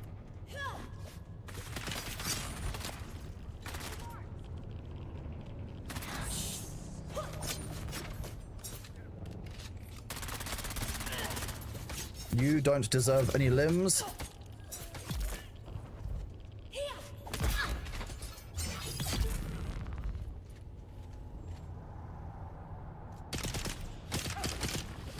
Die.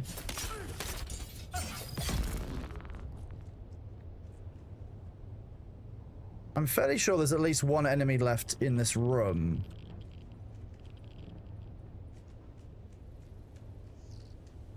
There should be someone up this side, I think. There's normally an enemy in here. There's the heavy up there. Okay.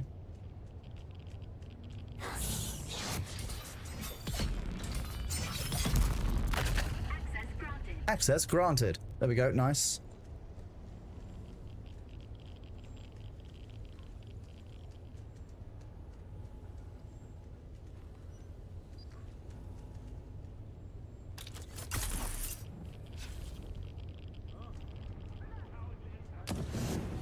Come on, you can come through here.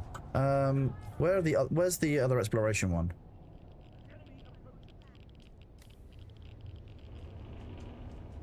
That even deeper?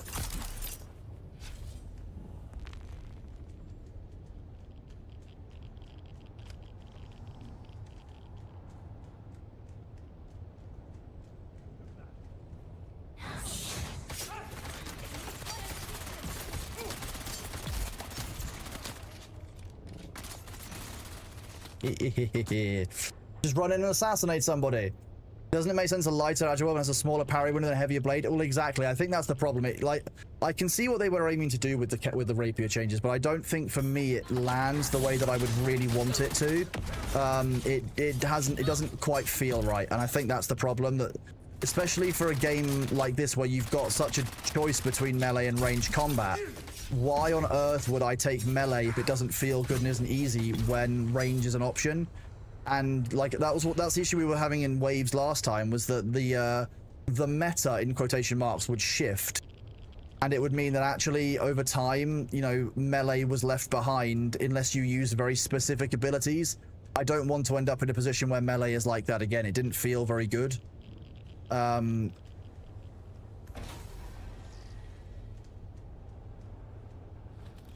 So I don't know. I'm waiting for them to do a balance pass on it. That's what I'm waiting. It needs a balance pass. I'm just waiting to see how they balance it and what they do with it. That's what I think will inform my choices about the rapier going forward, because worst case scenario, I'll just switch to using the sword. They've made it more like a fencing foil. Yes, but it's still not a parrying focused weapon, weirdly. It's a very offensive weapon, but it doesn't appear to be parry focused because the parry windows are too short.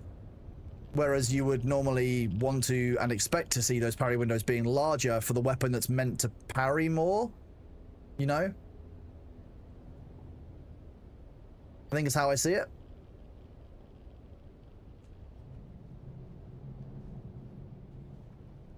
Did they make the dagger stagger more? You get stunned by NPCs so quickly.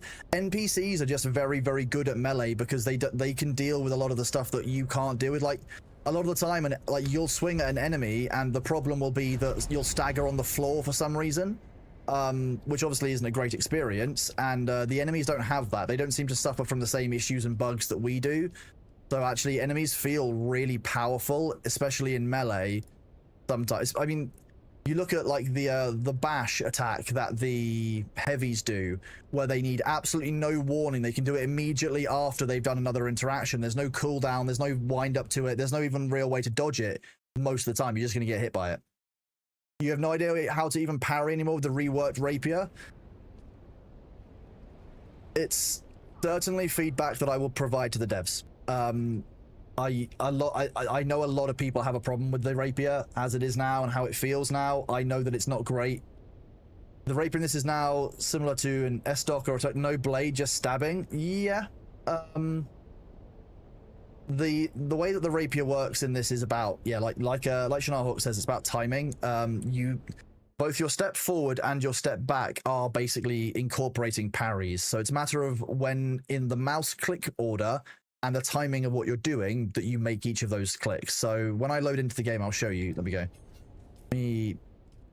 Let me show you in the gear that I like wearing, because I feel better in my gear that looks good. I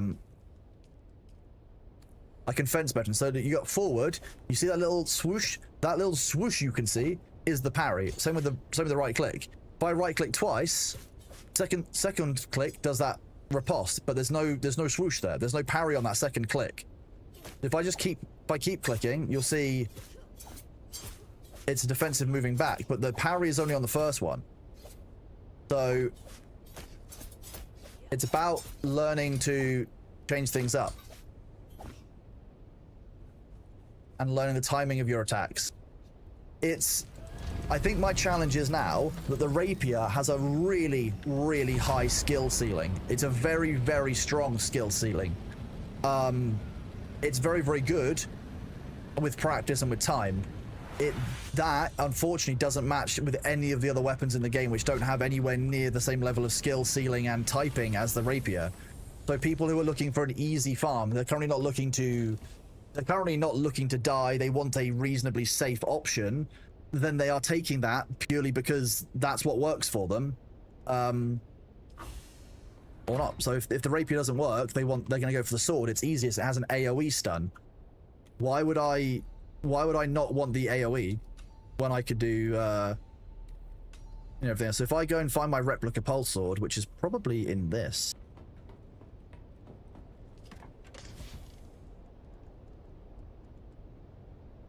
Replica pulse knife is in here.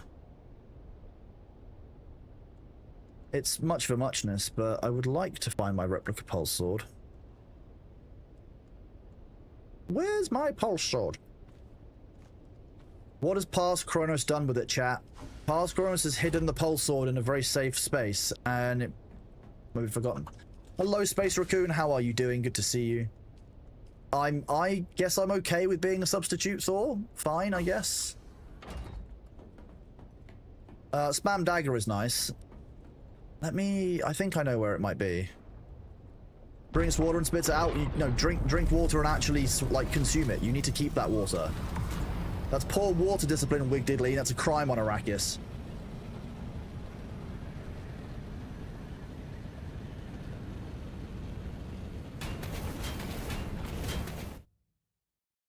When I fly into the edge of the board like that, I feel like a pigeon flying into my living room window. And they do that quite a lot, because pigeons are dumb.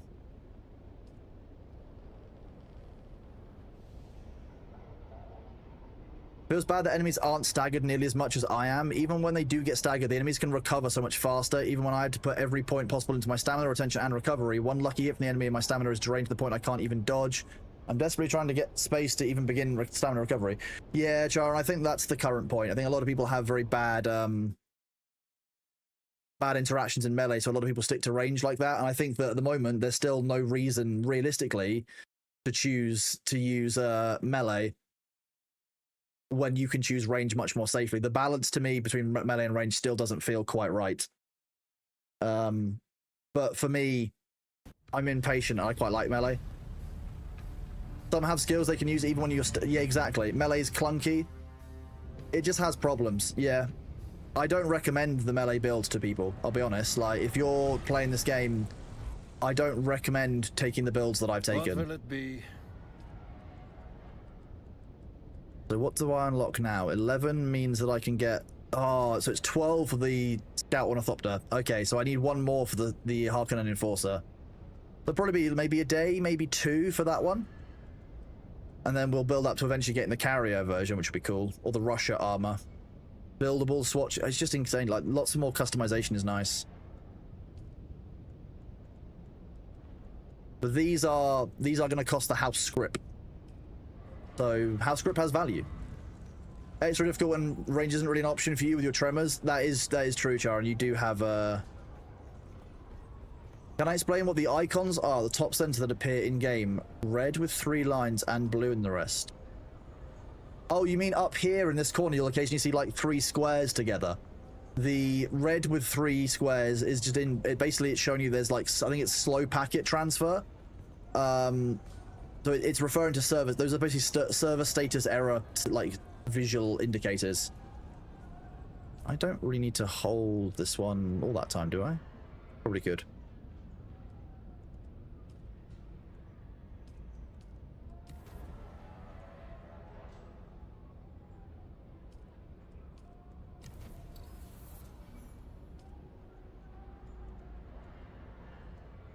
I wonder if there is a blushing cavern. Yes, there is. This way, later on, if I go to Blushing Cavern, I can do 3 missions there, then tomorrow I can get some progression in combat and exploration. My way to use the rapier, start with a knee charge, heavy attack, run away, Shigawire, heavy charge, change over to a drill shot, take on the range enemies with shield, back to rapier. Now I've got the cooldown again for a new knee charge. It's just kind of wild.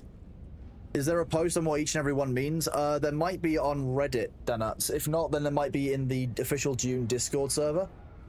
The Funcom run one. I wish there was some way to know which quests you've done for the lands after collecting your rewards from the reps. I hate going around to all of them just to get your money. Yes, I agree with you. I'm not going to bother going around to get their money. Why would I? General Kenobi. Hello, Blade Punner. How are you doing?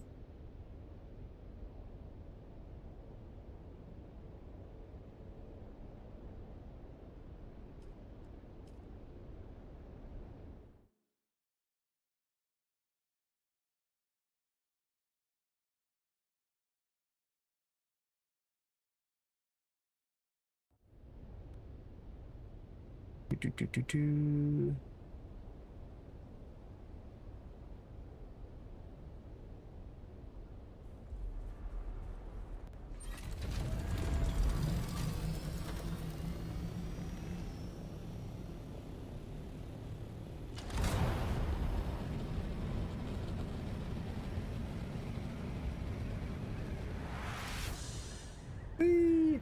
Space Raccoon Romac, thank you very much for that prime sub, buddy. 6 months in total. You're an absolute legend.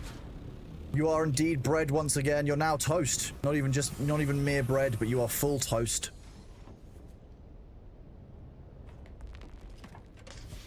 Oh, we're still good on Jasmium. Jeez, okay.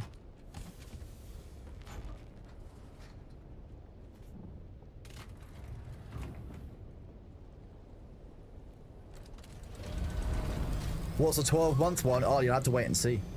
Secret alpha. It's a secret. Worm! Wait, why is the worm breaching the... Oh, the worm's probably going for that. Shame.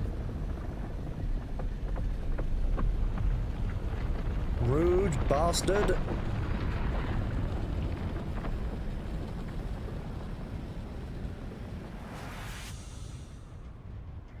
The 12-month one is secret. You'll have to wait and see. And that's why I haven't uploaded it yet. It's just hiding.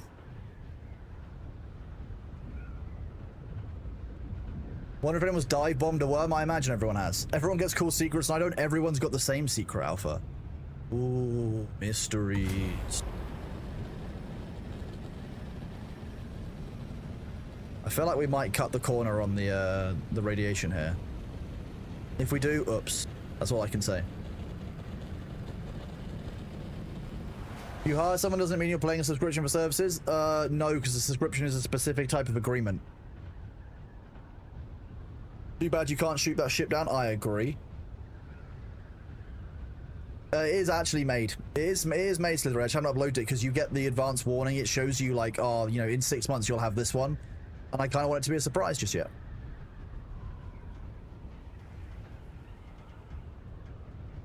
I'll probably upload it in a month's time.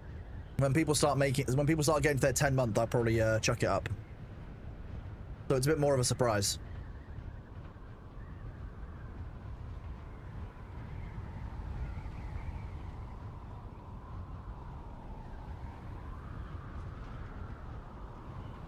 Dreamer's keeping glue from chat, maybe.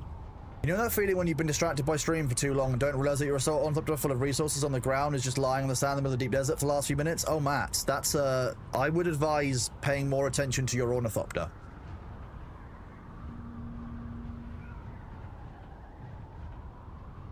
Yeah, Char, I can completely agree with that. That's something that, you know, I can give us feedback and probably have given us feedback in the past.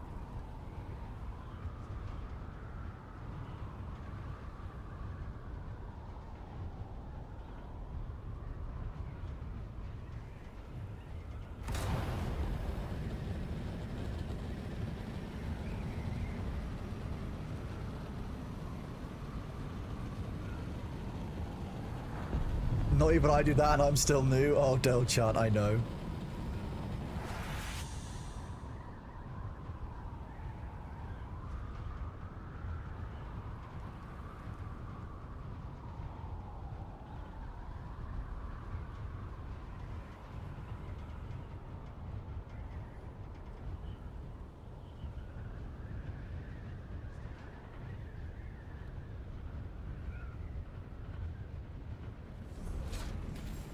Okie dokie, so we've got the deep desert reset coming.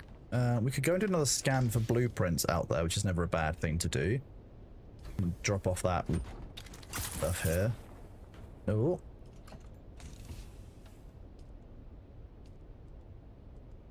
I've been harvesting quite a lot of the stuff here, to be fair. I've not been doing bad. I mean, we've got quite a few parts with capacitors, that's for sure. We need bread emotes. When you have multiple bases, yes, you can have 3 bases per person, and then your base storage tool can also store 3. The base reconstruction tool. Recycler, wrong one.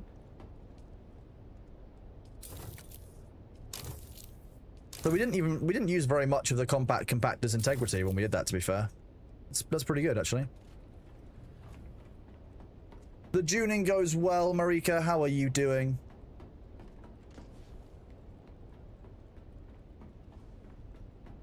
Dunking. The true. It is indeed Dunk Awakening.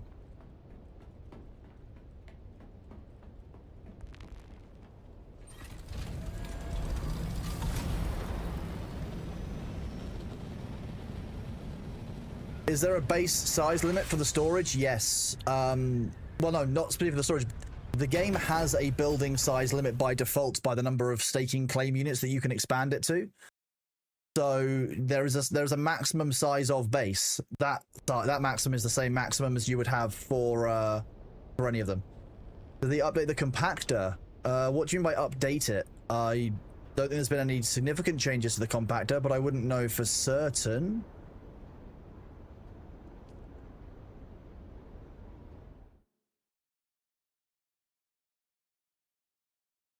Hello, CS King. We've harvested a little bit of spice today, not a huge amount.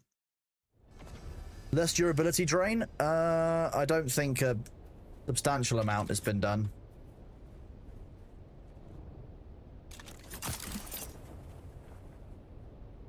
You lost your assault to G portal being pants. I'm very sorry to hear that. That's not a good experience, and that's not something that anyone wants. I hope that you're able to replace it.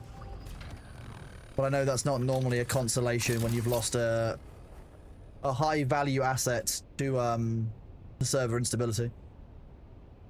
Storage also depending on how many chests and water tanks you have, both in the account of storage. Well, exactly, yeah. There are limits to this, but the question was limits to size. The size is set to the limit of the staking claim unit size, so it's the same limitation as that one.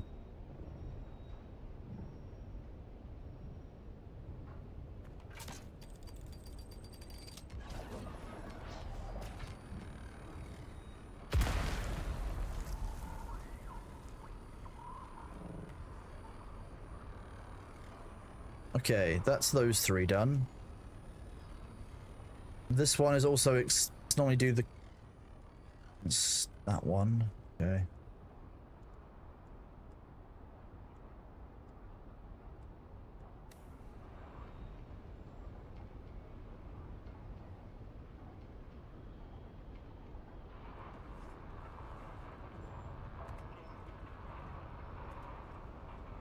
You have to balance boxes and water? Yeah, exactly.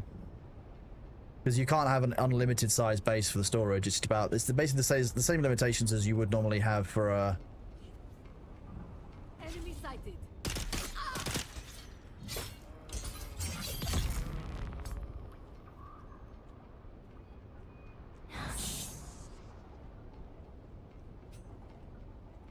Can I grab that one from here?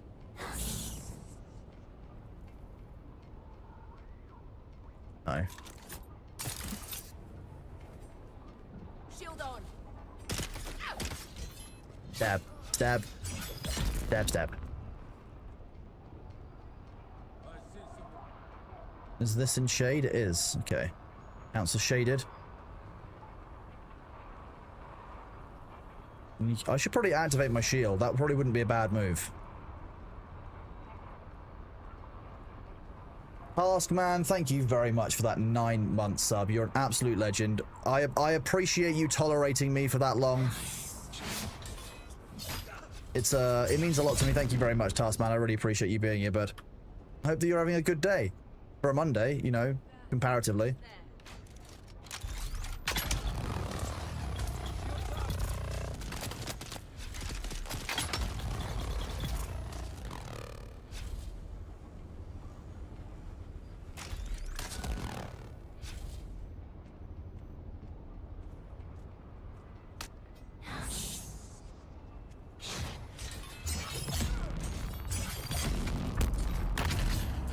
See that? Yeah, they get to do the stun. See, like, they get some kind of weird abilities to break out of stuns, etc., which is not always very reasonable because we don't have those same abilities. Come on, there should be at least one more enemy around here. There is. Hello. Unlucky. Then we've got false flag operations should be down here to do this base.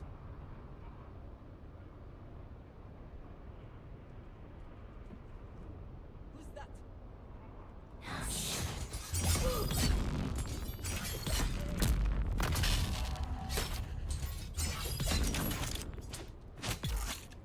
I kind of feel bad because like when I kill him and like the rest of his team don't even notice, you just kind of feel bad that they didn't get a good staff, did they? Like,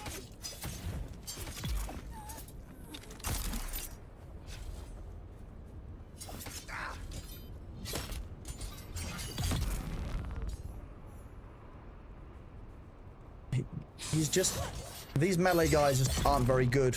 I wouldn't trust them personally. It's not the protection detail I would want.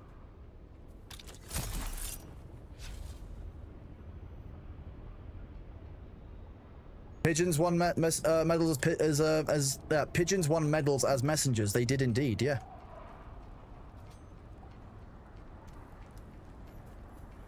There you go. That one's done. Mentat clues. Search the corpse of the Mentat. That's not the corpse of the Mentat. I'm guessing that's leave. So these ones are going to be in this cave. Oh no, that's the one that's over here. There's a Mentat corpse hidden behind this.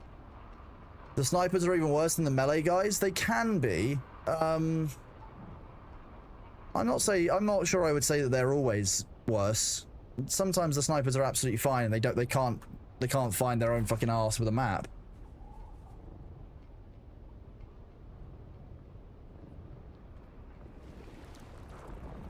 Maybe I shouldn't stand in the quicksand. That's probably a good move, right?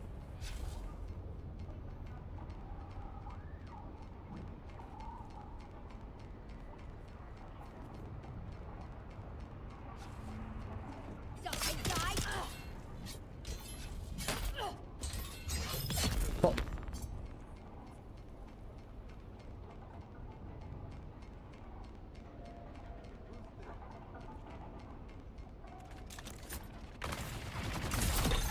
What the hell was that?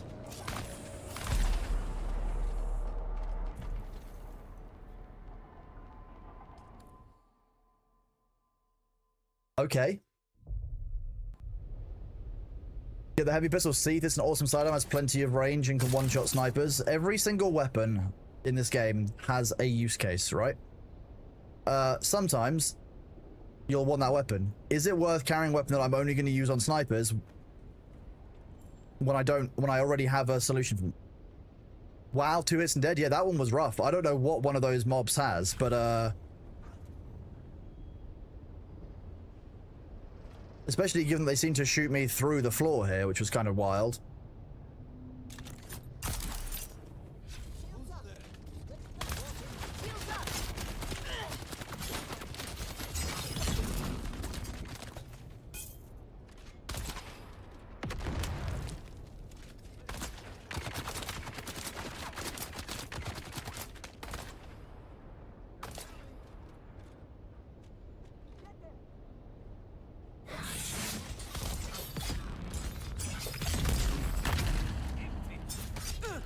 Get more group up and I can do this. Drill shot got you good? Yeah, they are not. To be honest with you, the enemy drill shots are massively overtuned compared to the amount of damage our drill shots do. I think that's something I have noticed. The balance of drill shots appears to be pretty much wrong. Yeah, they are down here. I see someone.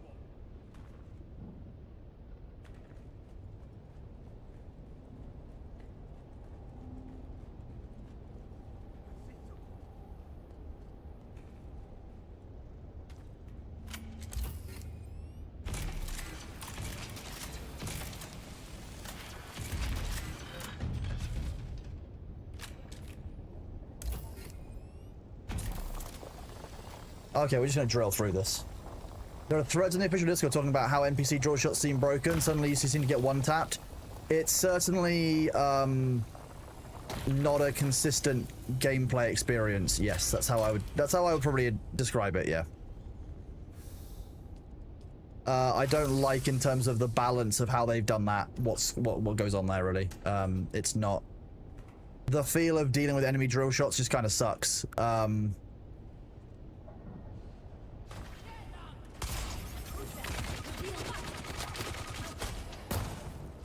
Okay, so if I come stand here, the melee dude will come to me.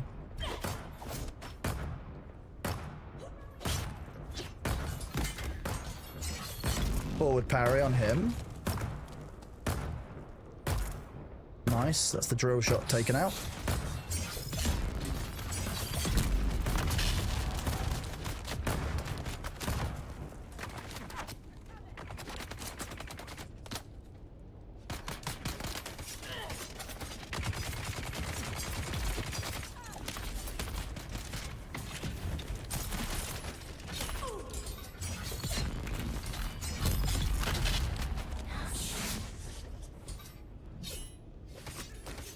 Sometimes that ability doesn't lock on quite the way it's meant to.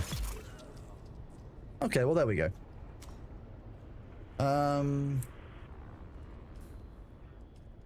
That is now return to the Ornithopter, to the cave, escape, return to the Ornithopter, return to the Ornithopter.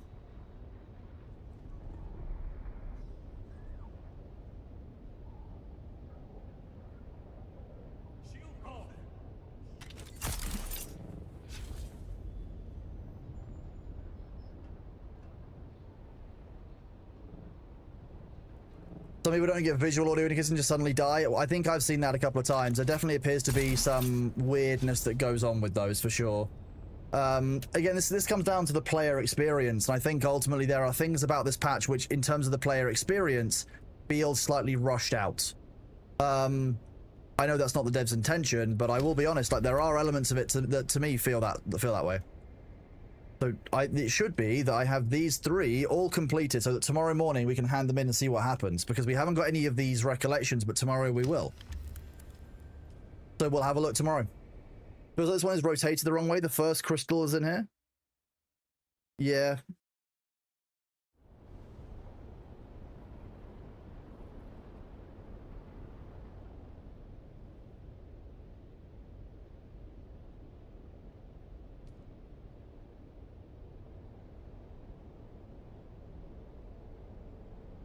So for those of you who weren't here earlier, we had a very, very large hype train, and I was telling people that I'm starting to plan my subathon for my birthday next month. And so if you have any suggestions, you can join my Discord server, exclamation point Discord, and there is now a channel in there for recommendations for the subathon, whether it's like thresholds or potential like challenges or at X amount of subs you do Y. If you've got any ideas for that, you are more than welcome to contribute them there. That's where we're kind of working on that.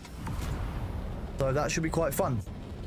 Is Deep Desert still part of the progression loop? Yes, you do need the melange, etc. that one gains from the Deep Desert, and the materials one needs from Plastinium to, make progression. So yes, the Deep Desert is still part of the game, yes. Oh, are you scheming? Yeah, okay, Wigdiddly is scheming. I'm a little bit concerned. Oh, the ads will be here in 1 minute, though. So, as you all know, I do pause for those ads. Because I need to go upstairs and do my exercises, so I've got to go and hang from a door frame next, which is exciting and fun. Not really. Although 69 salvage metal is very nice. So during the ads chat, I always pause the game if we can. Make sure that you get yourself some water. Make sure that you stretch. Like, just stand up and stretch your legs out more than anything, because sitting down all day is obviously not that great for your body, and I don't want to do the same thing. And I don't want to get threatened by my physiotherapist, So in order to preserve the functionality of my spine, I'll be getting up to do my stretches, and I hope that you guys do the same. So I appreciate you bearing with. I know that, no one wants to watch ads, but I also know that not everyone on Twitch can afford, a sub, so I don't want them to miss out on anything. So I will be right back. One chip challenge, no balls. Or no balls doesn't work on me, Andy Finley. I'm more likely to not do something. Does, bud. Does. I'll be right back.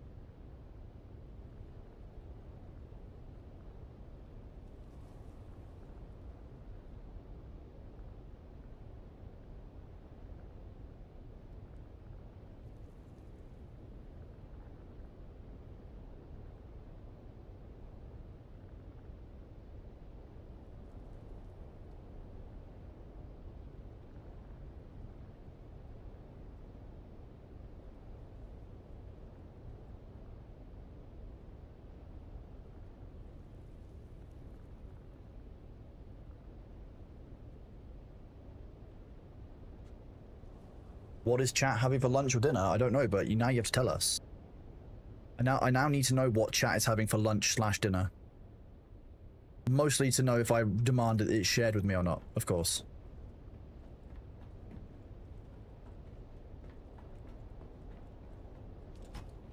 What did everyone in chat have for breakfast? That's also a good question. Did you have breakfast at all? You had chocolate for breakfast. Okay. Oh, you might have some mac and cheese. That sounds quite nice. A donut that is already eaten and maybe a naan with cheese. Ooh, sausage, egg, and beans. What? Sorry, Vart, what is dangerous sausage for dinner? What is dangerous sausage for dinner? Like, what do you mean? Balthazar's having chocolate for dinner and for lunch. Fair. You know what? Fair.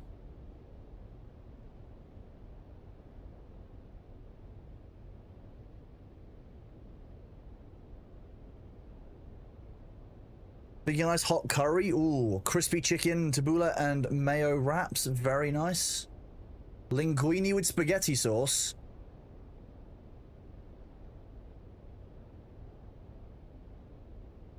Linguine with spaghetti sauce. But what is spaghetti sauce? Is there a sauce that is only fit for spaghetti? Because linguine is malformed spaghetti. It's better than spaghetti, as we all know, as the pasta wars taught us. But what is spaghetti sauce? Is that just a generic sauce? No. Spaghetti sauce isn't scrambled eggs and tea. Whistling Tipsy Pirate. No, I can see why you'd be confused. What do you mean by pasta or pizza sauce? What do you mean? You mean tomato sauce? Normally, you name the sauce by what's in it. Blended spaghetti. That makes sense. Yeah, okay. If it's a sauce made from blended spaghetti, that makes a lot of sense. I could see that being a thing. The sauce of the spaghetti. Ah, okay.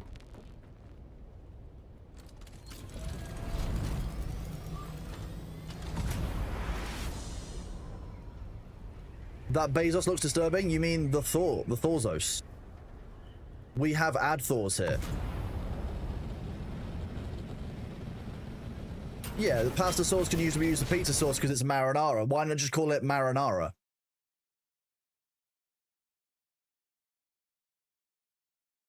Breakfast, coffee. Debating whether an omelette is brunch or chili cheese dogs with chips for lunch. That sounds like a pretty good Monday lunch. Basically marinara. Yeah. Yeah, that's what I'm hearing and understanding. Yes. That's where we're at.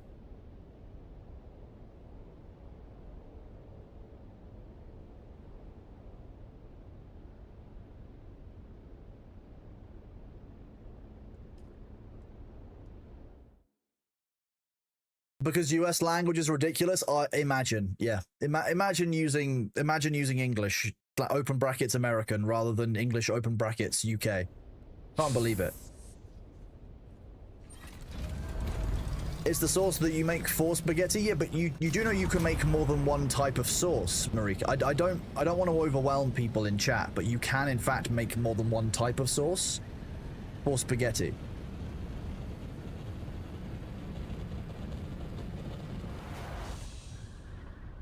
That might be alarming. I don't want to upset anyone and overwhelm you guys on a Mondays. I'll be careful.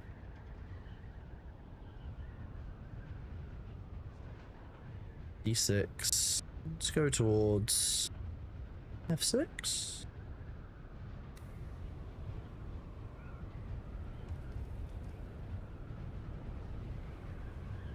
You like a good mustard sauce? That's what the chicken that the other day was. I had a Dijon chicken. It's very nice. You failed only one class in high school, English? It's okay, Chief, it shows. It's Monday. Why didn't anyone tell you? I'm sorry. We all agreed to not tell you specifically, Alpha.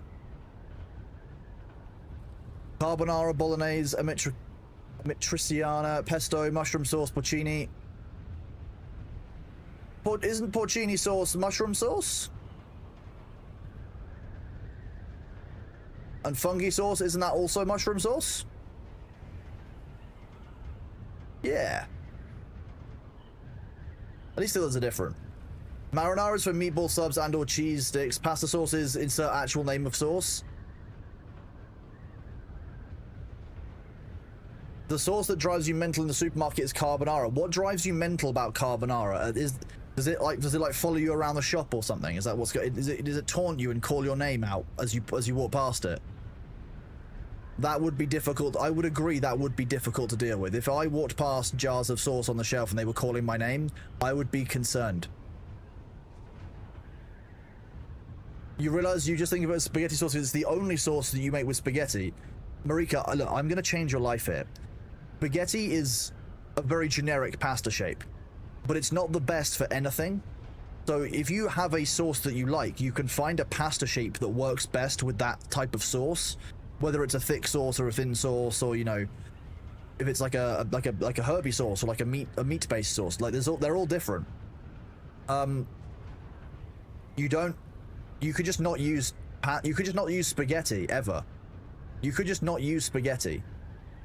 For example, rigatoni, big tube, excellent.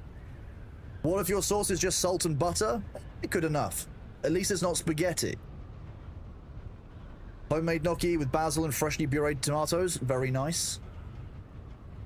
Rotini is good to use instead of spaghetti. Anything is good to use instead of spaghetti, depending on the sauce you're using. There are very few sauces where I'm like, you know what, spaghetti is the right sauce for that. Because tagliatelle exists. Spaghetti is quite an overrated pasta shape. If that's the only pasta shape that you have, live a little. And just don't use spaghetti. Use a different shape of pasta. Go wild. Long flat line rather than long thin tube. You don't like what do you mean dipping chicken nuggets in spaghetti? What are you? I'm British and I'm upset by this food talk, let alone like if they're Italians, I'm sorry. Mudders, thank you very much for the Prime sub, buddy. It's absolutely awesome. Thank you for being here. Those of you who have Prime subs, make sure that you use them. Don't let Jeff Bezos take that money from you. He owes you that. You have a Prime sub for a reason. Like that's your money to spend from Jeff Bezos. Don't let him keep that. Jeff doesn't need any more money for his diamond statue on the moon project.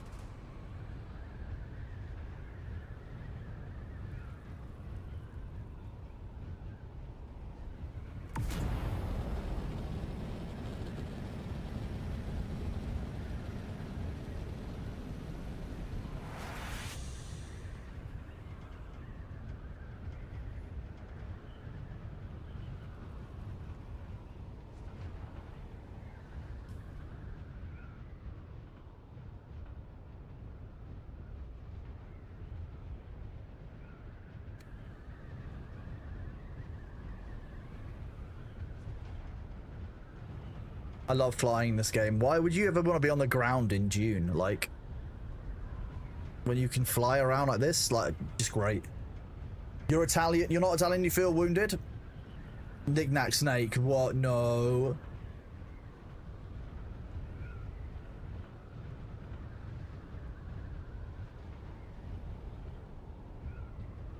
But yes, the best shape of pasta, in my opinion, is big tube. I love me a big tube pasta. Big tube, best tube.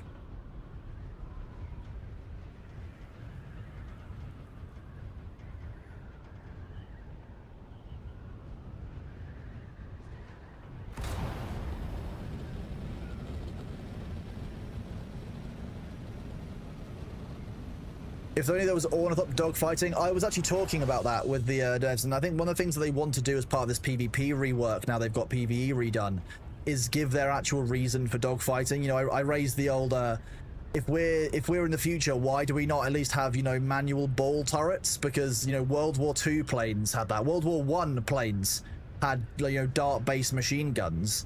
So if we can get, you know, a dart-based Karpov, why can't we have like a dart LMG on the back of an ornithopter so that we have at least a small amount of dogfighting capability? That would be great fun. But ultimately, it's about dev time and the use inside the game, and I think that would likely get misused for people trolling. You know what people are like. I know it's weird, but people might use it for griefing. Surprising, right? People would never grief anyone else, especially in Dune.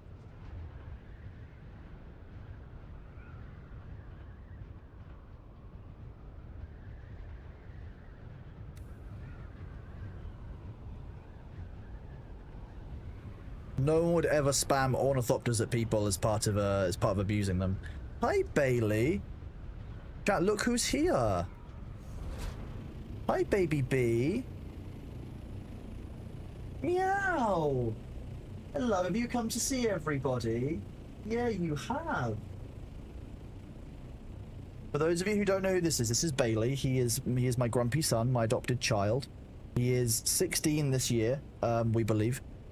Yeah, he likes to shout a lot. He loves chicken. He loves attention and fuss. And he basically came with my house. So, you know, that's the whole thing.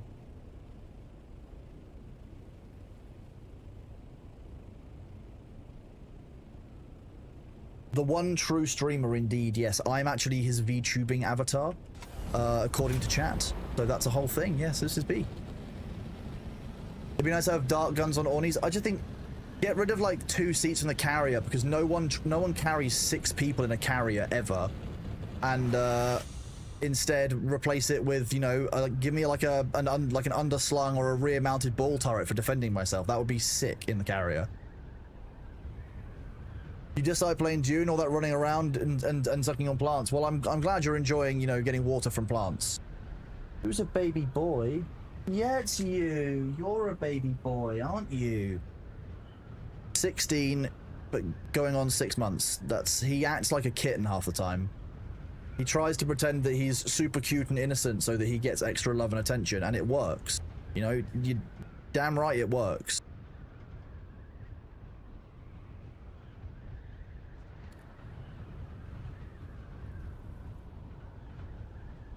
Are you having a clean? Are you cleaning your tail? He is. Need to sniff some spice? Oh, we can probably find some spice to sniff. We're looking for Rex more than anything because I want to see if I get some buffs, some good gear from them. Especially because at some point we'll have this. Increases the amount of loot gained from crash ships and buried ships. I'm really looking forward to seeing what this does, probably tomorrow. Okay, you're gonna go for a snack? Okay, baby. Yeah. He came down to say hi, and now he's going for a snack.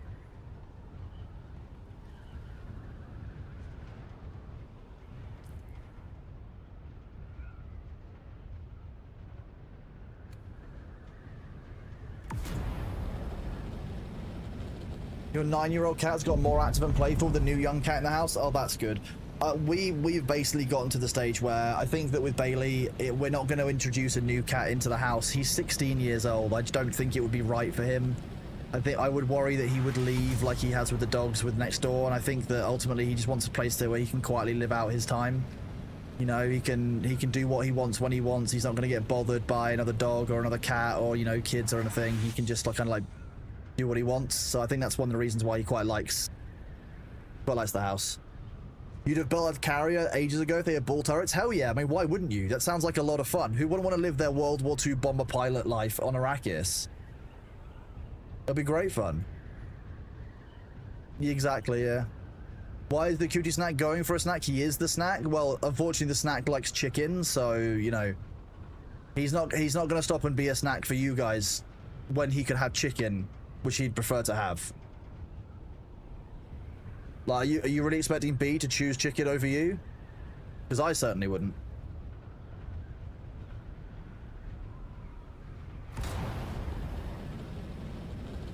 Didn't the Thorps have some kind of weapons in the movie? They had like door-mounted guns, didn't they? Door guns.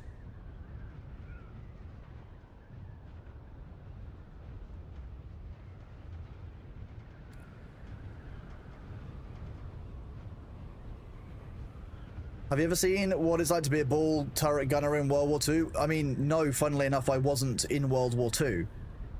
But if you had a ball turret on your carrier in Dune, you could live out your World War II gunner fantasies, is what I'm saying.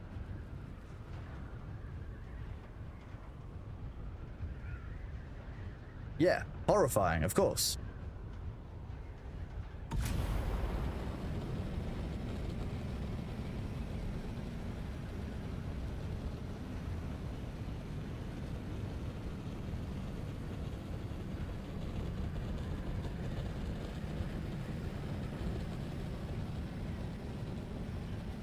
Sorry, don't have any fancies to sit in a freezing metal box being shot at? I don't understand what you mean. You've seen plenty of movies that showed how terrifying it was to be in one of those? Yeah. Like, let's be real. If any of you have seen World War II stuff, loads of the World War II shit is absolutely horrific. Being in battle is horrifying, and the soldiers that do it deserve our greatest respect for what they do. But that doesn't stop there from being games about those exact activities. Otherwise, Battlefield 6 wouldn't have been an absolute, you know, knockout success. I'm gonna be real with you, like, just because something's horrific doesn't mean it won't get enshrined in a game.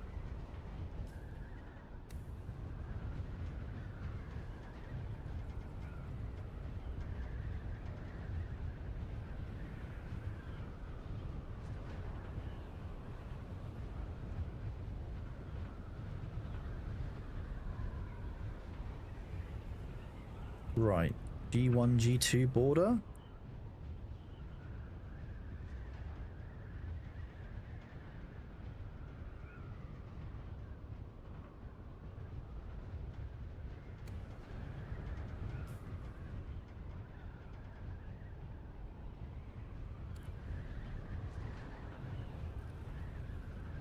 It might be that we've come by at a time when there are no wrecks or that everyone's been salvaging them.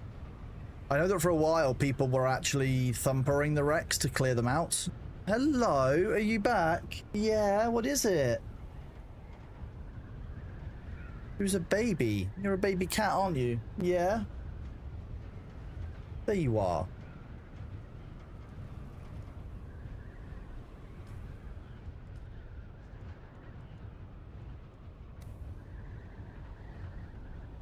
There is one here.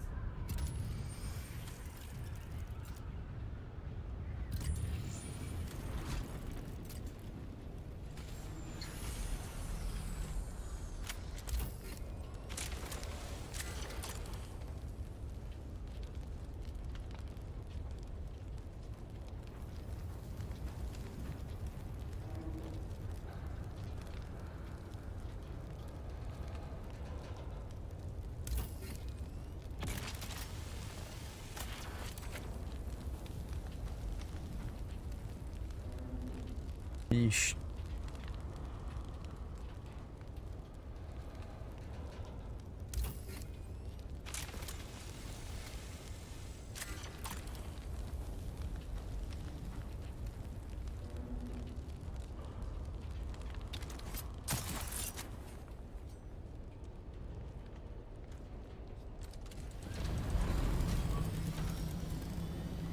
Well, that's what I mean. I think that you could just at least... I think even the assault thopters in the film still had more protection than what we can actually mount on them. They had rockets and they had door... I'm pretty sure it was assault thopters in the films that had the door gunners, was it not?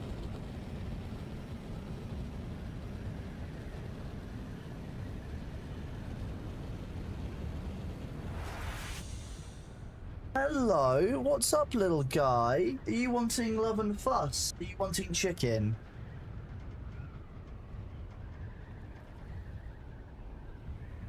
This is, I've not been fed for 1,000 years. Please give me chicken. Does it make sense to you the Mark III bike costs less research points to unlock than the Mark II? Yes, it's an upgrade rather than unlocking it full stop. Oh no, because you don't, with the Mark I. Maybe not. Maybe not, Spectre. I haven't really thought about it.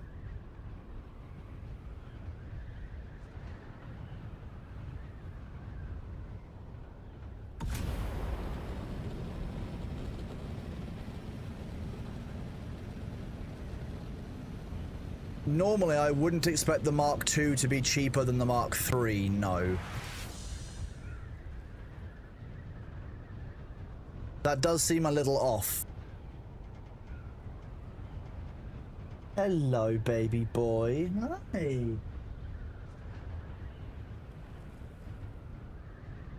Yeah. Such a cute cat. Rub your face on my desk. You are, aren't you? Yeah. You're such a baby. Oh. Yeah, you want to come up?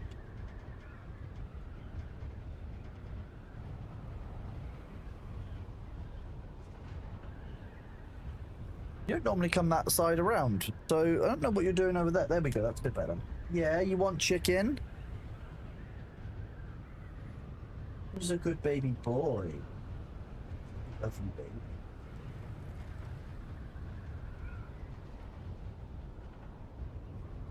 Is the spare human coming? Oh. Is somebody gonna give you chicken? Somebody gonna get food? Someone's gonna get fed. There we go. Someone's just tricked the spare human into feeding them. It wasn't a chair stream. You could see the real streamer. The real streamer was there. I would love to see Dune have something like the Thralls in Conan Exiles. It would be interesting to have the ability to defend bases and drag the corpses into storage of water automatically. That would be cool. Oh, did they get rid of shipwrecks on Haga? You haven't seen any? No, definitely not. They aren't that common, Eludes Dragon, but they're definitely not suspended. They're not removed. I saw one this morning. Chat and I saw one earlier when the worm went for it as we arrived, which is very rude, I have to say. Can't say I'm particularly on board with that kind of treatment. It wasn't very nice. I will pass on the hello to spare human from all of you guys. Let me hydrate, as some of you have requested. Thank you.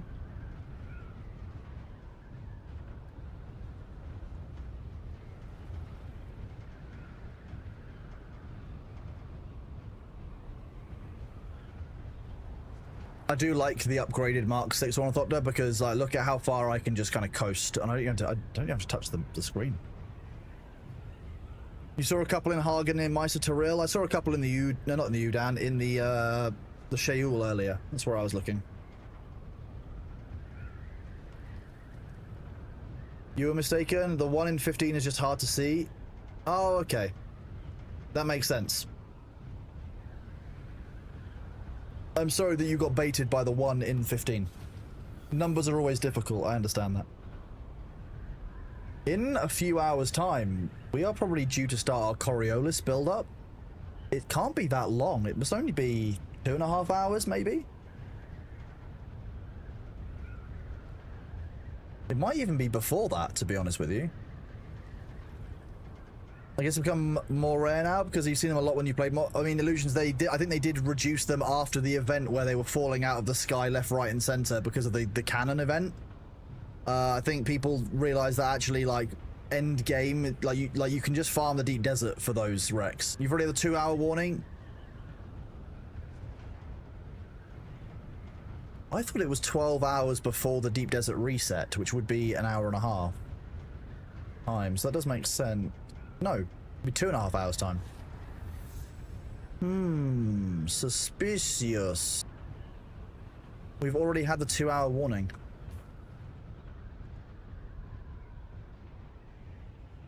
I'll have to have a look. We're making great progression by playing this. Like, we've got so much more of this filled out. Kind of neat. Bulwark. I need to get more of the bulwark set. Hello, Goblin Scout. How are you doing, buddy? It's good to see you.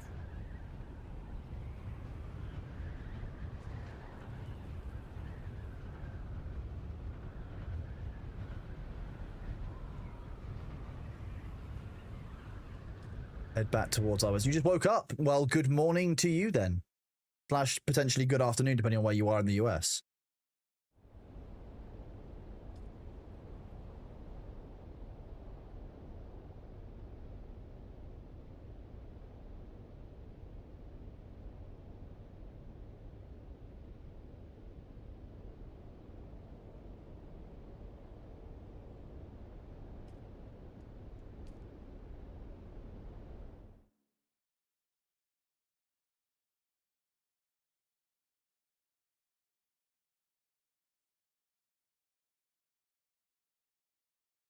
Does anyone want to see a particular dungeon run?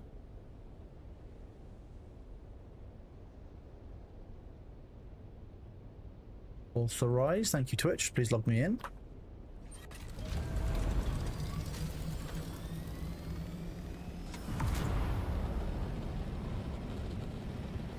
What are we saying? Yes, please to Wig Diddley? I can't remember what we were saying. Oh, some dungeon content. There's a couple of the ones I don't mind doing. A naked dungeon. I don't think that I'm going to do a naked dungeon run. I don't think Twitch's terms of service will be very happy with me with that.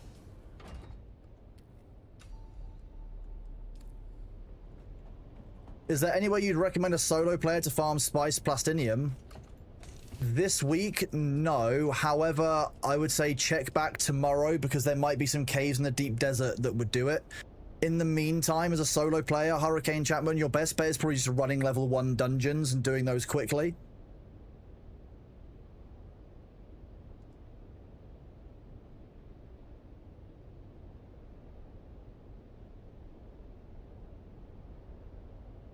One second, let me just do this.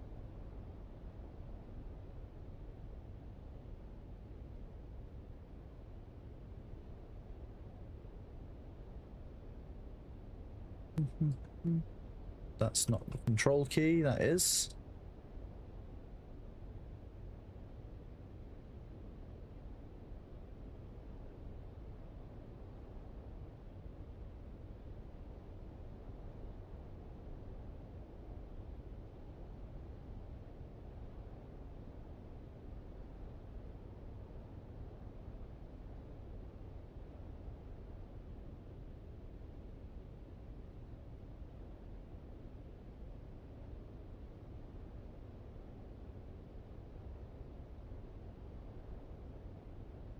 Okie dokie. Do this. This. Is it? Missions.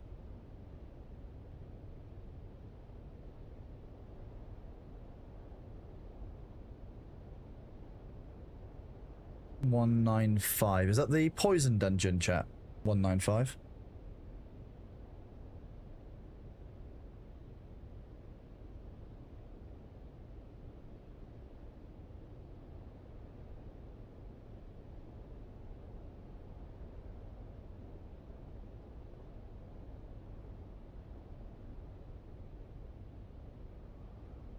Come on, Discord, stop being silly. Grab this. Copy link. 1 second, chat.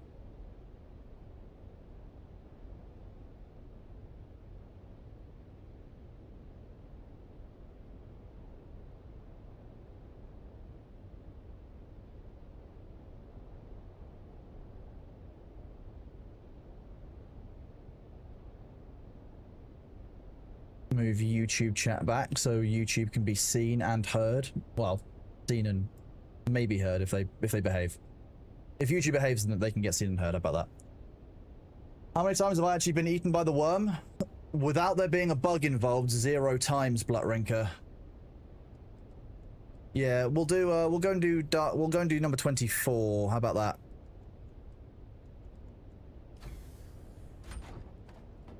Because the game is obviously very dark inside here, we'll go and do number we'll go and do 24 dungeon.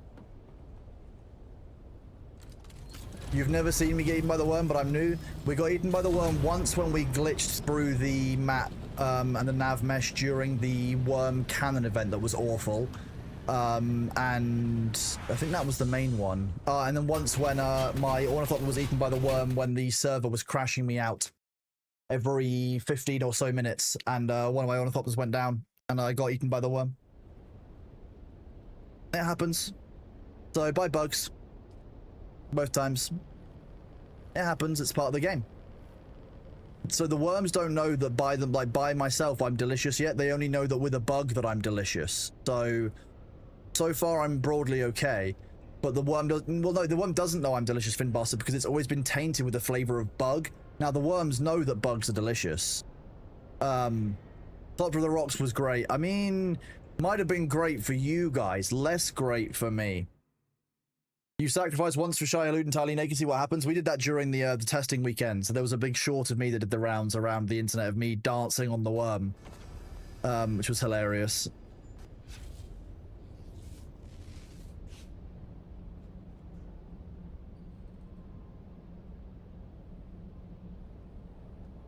I can't remember the layout of this one actually.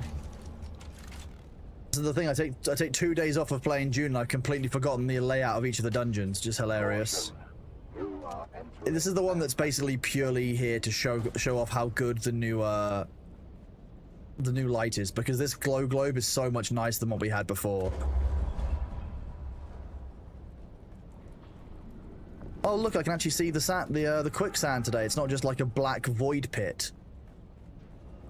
The Thopter of the Rocks was great content, not a great experience. Yeah, I mean, I'll give you that. It was enjoyable content, but not an enjoyable experience. Hello, enemies? Hello? Oh, was it just that one dude? Okay, well...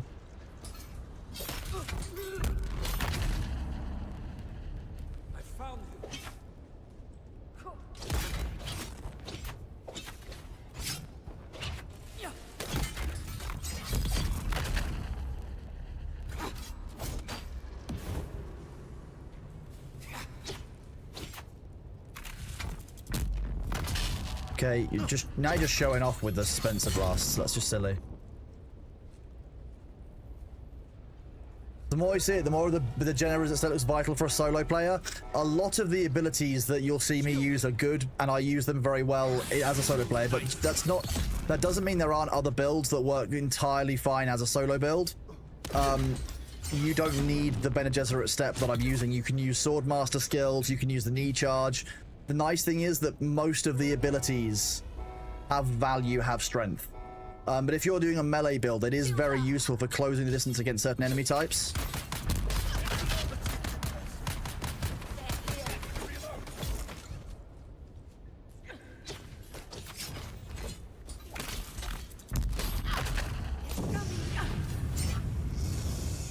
I'm going to go this way and just kind of casually walk around the corner, and they're going to leave me to it, because that's what I've asked.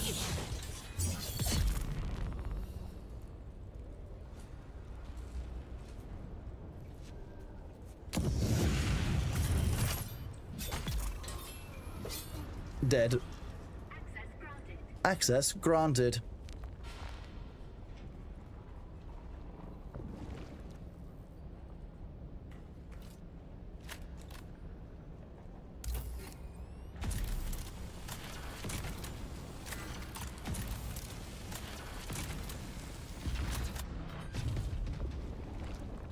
What is in here?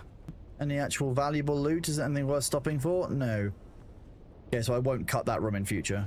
Fine. It's vital for a melee build for closing this. I mean, closing the gap against certain types of ranged enemies. It's very helpful. It also allows you a strategic relocate, but then again, so does Bindu Sprint and other things. So, Oh, I'm telling you, Leminger's gone off the deep end. He won't even come out of there anymore except to demand food and water. Just him and those things alone in the dark. I swear, I hear him singing to them at night. He's becoming more like one of them every day. I don't trust him. If we don't see it's some results this. soon, I say we cut our losses and head back to Harko. I forgot about this bit. There's a bunch of very angry melee dudes.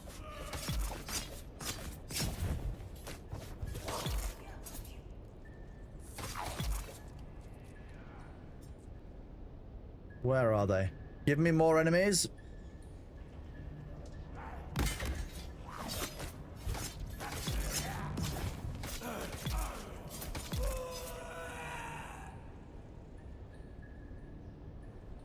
More dudes? Send dudes, please. In fact, I can just do this. Send dudes.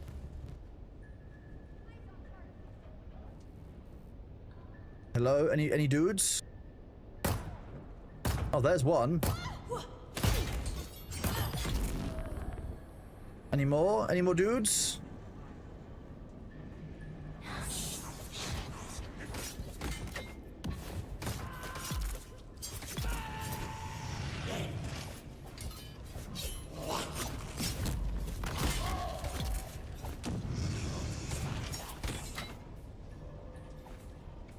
Probably shouldn't let my stam run dry when I'm doing this, chat. That's probably not a good idea, is it?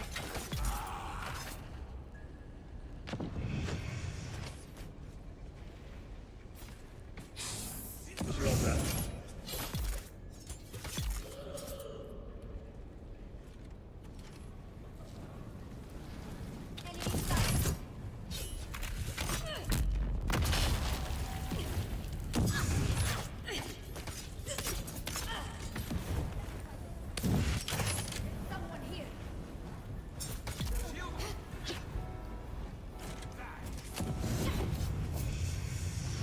Okay, well, I'm just gonna go this way and regain some stam, and then when the stam's regained, we'll deal with you guys. How about that?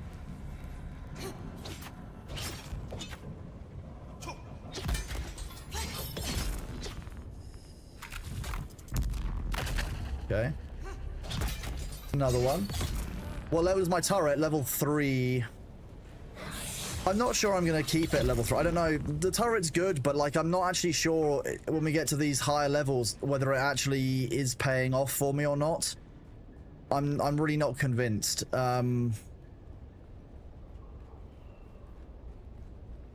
It's difficult. It's very useful against chaff and like unshielded enemies, but like realistically, I'll take that as well. Why not? Like realistically, I'm just not sure it's adding enough value when I am using it. Oh, does this guy got a shield?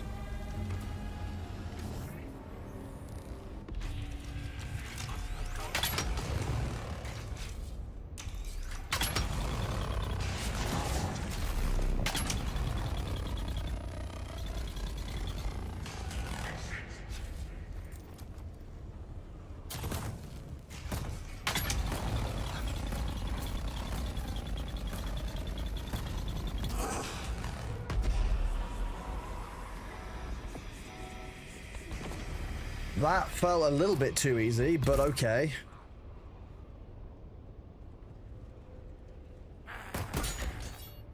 I don't really know where they came from, but hey. Free bodies, I guess? That was anticlimactic. I mean, I'm running level 1. I'm running the level 1 mission just to get used to the layout. You fought that guy for like half an hour in melee and lost? I'm sorry. I am running it on level 1 difficulty. Replica pulse sword. So some of you were asking what the best way of getting spice infused plutonium dust. So that took me just under 7 minutes. And obviously I'm leaving here with the spice plutonium dust, a couple of blueprints, you know, Mark 6 rad suit, which is obviously very useful for endgame content. These are pretty efficient to run. You can, especially once you've got gear, running the low level ones of these is going to be pretty much the norm for people to get a hold of them. So this is number 24, the Darkness Dungeon. This is one of the very first ones we did. Another Ancient Way. You're damn right. We get a lot of Ancient Ways, Judge Freak. It's what we do here. Apparently, we just want to be a rocket launcher main. That's what they want. None of the bosses are shielded so far. They are massive HP sponges, which is why they aren't shielded. Yeah. In the main story, when you're Telexu under old Horde, yeah, if you've been busted, yeah, that's a very useful time for the turret. But I think I'll probably replace it with something like knee charge potentially. What I really need is another like enemy disable or potentially mobility skill. We'll go and look at the skill tree now and we'll have a talk about it. How about that? We'll go and potentially redeem another Ancient Way blueprint because, you know, why not? Who doesn't need another one of those?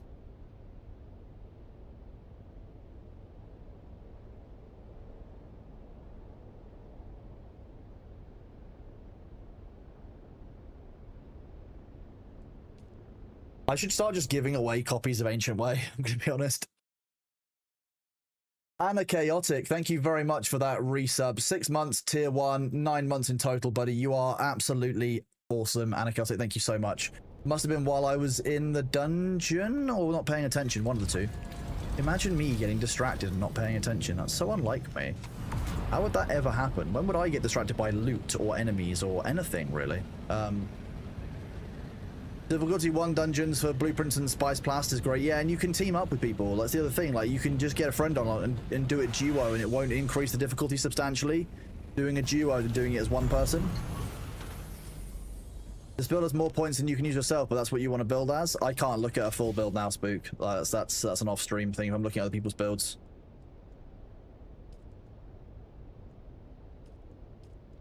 Just drop all this shit off. Okay, so skills.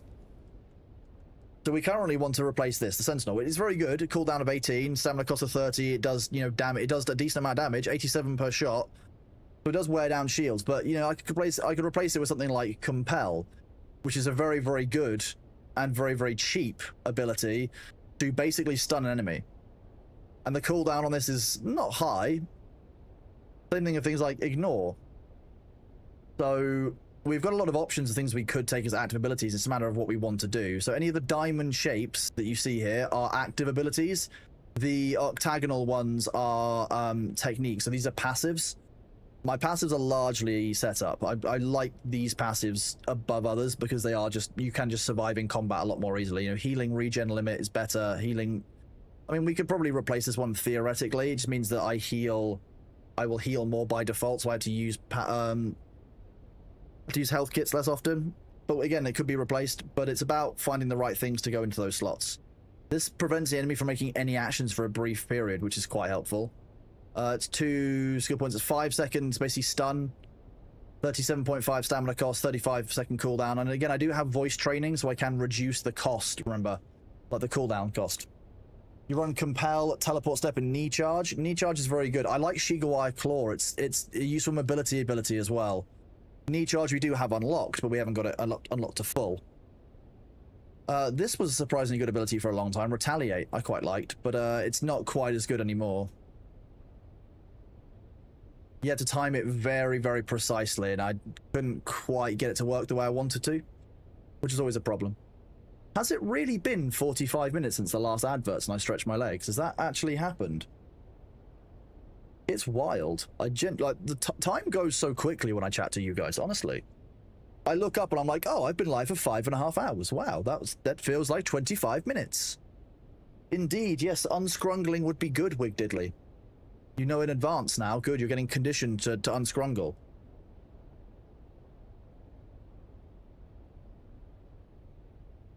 Yeah, I like Eye of the Storm, but I just don't think it does enough damage. Like, even 140 is just one weapon stab for me, so I'm just not sure that the damaging abilities are that worth it anymore as opposed to the stun ones. Like, Weirding Step is great because it's got a cooldown of 15 seconds, so we can just frequently use it, and even more so with the voice benefits, which is just great. How good is Source of Power? It's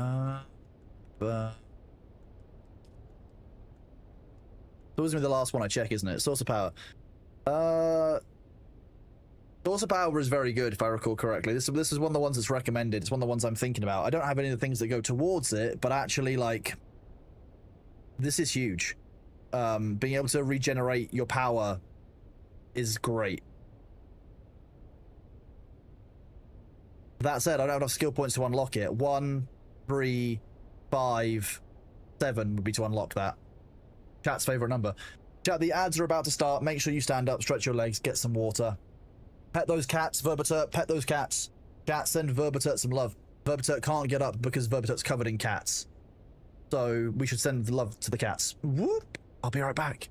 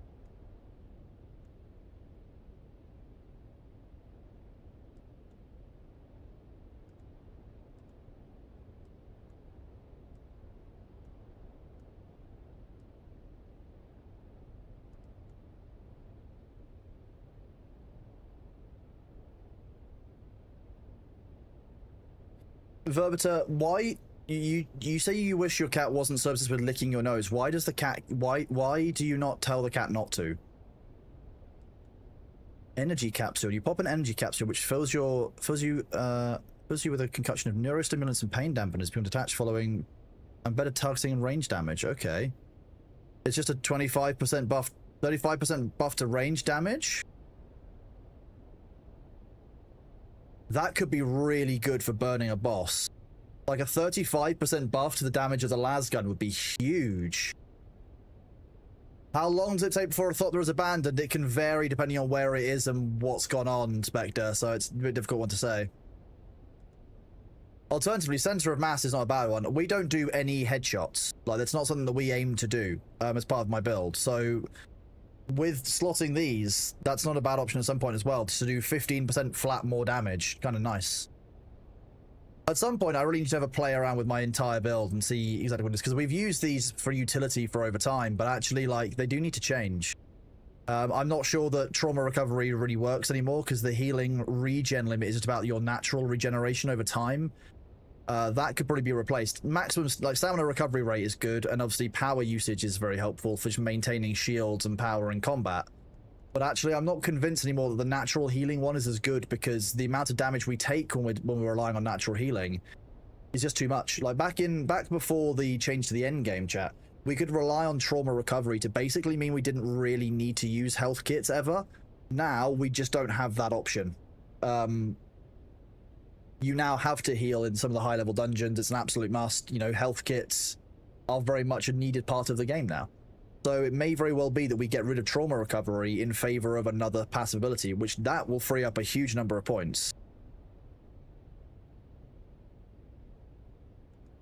Because that uses this. Only 3 in here. There's a Thopter that's been standing near Mirzba's head since at least last Wednesday. It might just be above the storm because of where it is. I don't know, Spectre. You know, I'll have to... It's not a big priority, though. Like, the storm will just leave it.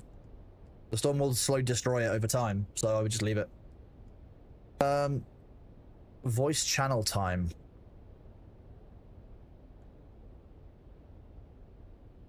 The top of the swordsman's tree is nice. Which one? Prescient Strike or the Will? When you're low on health, you regenerate health faster, receive less poise damage, and reduce all stamina costs for action. Stamina cost minus 30, increase health regen. Poise damage, health regen. That's not bad. I'll give you that. Thrive on danger is very good. So that's poise damage, damage mitigation. That would be quite good. Each time you attempt a difficult attack like a sprint attack or a slow blade, you gain increased confidence, which reflects as melee. Reflects as damage mitigation. I mean, at max level, that's giving 25% damage mitigation, which is huge. Reckless Lunge is... Lunge enemy will often provide them with an easy weapon to attack, but you have learned to turn a lunge to an advantage. Sprint attacks provide bonus damage mitigation for a short while after a lunge. Up to 50% after a lunge? Jesus. Okay.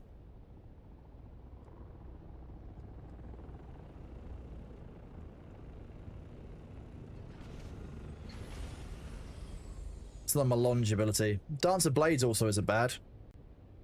When you defeat an enemy with a melee attack, your next melee attack gets empowered.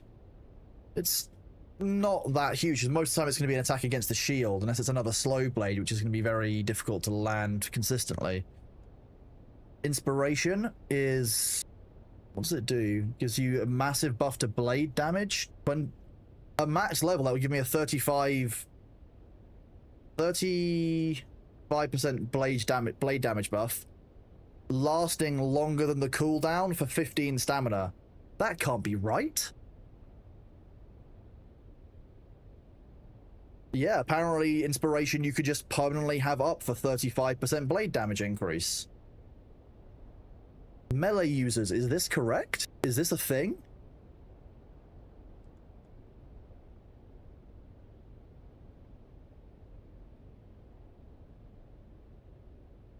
Crippling Strike seems useful, but it doesn't seem to be... I'm going to be honest with you, enemies kind of a bullshit when it comes to stamina, so I don't want to do anything that does stamina damage or just cripples them, because realistically that's not going to be so helpful. We have 2 Thopters that have fallen out from their base and are standing on the sand right below the shield wall in Jamal Ifrit al-Garb on Mary Reed. They've been standing there in 5 months out in the open. They don't take damage from the storms. They fell out from a base up on the wall that's now gone. That's... What?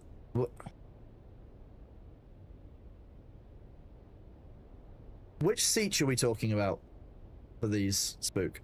Mary Reed and... Which one Spectre is on? Are you on Mary Reed as well, Spectre? Is this the same...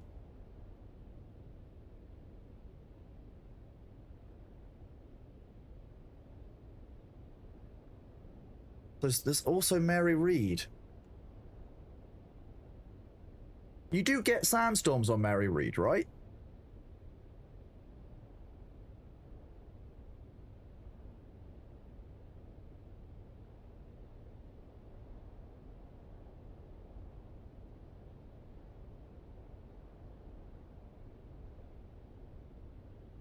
1, 2, 3, 4, 5, 6, 7, 8, 9.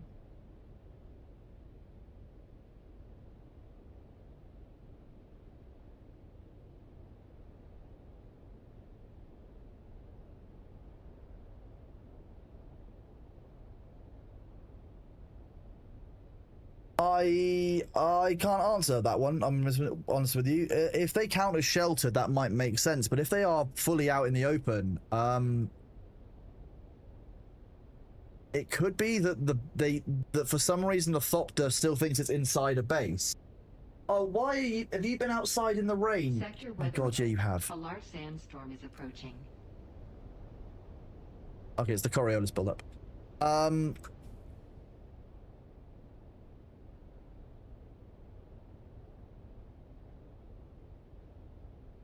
Hi, are you just sitting there shouting? Yeah? Hi! You want attention and fuss, you can come over here for it, but I'm not going to go all the way over to you, because I can't do that. I'll hurt my back. Meow! Hello, Jester. Welcome on in. Good to see you. We could do a road trip to investigate. You know what? Why not? Why not? Why wouldn't I?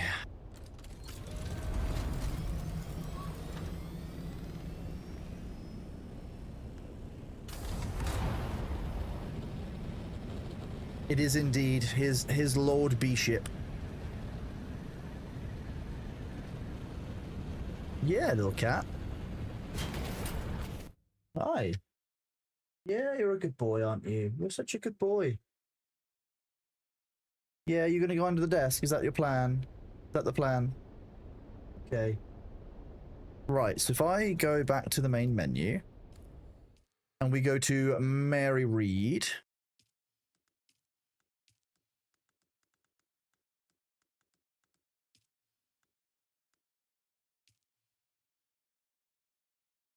Hi. Ow. Why is your head so soft and empty? Is it full of floof? Is that what it is? Is your head completely full of floof, Bailey? I think his head is full of floof. We are indeed just about it. We are on a network of private servers. Literally above your message, there is the answer to your question. You love his toes? He's very attached to them, Slithery. Look at him. Look at him. What I think is going to happen is he's going to realize that he's going to try jumping on back up on my desk again. He started doing this. It's his new favorite activity. He jumps up behind my monitors and just kind of comes underneath. Hello. Meow. Yeah, you're adorable, aren't you? Yes, you are.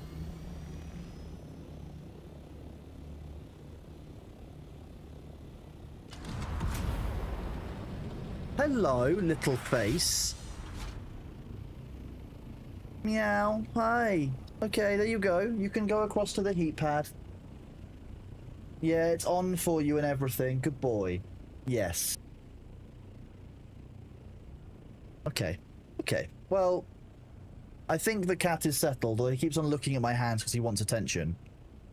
He just wants to be as attention-seeking as possible. Yeah, Charon's got it. He wants to take more of attention from the screen. Hi. Yeah, you want rubes.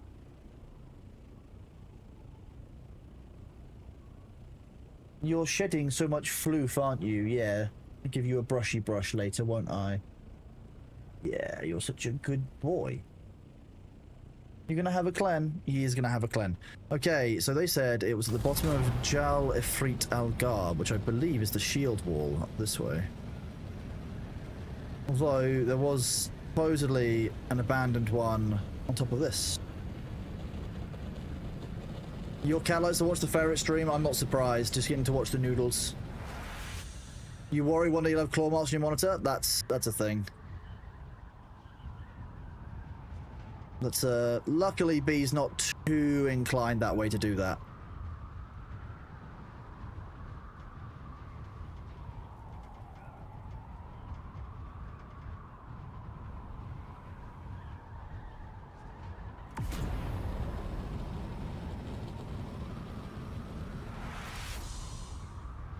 If it's that ornithopter, then that one's there by design.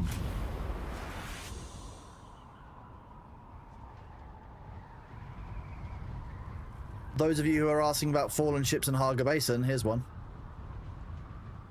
The one you saw is the north, just below the structure.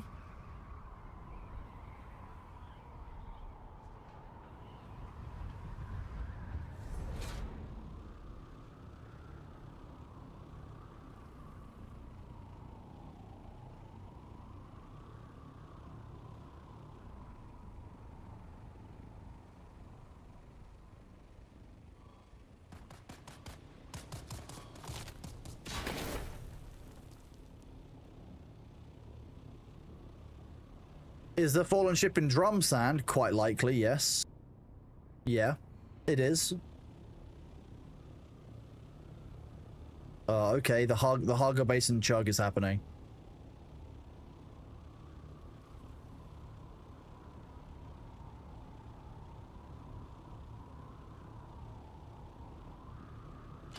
Let's go to the shield wall.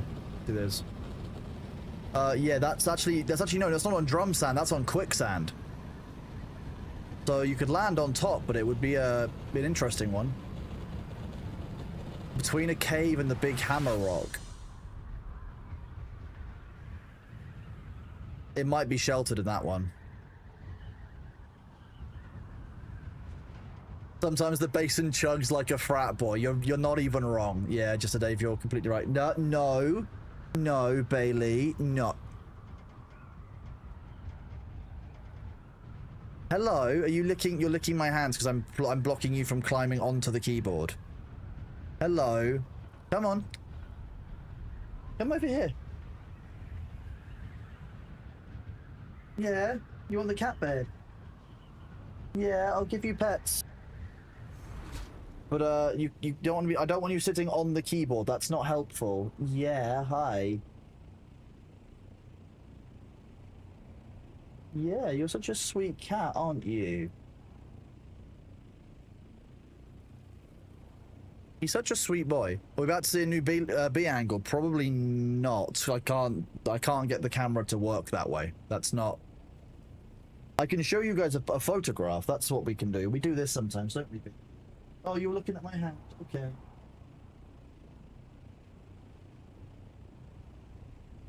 Hi.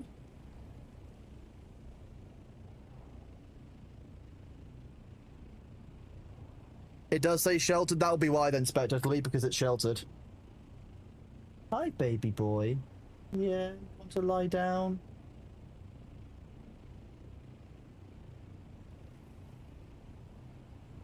He's such a sweet cat. Oh, apparently the Twitch server's disconnected me from chat.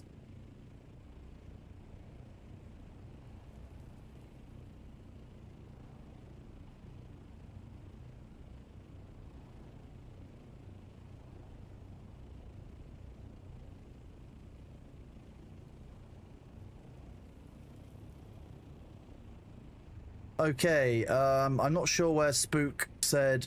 Let's see. Along here. Yeah, good boy.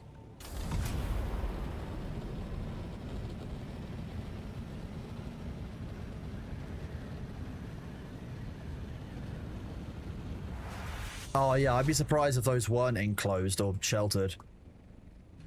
Oh no, at least one of those is completely wrecked.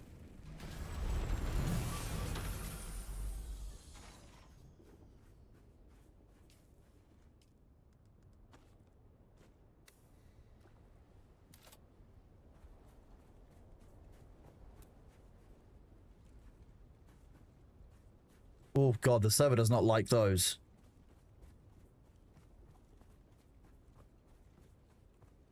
I'm gonna be honest, I think that the one that's intact likely has been protected by the one that's broken.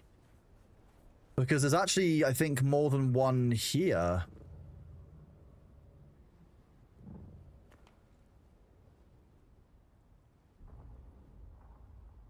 I count too many wings, but it might be because they're broken.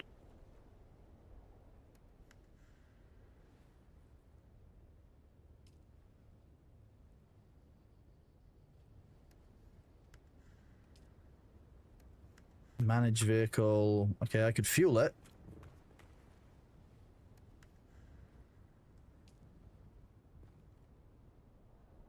Well, the good news is this one will likely... Oh no, actually this one on foot counts as sheltered. You can see over there on the left of the screen, it says sheltered.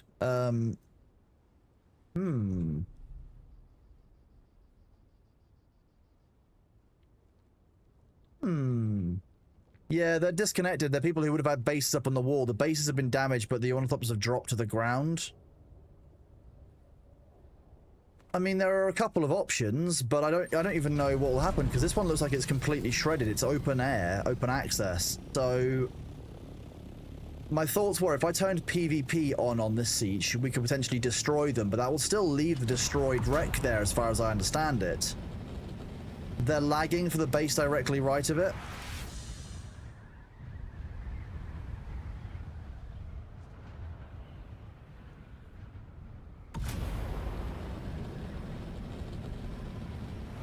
And this is why I think Funcom needs to give us a bit better tools for managing the server, because there's not really much I can do there without things getting a bit janky, and I'm not sure I like risking that fact. One of those is still very much intact, and I'm loath to doing it, to change anything about it while that's there. Strange they landed there? No, not at all. There would have been a base up on the shield wall on the side there, and when that base has degraded or been destroyed, those worms, those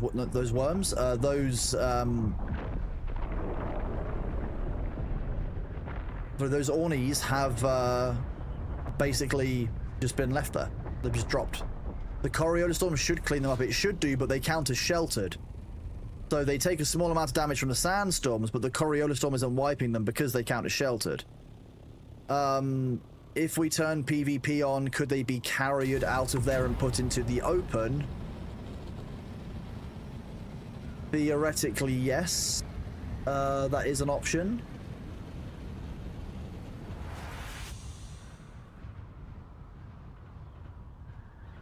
Not really one I want to do.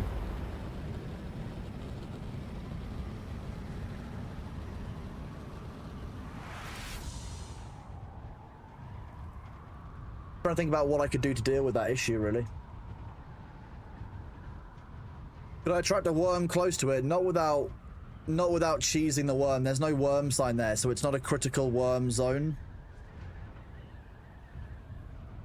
Put a thumper under them. There's no worm sign there, so it won't work to summon a worm, I don't think. There was no worm sign being generated when I was out on the sands. Fairly sure this is the guild base, isn't it? It is, yeah.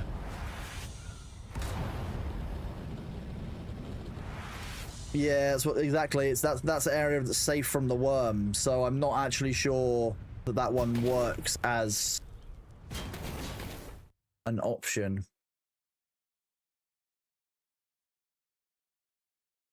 Raphael, we were on Mary Reed. That's where we were. So yes, you definitely saw a couple of Thopters in the same spot on Mary Reed, because that's where we were. I'm going to quickly restart my game while I think about what we can do with that. That's an interesting problem. A very interesting problem. If we turn PvP on, I'm still not convinced it won't leave the wrecks there. Those husks will still sit there problematic and broken until they're there. So basically, the only real way of doing it would be to delete the actual vehicle from the database somehow, and I don't have access to that. So it comes back to the same problem as that, that we've had before of, well, Funcom hasn't got the controls over that. Those Thopters are still alive. They are indeed, Raphael. Yeah. Yeah. You can lift things you don't own with a carrier in PvP. That might be the solution. Yeah, it might be that I'd turn PvP on and then lift with a carrier. But I'm not sure the destroyed one can be lifted with a carrier.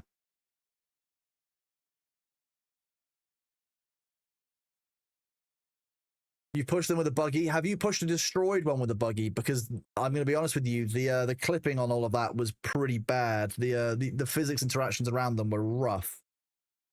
And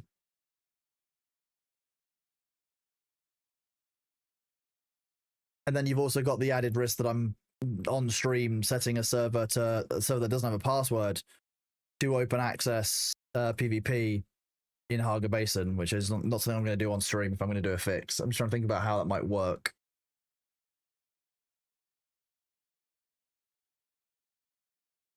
Yeah, that's the issue. My concern is that I'm not sure we can get an angle on those that's going to push them out of the wall versus just deeper into the wall.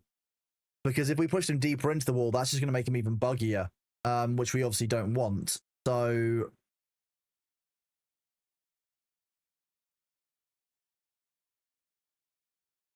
exactly, yeah, the worm can't reach them.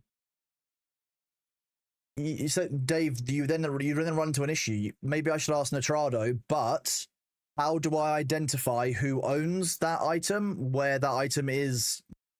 Because remember that it's not going to be. You're not going to be able to search the database of files and see which ones are in a certain geographical location. It's not going to work.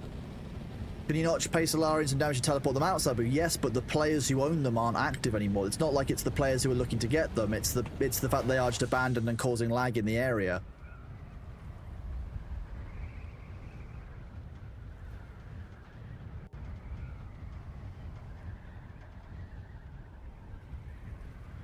Nah, you're alright, Sabu. I'm just trying to think about the best way of dealing with it, because it's a really interesting set of problems. Sorry, I do ornithopter dancing when I'm thinking. It's my thinking pose. It's, you know, upside down is when I think best, apparently, in this. So doing barrel rolls makes my cognition speed faster. That makes sense, right?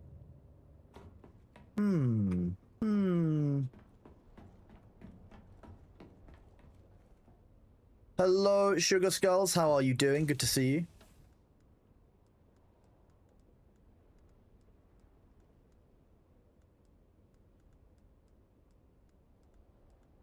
We've actually still got a fully upgraded Sandcrawler. This was a handbag, I believe. And this is just a normal Sandcrawler there. Have I fought in the pit? I have indeed fought in the pit. I've completely finished the new story. It's very good, very well written, and the pit fights are actually quite fun. The Thopter spins while the brains... Well, exactly, yeah, that makes sense. The barrel roll pushes the thinking fluid into the brain case, exactly. If there's enough of a base there left for a moment to figure out the owner via Subthief console, there is no base left, Marika. Yeah, see, now you're encountering my issues as a server owner.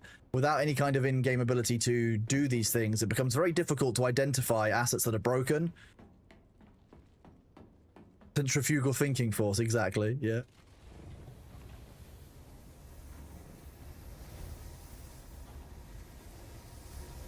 Hey, someone put my melange on earlier, nice. We could go grab some more melange, I guess. That's a thing to do.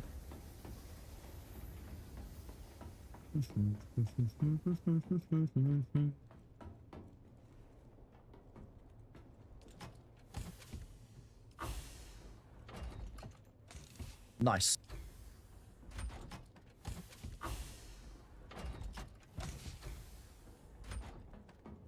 Melange, exactly, you know. Update worth a return? I mean, Subsonic, what was it that caused you to stop playing the game in the first place? Because if some people will say a different answer to this that will mean that it is or isn't worth it. If you left because of a lack of end game, then yes, it's worth it. If you left because of a lack of PvP, then no.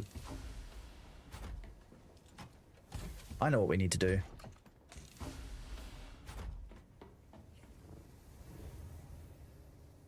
I know not what we need to do. Not what we need to do. I know what we do need to do. Exactly, Marika. It's something I'm talking to Funcom about, because ultimately, if they want us to run a fully hosted and fully managed off, you know, private server experience, like then, like to be clear, their customer support says, you know, you're on a private server, speak to the server owner. Well, if you want us to be the contact point, you need to give us the ability to actually fix these issues. You can't just start chucking people over the fence at us saying, oh yeah, you know, speak to the server owner when the server owner has no ability to do anything. That's not reasonable.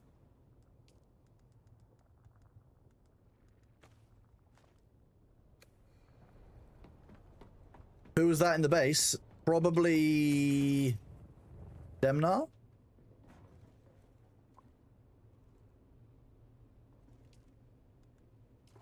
It looked like a male character model, so probably Demnar. But if it wasn't, it might have been Luther. I don't know why Fungal doesn't enable PvP servers, PvP everywhere, PvP crowd. Just get that. That does exist. A private server can do that. Just people just need to do it.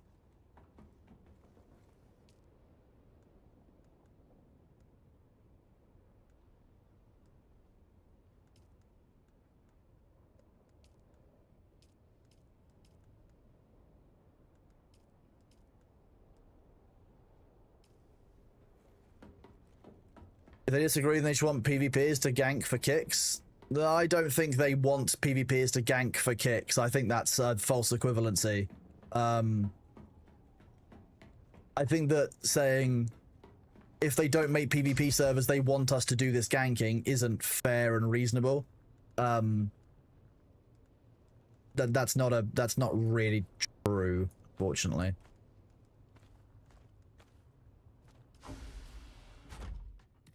Got fed up with the upkeep tax energy. Okay, so they've got rid of taxes.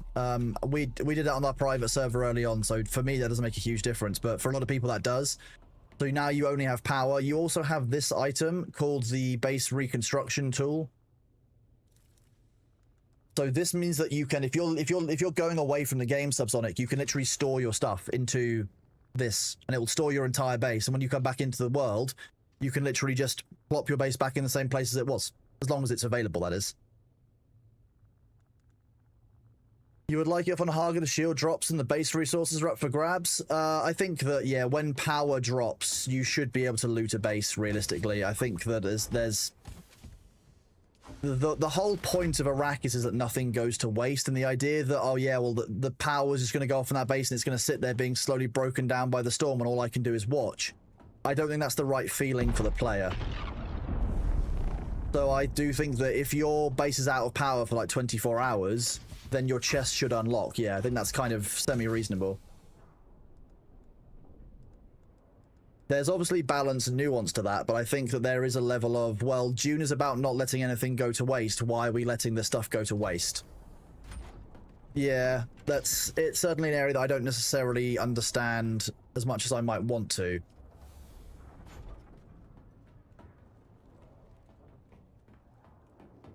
Because at the moment, I'm just kind of sitting here watching some bases degrade, being like, oh, it'd be awfully nice if I could, you know, do the Dune thing and make sure that they're, you know, not going to waste. I know there was the whole thing around, oh, well, you can get an NPC to destroy the Thief console. That was declared an exploit and obviously not great engagement for a lot of players who lost out, even if they were, you know, actively on, because people could just get through the shield. You could send an NPC through the shield at times.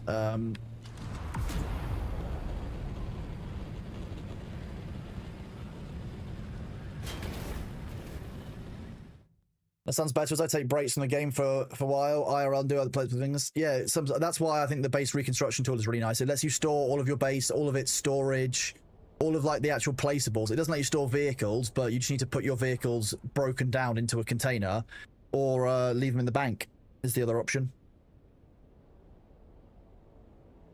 I would say a bit more time to power down, not just 24 hours. Yeah, I think at that point you're talking about a scale rather than about a principle. So yeah, there needs to be balancing done, be checking done.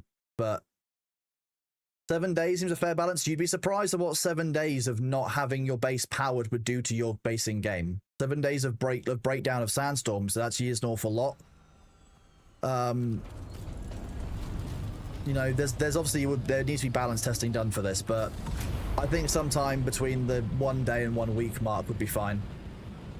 It also depends on where your base is, because some bases get hit by the storms much more often.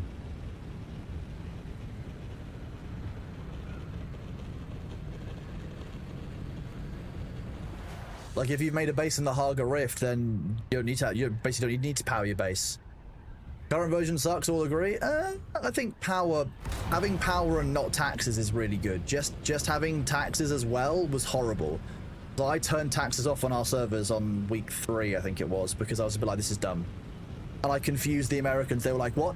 British person turning taxes off? It breaks our brain. But lo and behold.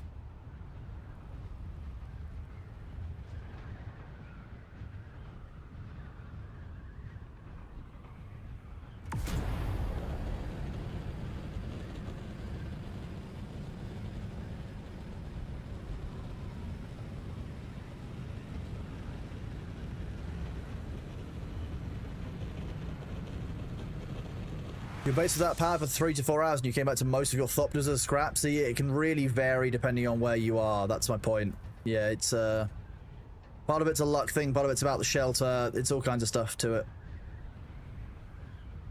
Power in takes a short while to keep up for 20 days. You did 3 characters, 2 bases under an hour. Yeah, Despo, but not everyone wants to be able to log in for the obligation aspect of a game like that. That's not a good way of motivating player behavior. Saying, oh yeah, log in or you're going to lose all your shit. Players will be like, oh well, I can't log in today, or I didn't manage to log in today. My base will be gone, therefore I'm going to quit the game and never come back. It doesn't incentivize the player returning or like having fun in future when they've got the capacity to. It incentivizes them to never install or play the game again because they've lost everything. So I don't really think that it landed quite as well as they wanted to maybe at launch with that one. Because I know a lot of people were quite disheartened to log in after a while and find, oh yeah, our base is gone, you know, oh, there's no one upkept the guild base, never going to be able to replace it, blah, blah, blah. I don't want to come back to the game, and then they're just uninstalled. Have you seen Discord lets you use server boosts to make some game servers? Certainly not very high pop ones. Yeah, I've seen that. It's an interesting way of doing it as a deal with game service providers. I mean, Discord wants to move towards hosting things, you know, themselves because they actually want to make some money at some point, I'm guessing. Because as far as I understand it, Discord still doesn't actually make profit. Which is not a great position to be in, by the way, as consumers. To be using a tool which doesn't make profit, it would likely get sold and made shit at some point. That's what happens.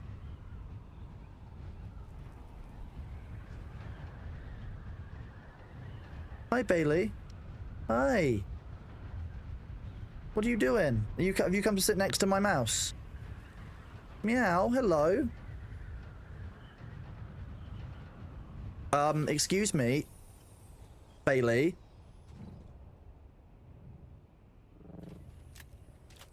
Thank you, buddy. Hello.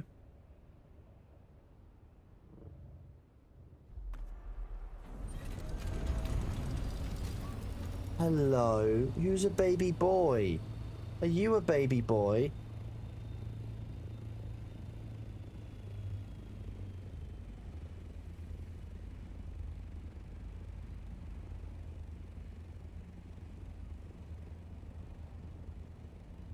Hi.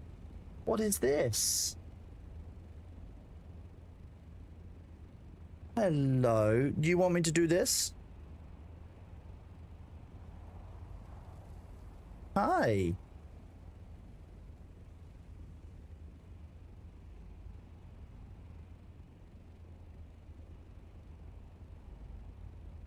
You didn't like the thopter, did you? You decided to walk across the desk.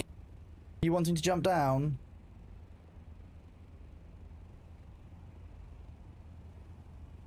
Hi.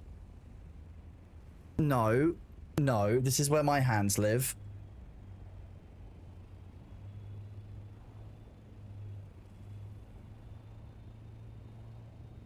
Hello.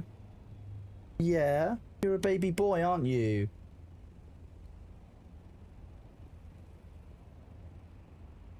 Is that your new spot? Is that what you like? You wanna live there? No, this is where my hands live. I keep my hands here so you don't stand there. Yeah, hi. What would you like to do? Are you wanting to help? Is that what it is? Yeah, okay. You want down?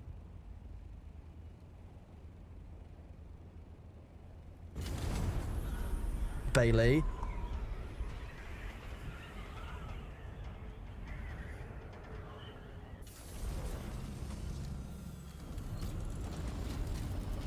Thank you for pressing F2. That was really helpful.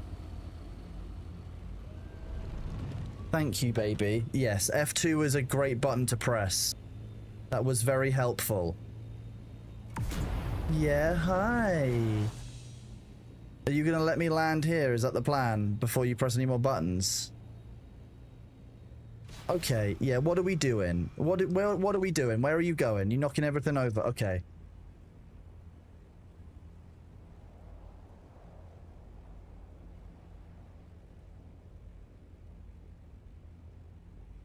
Good boy. Good boy. Thank you. He just wants to make sure that he was the center of attention for all of you. Are you the center of attention, baby? Of course you are. Well, that was a nice visit, everyone, wasn't it? Did you enjoy that? Did you enjoy that special edition footage for the day? That's the kind of thing with the cat that you just can't make up. Like, he's just gonna do that, and there's not much I can do to stop him. I'm very glad you guys like the cat. You're fine with it? Good. Well, like I said, it worked out. He's happy, you're happy. We didn't lose an ornithopter. If we had lost an ornithopter, it would have been hilarious, to be honest with you. Because he tried to take us out twice there. Twice, 2 separate times. And then he spent time with his paw resting on the F2 key, being like, yes, you don't leave the co-pilot seat.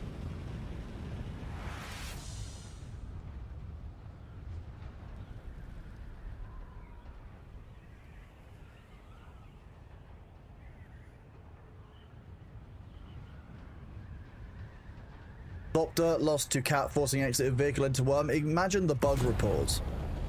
Hello, this little bug, the cat, caused me to lose an ornithopter. Please send help. Slash chicken. Not the first time you've seen a cat derail a stream for minutes? That sounds about right. Yeah, are you trying to decide if you want to do it again? Is that the plan? He just gave me a look and then the screen look being like, I could do it again though.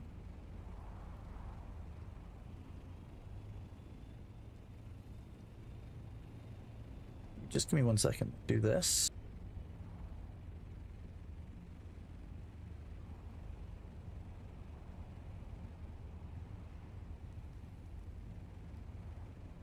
This one, this one.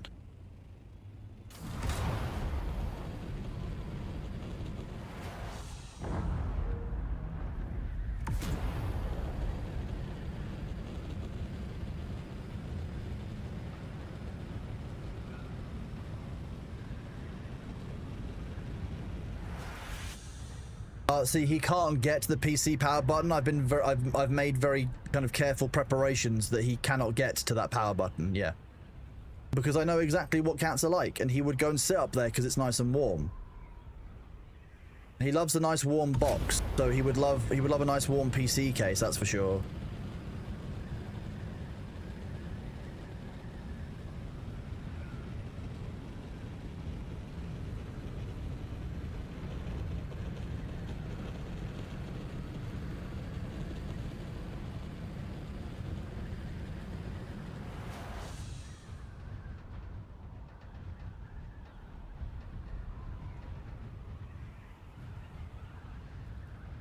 You keep saying Jiggy McTune's not presented, he's offended. Well, okay, he might be able to find this.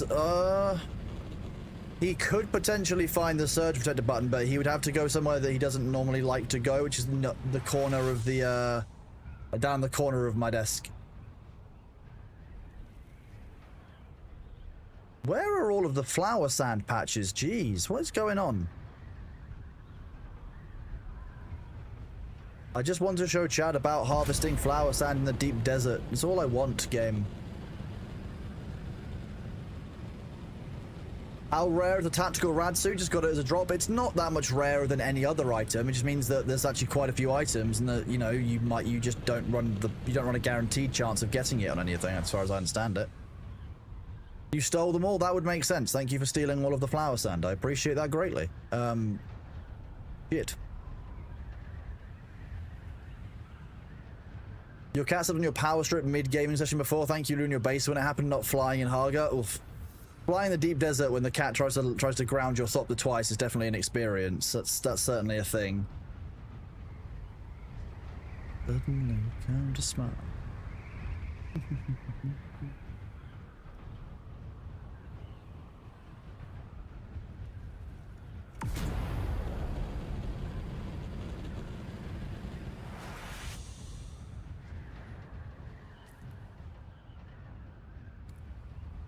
Your cat stole your mouse? That sounds about right. What else is a cat gonna chase?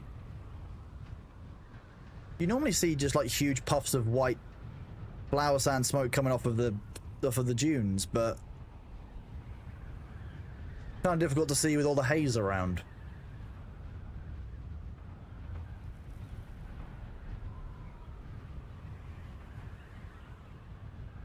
What do I think of Dune now, Scaper, first of all, thank you very much for that resub at tier 2. You're an absolute legend. 7 months of that support is so super kind of you. Thank you so much. It's so appreciated. As for how Dune is now, I think that this change to endgame is broadly good. I think that it was ultimately needed. The endgame needed a huge amount of revitalization. This does give you reasons for it. I think that there are a few patches needed. There are a few bugs in which are still high priority and need to be fixed before the game is solid for another few months, but they are moving in the right direction. The devs are engaging positively. They're doing what they can. There are things that I wish they would resolve more quickly, but hey, you know, that's always going to be the way with anything, I think, in this day and age for games.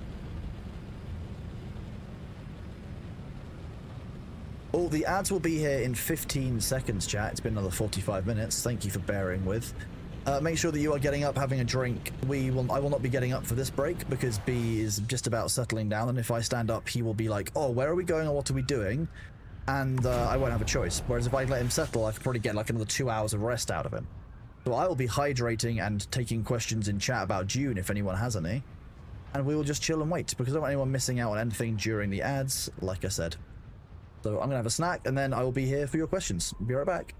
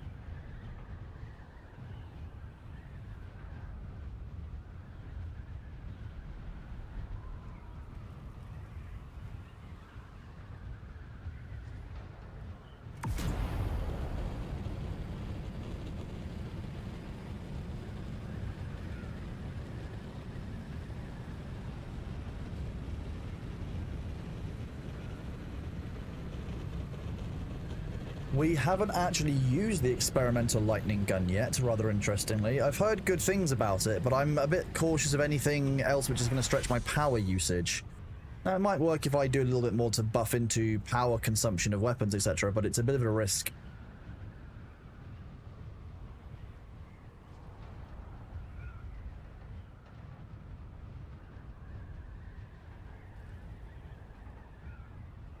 Nellis did too good on this one. I'm glad. I'm glad you think so. Nellis did a great job on the Flesh Shaper Thorak.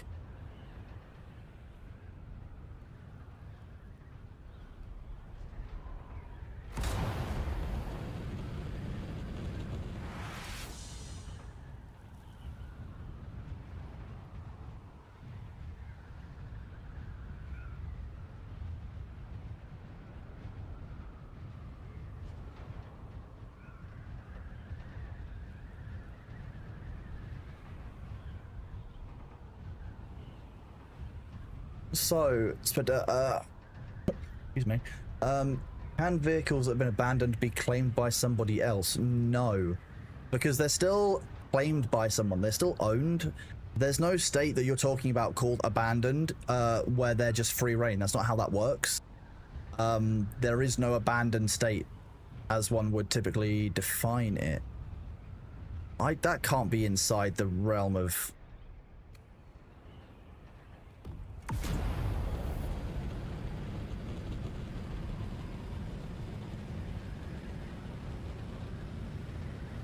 Apparently it can be.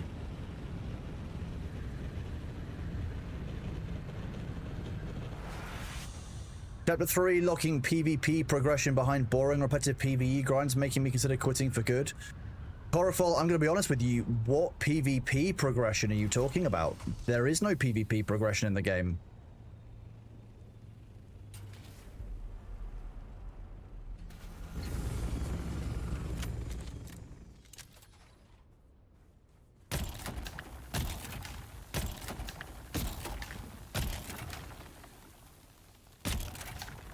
Combat spec and graded T6 uniques, that's not PvP progression, that's PvE progression that you're talking about then. So they've put the PvE progression, which is progression for everyone as far as Funcom kind of defines it, as a higher priority than PvP, which is only for some people. So I wouldn't look at it as that they've necessarily gated PvP progression behind PvE content, because this isn't designed to be PvP content. This is PvE content because it's for everyone and it's against the environment. You're meant to be farming PvE stuff. So you're going to be severely behind in PvP if you don't fully spec in combat and gear. Yes, that's kind of the point, but that's just better gear is PvE. The activity is PvE, even if you're using that for PvP. But you're saying PvP progression like there is some kind of progression tree. There isn't. I'd love there to be one. That would be great. That would be a great use of systems, I'm going to be honest. Like, I'd love to see PvP progression. That would be kind of cool. Give there a reason, like, incentivize PvP again, because currently the game doesn't do that. But yeah, this was never meant to be a PvP update. This was never meant to even have an impact on PvP. It's literally just updates to the PvE endgame. PvP is completely dead. I completely agree with you. There was nothing in this update that was meant to be for PvP, and that was something that when we had the conversation with Funcom on the Monday before launch, it was raised at some quite, considerable length, because actually there are a lot of us, myself included, Winky as others, who really enjoy the PvP aspect of Dune and wanted to be involved in the PvP Deep Desert endgame. I'm saddened that the Deep Desert looks like it is. I'm saddened that we're not going to have that kind of social sandbox environment gameplay that we might have had, and that actually a lot of the Deep Desert has become kind of reasonably, like, what's the point? There's no point in PvP. There's nothing to incentivize it, so it's just PvPing for PvP's sake, which ends up just being ganking, because people don't want to engage.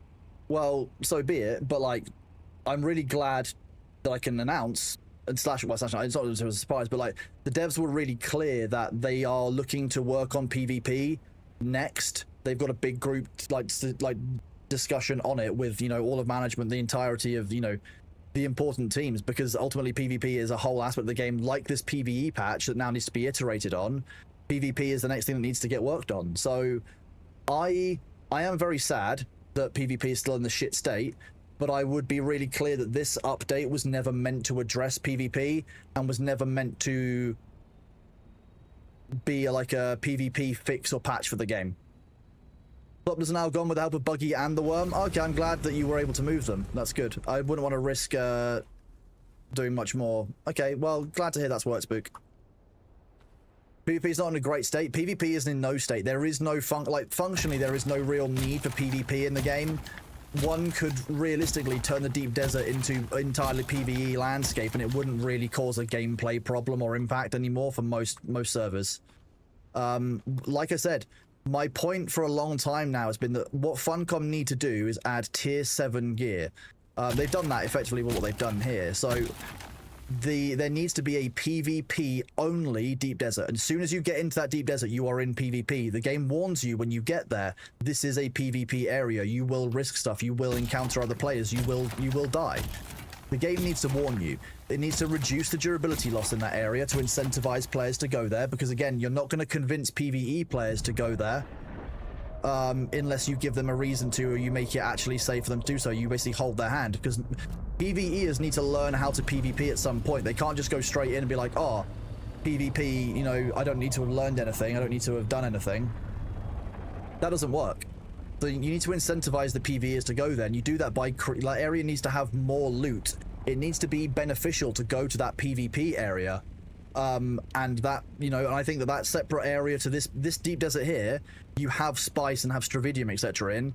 Don't have any of that in the PvP Deep Desert. Make it maybe 1/3 of the size, so just one of these 3x3 cells, or and make it so that it's multi-terrain. So you've got rifts, you've got no fly zones, you've got radiation zones. Give it high level NPCs that you have to farm, and make it so that basically make it into a bit of an extraction shooter. So you have to escape with your blueprints or drop them when you're killed. That's what the PvP area should be. It should be a way of getting this higher grade gear without having to engage in a PvE necessarily method. Okay, are you coming back? Is that the plan? Yeah. What is it? No, not there, thank you. There we go. Hello, have you come to join us? Yeah, do you want to get down? Or do you want my lap? Hi.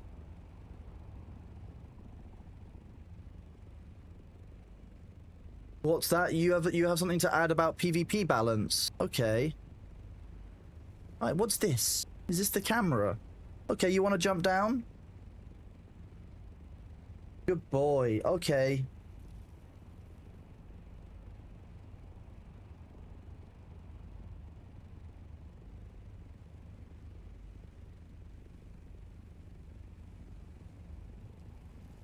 One, two, three.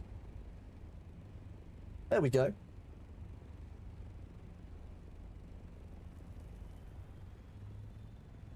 Is there a way to upgrade Teaser's blueprint? You have to find them. You have to find the new ones.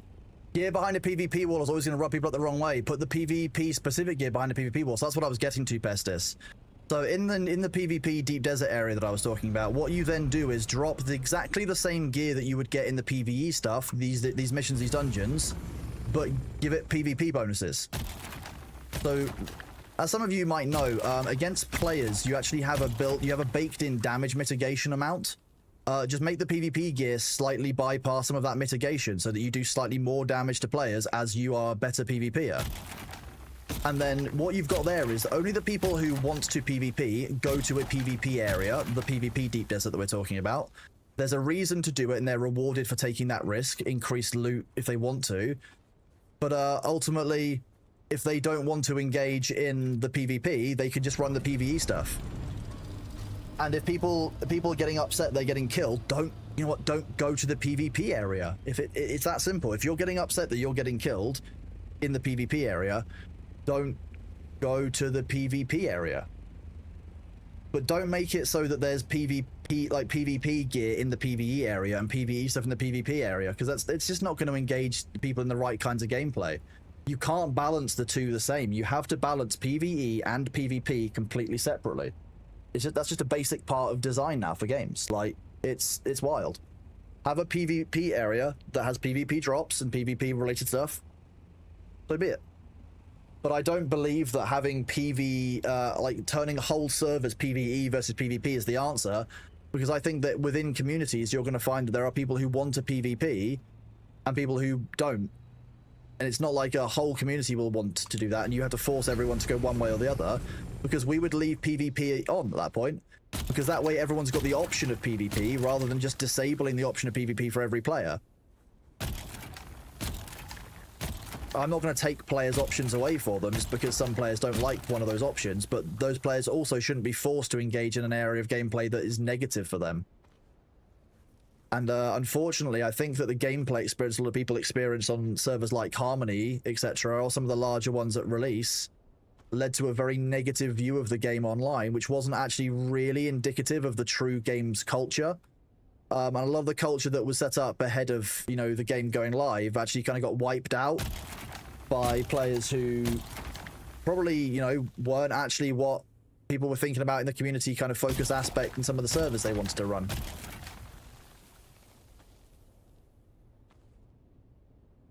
I know it's a wild take avoiding PvP areas if you don't want to PvP. I do appreciate that that's difficult to understand.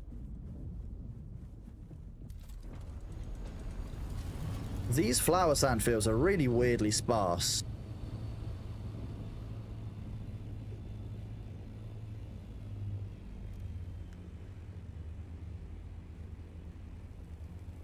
Look at his little lordship. There you go. I like so the basic culture on our server has become that people will generically, I'm talking generally, people will fight over the fallen ships, the ones that you've seen me fly around and grab. People will fight over the they will fight over the wrecks, and they will fight over labs, because ultimately people can't really complete those in groups easily together. Those are the areas where there's actually some kind of reason to fight or some kind of impetus to fight, and that kind of makes sense, and I can see why people fight over those. fighting over the ring mouse is just ridiculous at this point, because everyone, like most of the people who have enough spice to PvP at a ring mouth would just be keeping other players from catching up and enjoying the game by PvPing at those ring mouths. Same with Stravidian and Titanium Islands. Like, we don't want to be holding each other back and stopping each other from enjoying the game, which is what I think a lot of situations have ended up happening in stories I've been hearing from the public servers. As someone who doesn't prefer PvP, you agree on having a PvP zone? I think that PvP is important for the game, and I think actually PvP in Dune could be a lot of fun. The deep desert fun that we were having originally when the game came out, of like actually raiding bases in the deep desert, was really cool. That's an area of gameplay that I miss. I do miss base raiding and like timing it with the storms and scouting out a base before a storm hits to be like, oh, actually, okay, we can now hit this place because it's vulnerable for 5 minutes. Let's do it. But I don't think that everyone's going to feel the same way about PvP, and I kind of don't expect people to. I don't want them getting shoehorned into a gameplay experience that they're not going to enjoy because they are the fodder for my gameplay experience. That's just going to feel weird no matter which way you cut it.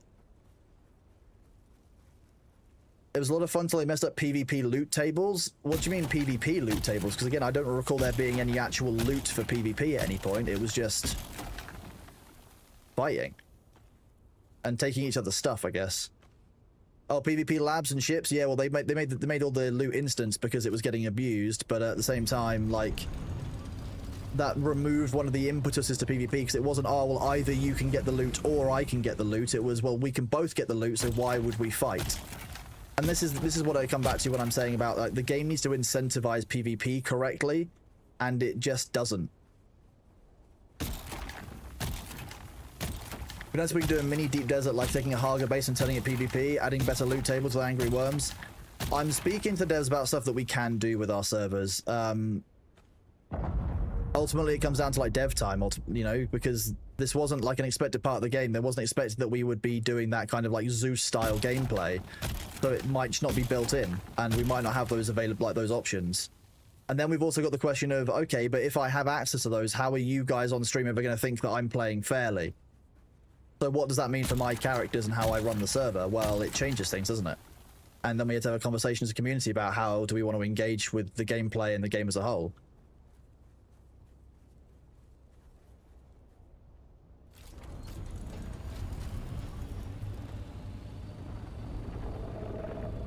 Because I'll be real with you, like, if I have the ability to spawn ships in and stuff, like, you're not going to engage me in PvP in the deep desert, are you? Because I'll just spawn. You'll just be like, oh, well, they'll just spawn stuff back in, or our Cronus might smite us from afar. Like, it's not going to be.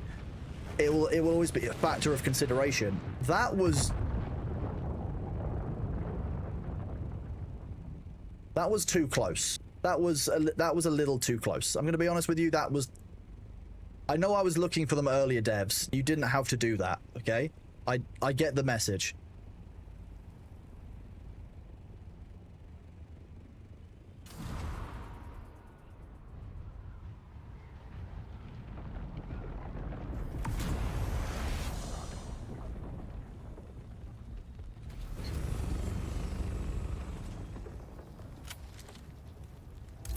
I can't believe I've used admin tools to tell Arthur to buy the game.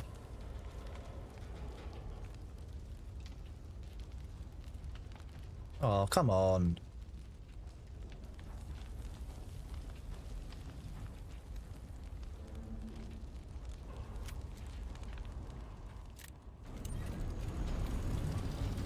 Ruins of Old Carthage being extraction like map, that could be really fun. Like, and this is what I mean. Like, I think there's lots of elements that could be really good and really solid inside of the game. I'm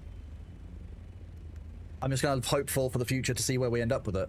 There we go. I've got 5,000 just from this one field. It's not bad, but it's proving remarkably hard to see where the actual flower sand remains. It's a bit clumpy.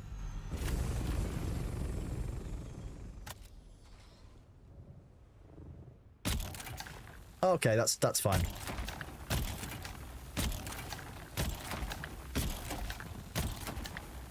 Don't you use your audio for things like that? I even heard the shuttle going down on your stream. I did, but like, I wasn't expecting the shuttle to be that close.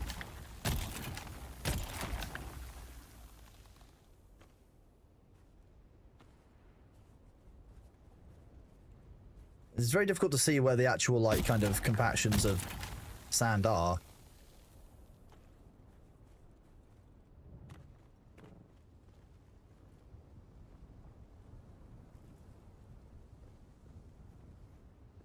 Because it looks really thick like there, but that's just the clouds. There's actually no sand beneath it.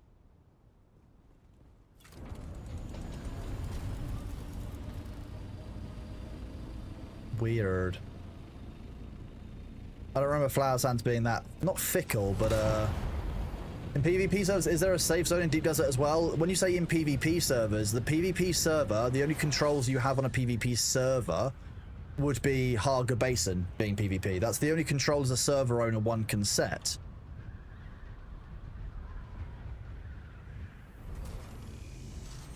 So there's always, like, the Deep Desert will be half and half, even on a PvP server, because that's a world level change rather than a server level change, which is the Siege that you play on the Haga Basin map. Most players rent a Haga Basin. Hello, are you back? You're coming back up that way, are you? Thank you, baby boy. You're very cute and you're very welcome to climb across like that whenever you want, as long as you don't stand on the keyboard.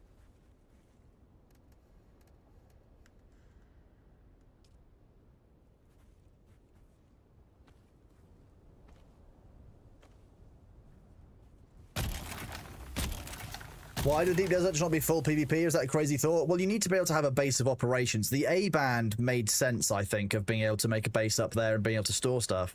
I think there should have been additional challenges to it. Like, I think those bases should have been raidable during the downtime, theoretically, so you only have temporary operations there or something similar. But I don't like what we have now as the Deep Desert, which is just open. Like, you can build in the E-band. Like, it's ridiculous. Kind of insane. A-band makes sense. Also helps to ensure people don't get spawning camped. Well, exactly, yeah. There would otherwise be the issue of people could basically choke point camp you into and out of the Deep Desert. So the A-band being a safe point kind of makes sense to me. But I don't think it needed to be. Maybe if you're going to be really welcoming to players, you make the A to C bands PvE. Sorry, yeah, PvP, PvE. But not halfway through the E-band is just a really strange choice. Meow, hello. Who's a baby boy? Are you asking for love and fuss? Yeah, you are.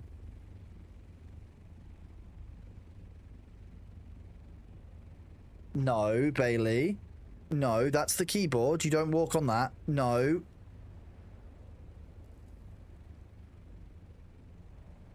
Hello. What are you wanting?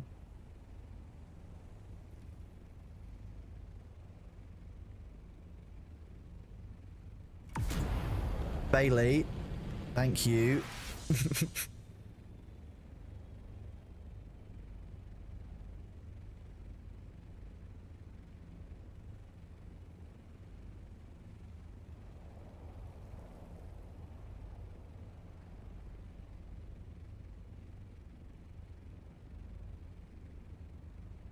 Hi, baby boy. What do? Are you wanting to check out the Dune? You're not being very helpful, I have to be honest, B. I might just need to fly back home to base, because I'm going to be honest, like, flying around the Deep Desert with an ornithopter is not the most convenient when there's a cat sitting here helping me. You're a very lovely co-pilot, but, no, don't you look up there. There's nothing, you can't, that's the teleprompter. That's not a flat platform that will support a cat.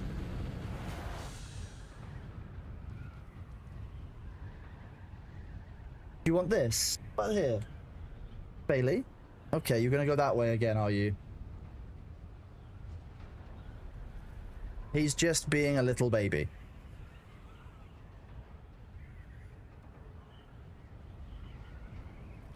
Yes, thank you. You're such a sweet boy.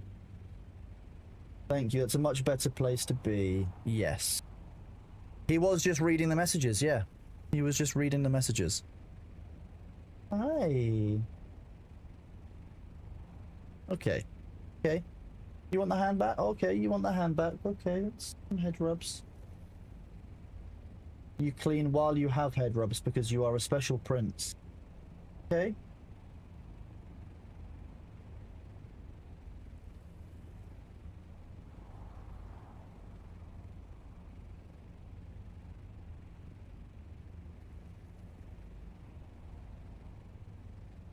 Okay, I'm gonna leave you to that because that was not necessarily Clory, but that was a bit like a leave me alone, I'm having a clen. And now he's staring at me again. So this is just normal cat behavior, I'm gonna be honest with you. Sector weather alert. A large There we go, the Coriolis storm sandstorm is build-up begins in approaching. 1 hour. Base shields will deactivate during the storm build-up. We've got about an hour before the Coriolis hits, or I say hits, starts to build. So this will be slowly increasing storm activity up until the server restart at 8 AM means that the widescreen version of Dune looks great. It is good fun, I'll give you that. Like, it's very satisfying to fly around full screen. Hello, yes. You're a good boy, aren't you, Bailey? Yeah.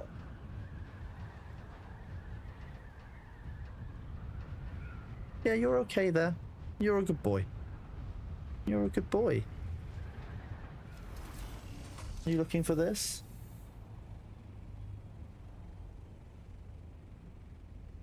I love him. He's such a good cat.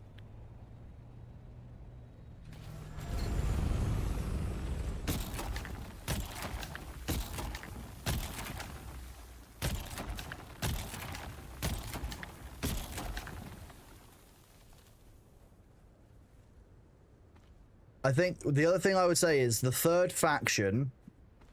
We've been told there'll be we were originally told there's a third playable faction, but like things might change. It might be that the devs might have changed that vision, the story might have changed. So I would say wait and see what they say on the new storyline. Are you coming back again? Okay, you must really want to. You just can't decide what you want, can you?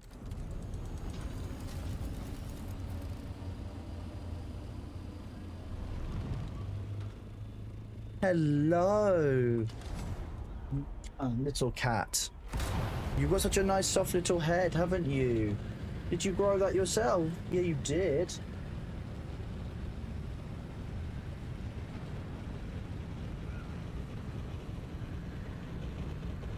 Indeed, the B close-up. They've essentially put the third faction on definite hold. Basically, they need to make the basic game systems work better first.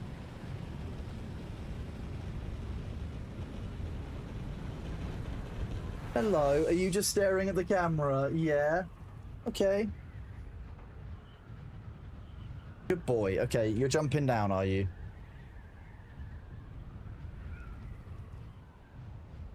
Any news on that during the interview? Spending responsibilities otherwise. Now, I mean, Raphael there, effectively the third faction is not necessarily going to be playable. Now they want to see what things are going. Like kind of like the way things are going first, because it might be that actually other priorities take place. Like, ultimately, every bit of dev time that we ask for, that we do, is going to be an opportunity cost somewhere else. So, please ask devs when sand crawlers can collect flower sand. I'm too fat and lazy to collect it. Well, Nightcloak, we did actually ask this question. As it stands, flower sand is hard-coded entirely differently than the way spice works. Now, we already knew this. Because if you, like as you saw a minute ago, if you fire multiple times and you're harvesting,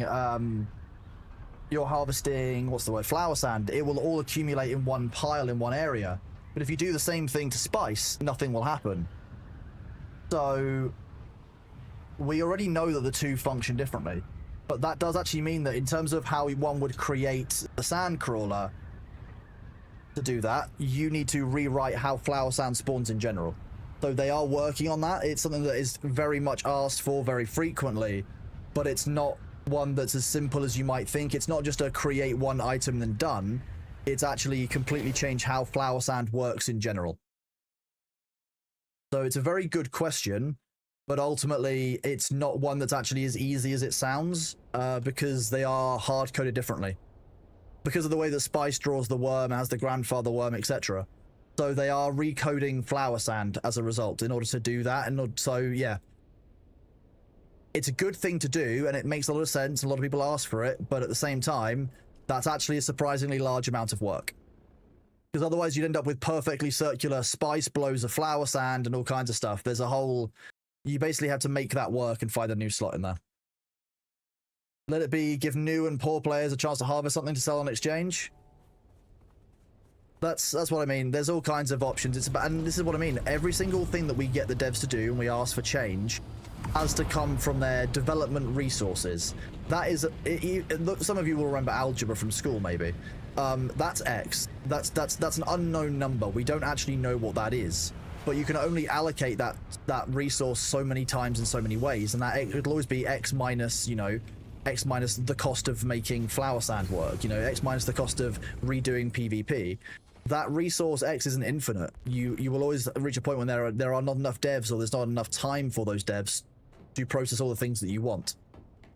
So it's about balance, and we have to be careful when we ask the devs for stuff. We have to accept that, okay, if we ask for, you know, option A, but 2 weeks later we ask for option B, and actually we you know, we're done with option A and actually it was a waste of time, well, that's a week worth of dev work that actually was needed. So we have to recognize opportunity cost. That's why I think that the Deep Desert currently, because under law, the Emperor can impose something called Canley, which is basically the peace that you have between the Harkonnens and the Atreides. You could say that because of the vital spice production taking place in what we currently call the Deep Desert, that area is now under Canley. It all becomes PvE. At that point, you could say, but the Emperor recognizes that the war of assassins that rages between the Atreides and Harkonnens is going to overspill somewhere. So this area that's been recently opened up from sandstorms is now going to be an open access PvP area. And it won't, and then don't put spice in there would be my advice, but put other things in there, you know, make it other stuff. Okie dokie. What's up, B? Are you all agitated? Okay, chat, I'm going to run the ads now and go and check on Bailey's food. So I will be right back. Make sure that you get up, do your stretches, look after yourself, you know, eat some food, take your meds, feed your meds to the cat. If the cat needs needs meds as well. I will be right back. Can we look at your food bowl, baby? Yeah.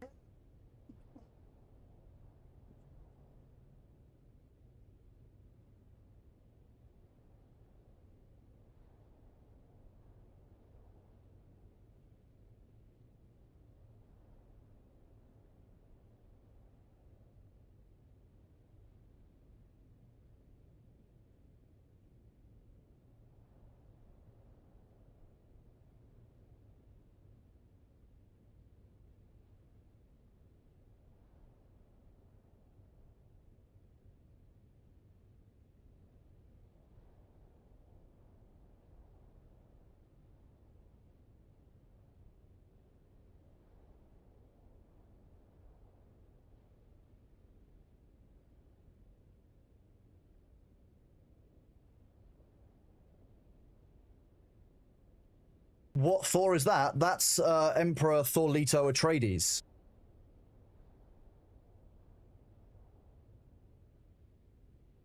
The second?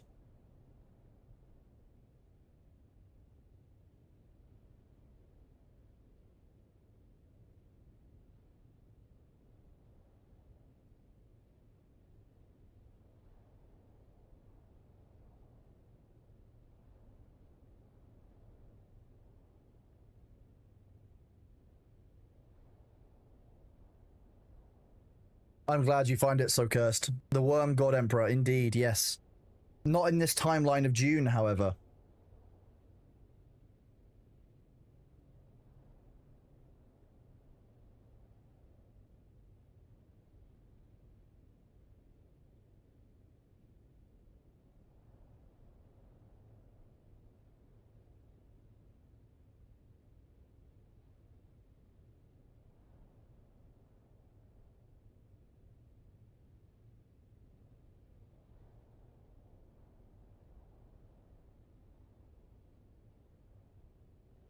The Wormperor, yeah, the Emperor Thor.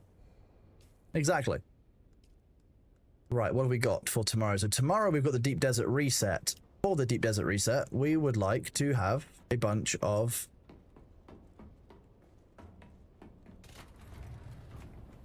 survey probe launchers, etc. So let's go to the Survival Fabricator. We will go to the tools. We won't go to those tools.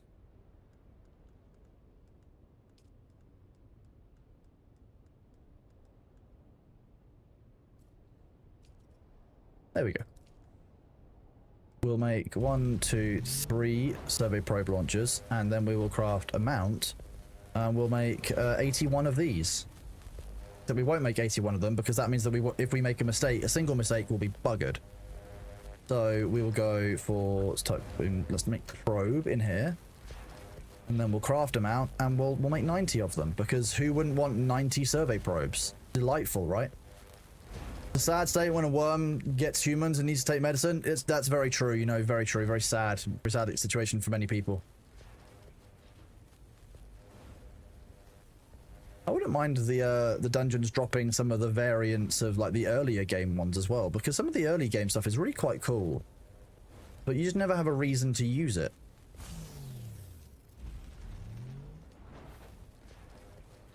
The Navigator, no, Navigators look different. They've got just a giant head. I know that's very similar to normal Thor, but that's just a giant forehead. Very different. I'm gonna get in trouble for that one. It was worth it, yeah. Yeah, correct. Why, Ping, why are you so high? Why server mad? Why server mad?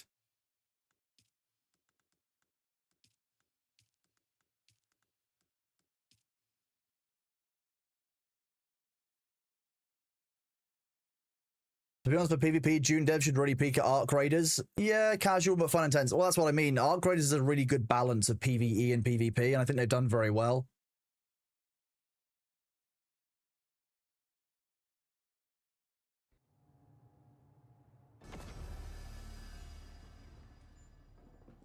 Crafting egress.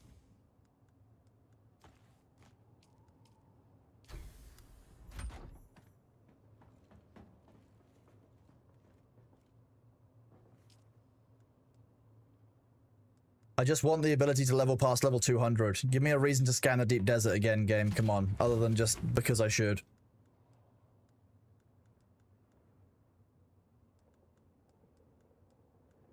That's bridges components in there. This same PvE vs PvP argument taking place in Discord as well, though. Not everyone's happy with the PvE VP of Arc Raiders. I think the PvE VP in Arc Raiders is pretty good. What's the problem with Arc Raiders? Ultimately, I know there's some problems with like exploiting and stuff and people who have got some bugs and like abusing them, but I'll be real, that's true of every game. I thought the Arc Raiders balance is actually pretty good as things go. Especially the matchmaking that adjusts itself to how much you like PvP and stuff. Like, I think it's just a good system. Like, I know, unless I'm missing something substantial, I don't actually know that there's a big problem is there with Arc Raiders. Oh, PvPers want more PvP leaderboards and stuff. Ah, okay. Well, exactly, yeah. The matchmaking is really good based on your behavior. I love them. I love the idea of behavior-based matchmaking inside of that game. It's a really, really great system. Honestly, props to the devs for that one, because it's not a system that everyone would have come up with or even considered. But I can only imagine how technical that can be, first of all. But like, I think it's just a good thing to do. How much? I'm actually wondering how many survey probes we might have already had. You think Arc feels good? PvE doesn't feel like total BS. The PvP is good. The matchmaking smooths it all out. Well, I think that's how I would describe it as well. I think the Arc does the Arc does a good job with it broadly.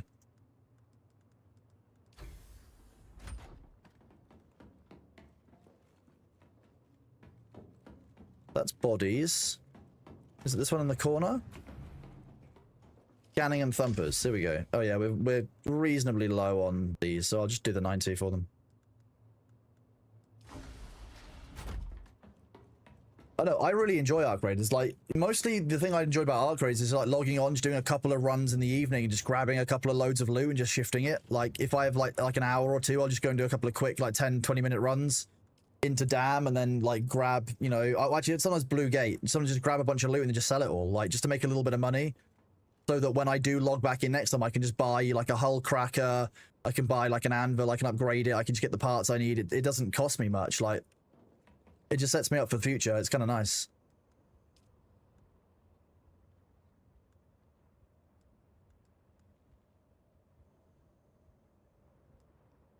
Because basically it's 30 more armor between a grade 0 and a grade 1. Okay. Ratting is not really a problem once you start checking your corners. Yeah. Aside from that, I think the changes to Dune, I think the issue that I have with the Dune changes is purely that they need more QA, they need a bit more balance and like touching up pass. They need to feel a bit better, and they currently don't feel great. And I think that's where I have an issue with it, really.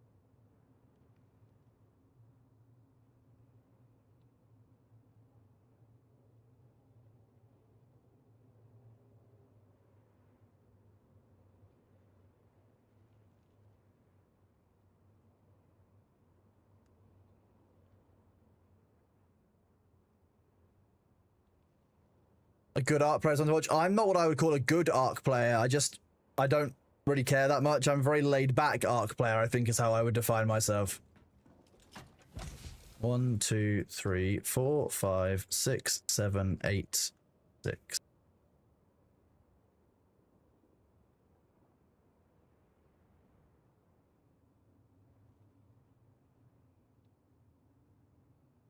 I think, yeah, I have seen a couple of shorts and a couple of clips of people definitely doing what I would call exploiting behaviors inside of Arc. I think that is a problem, and I don't think that's one that the devs should be leaving to stand for long. I'm reasonably confident they haven't been, so that's nice. But, you know, we can only wait and see how it all goes over time.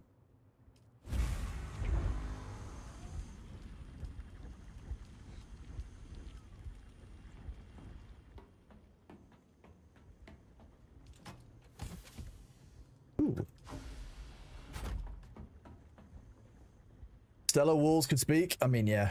The Stellar Montis has a lot of wall bugs. It's not a place that I like to go and visit, if I can avoid it.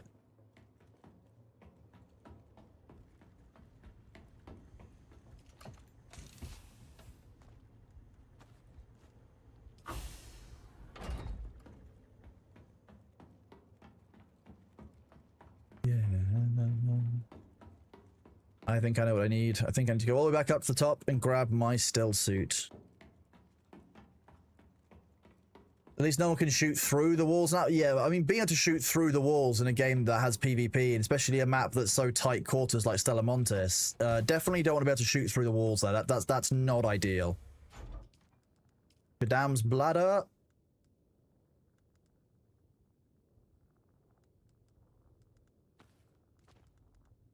Okay, then we will tomorrow need this filled.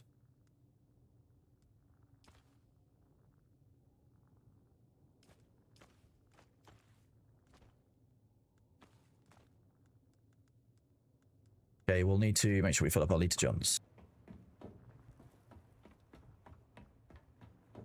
Let them go, just up there, patch the way out. Would be very funny. With the ultimate FU to the exploiters, let them get in there and not let them get out. I mean, that's true. And just make, you know, give them a separate little arena behind there. That's the only map they're allowed to play on once they're trapped in it. Yeah. Oh no, the consequences of their actions. How awful.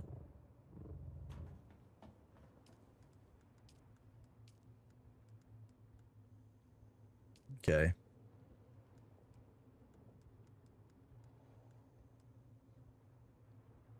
One, 6, 2. 1, 5. So he only upgrades the armor values of those still suits, and even then not by a huge amount. I'd be interested in knowing what the tier 1 of that's like if I actually got it. I've got a Villari's one, which is interesting. I wish these worked, that would be nice.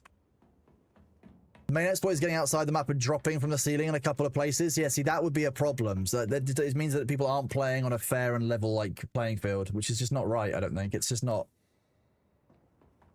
not one that I would want, really. Like, you're just not going to want to be walking around and have somebody dropping from a map, especially where you're on a PvP map where you might have been really stealthy and really, like, kind of careful about your positioning all the time, careful about the noise you're making. And all of a sudden, the player who's decided to glitch outside of the map boundary just drops on your head and just murks you in a couple of shots. You're going to feel pretty bad, right? So I'm glad they have been fixing those issues. It makes sense. It takes time to fix them. I'm not going to say those issues should be fixed overnight. That's never a thing I would say. I know how hard devs work. So, you know, I'm glad they've been turning that around.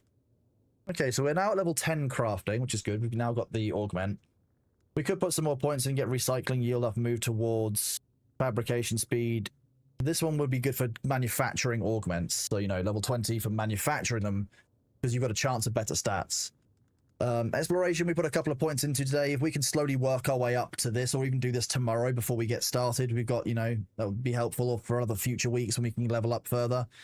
Realistically, I'd love to get more of this. The vehicle boost, like, heat build up, that means I can move around faster and boost more. Scanning range, not so important. Vehicle recovery cost, not so important. Vehicle speed, this is huge.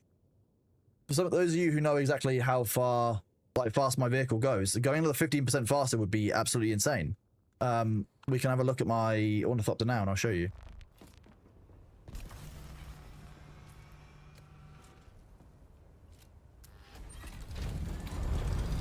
So just under boost, we're talking 210. So imagine a 15% buff on top of that, 213. You're talking an extra 30 kilometers an hour or so. Under boost, that's huge. Even my default, like, flying speed, which is going to be 182 is my cruising speed. Give me an extra 30% buff on that while you're looking at, what, 24 or so? A bit more than that? Or 28? So talking over 200. Vehicle speed also applies to crawler. I don't know for certain, but it certainly seems to imply all vehicles, so that would also imply the carrier. Which means that actually if you're doing carrier runs, you're just going to be a flat 15% faster. Which is not a small amount. So that's what we're working on the exploration tree. And then we've also got the combat tree that we'll slowly keep working towards. Remember, each level is getting us an extra 1% damage and 0.5% of damage mitigation. So next level will be level 13, which is just another one of these. And then level 14, 2 quests away, most likely, would be another skill point. And then a couple more is, you know, increased max stamina. Just much more resources. So I really do like the specialization system, but I want to do more. I want to specialize more. I mean, more specializations a day. Where is my streamer privilege where I can infinitely run like I'm some kind of unemployed game binger? Where I just spend 11 hours a day sitting here like sweaty raiding in like a game, just, you know, not seeing daylight, not, you know, not talking to my friends or family, just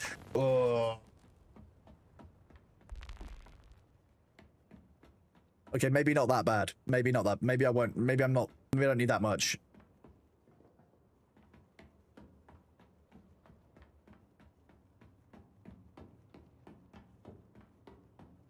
We've all been there. You feel called out?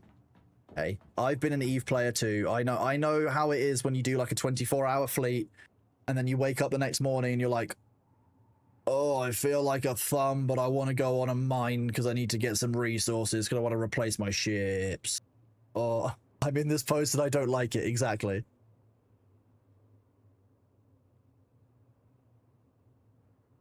I've been an Eve Online player. I know how it is.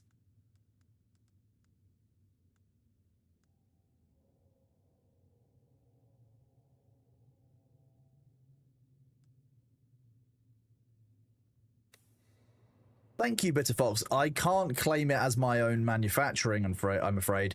It was actually made by Luther, my German moderator, who's excellent at building. It's probably all of the efficiency, you know, all of the good architecture skills. But Luther made this base. It's real good. I'm really happy with this one. There are a few server performance issues with bases in general, but this one actually seems to be pretty good. So Luther made this. Yeah, it's real good. Okay, B, are you just shouting in the hallway because you want attention and love? Is that what it is?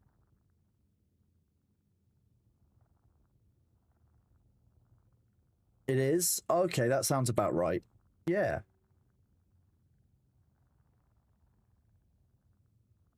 Such a baby. He's such a baby. Your cat was in this morning. He's just... Mr. Spuds, my bases are normally boxes in Dune as well, yes. At some point I might make a nice base, but today's not that day.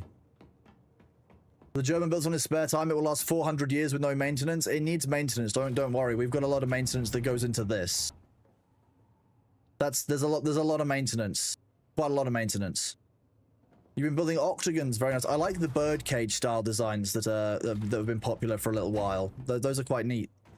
They end up being octagons or hexagons of like of the shield walls. What they called. Having a moment now.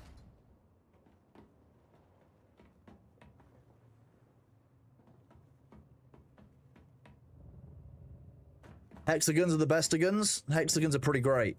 Mostly because hexagons are just 6 triangles. I'm having a moment. What's it called?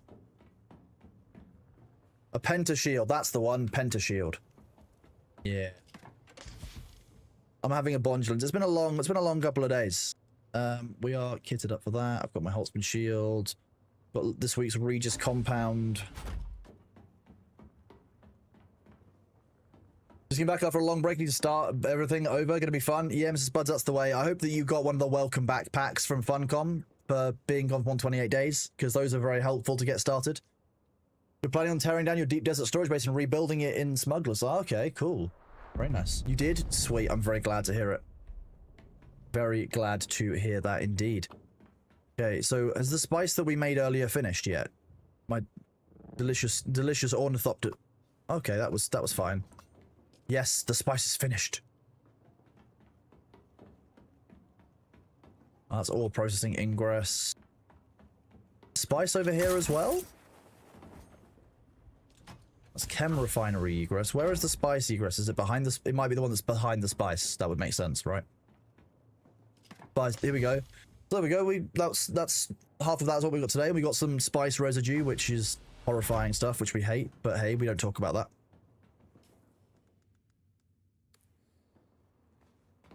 I have a question about that. The reward pack I received, my BF did not. Was it because he server transferred, even though he came back to transfer to my server? Yes, Zarka. Unfortunately, there was a bug when if you transferred, it lost the resource pack. That has subsequently been fixed, but obviously it's not ideal. I am sorry about that. I raised with the devs on when I had that call with them that actually, like, the people who came back to the game 2 or 3 days before the patch, who were engaged in the game and waiting for new content, have been not necessarily punished, but have suffered as a result of basically being too keen and logging on too soon. So at some point, I would hope that they are going to get some kind of benefit or reward, or, like, you know, thanks for the support pack, because actually, like, you know, those are the players that supported the game throughout and came back early to try and get things sorted to have a good gameplay experience.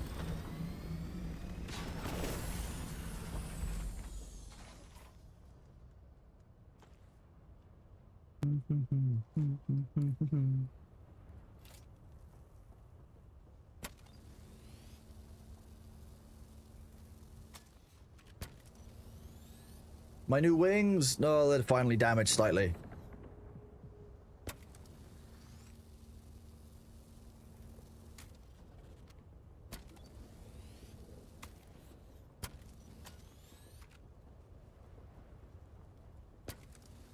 Fix the generator.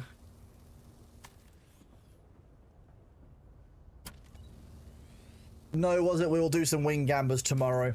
I didn't do any today. And never any struggle for wheeze. I mean, that makes sense.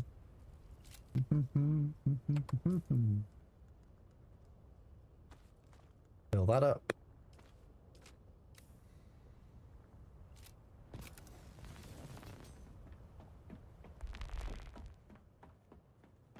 Be nice if we got a bit of melange, as they say, thanks for sticking around. Yeah, something like that. Just some kind of... I just feel like if you came back to the game a couple of days early because you were really excited about the patch and then missed out on all of the, like, the boost stuff, that just feels really bad from like an enjoyment experience kind of thing. Like, oh, I cared so much about the game that I came back early and actually I suffered for it. That's kind of a kick in the teeth.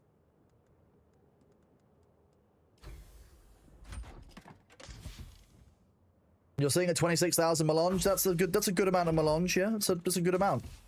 I'm proud of yourself.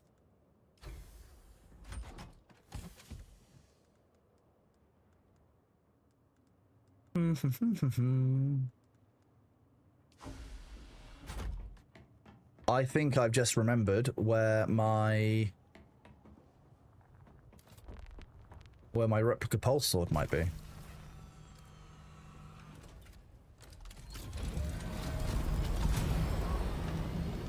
You lost your welcome back because you were overwhelmed by all notifications. The game shot you pressed escape. You can always take it back. I think that you can still get it if you close the UI element, Ruchi. It's not like it's gone forever. 2,000 plus hours. See, that's impressive. I think we ticked over 777 hours today. At some point. I'm probably about 780 hours in the game, maybe 750 of actual active gameplay. Because sometimes, you know, you leave it like logged out overnight and you come back and like you've died. Because you let your character get dehydrated and then all your stuff's gone on the floor. That's never happened to me. As you can probably guess. Now I think about it, they could have made a unique skin or swatch for those of us. They will do something like that, Glorious Splat. They did say they were going to speak to management about it. So I'm confident that eventually we'll get something. They probably want to make sure that it works. Yeah, Grimace Place, I did hear the same thing, that they are looking to do something like post level 200. Yeah. Right. So I was going to come here and then go to the bank. It's still hilarious to me that the game's method of fast travel is plowing or thwop to headfirst into wall. Mango, it's like watching a bee. It's like watching like a bumblebee that's trapped inside on a summer's day, try and get outside. It just kind of flies at the window over and over until it gets through. That's how that works, right?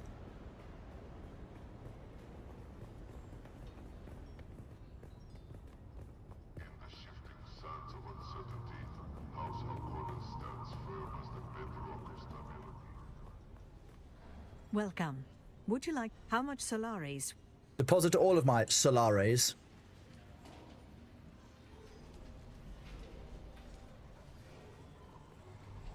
Welcome. Okay, I would like to store some items. Is my replica pulse sword in here?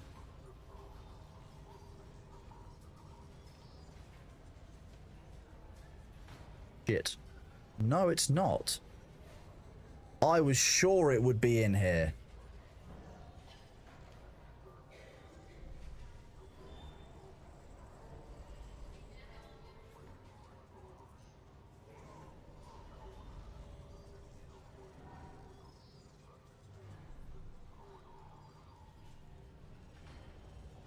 What have I done with my... I might have left it around the base somewhere. It's been absorbed by someone else. Maybe the bees... Exactly, maybe, Mango. You never know. You never know. Maybe the bees do know something that we don't.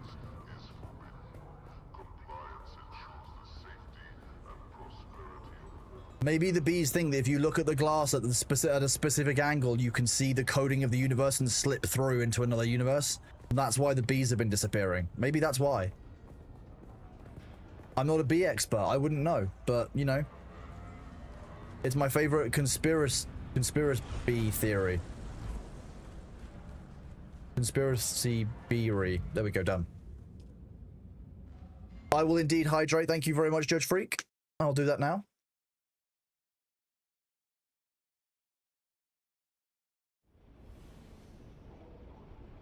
Conspiracy, exactly.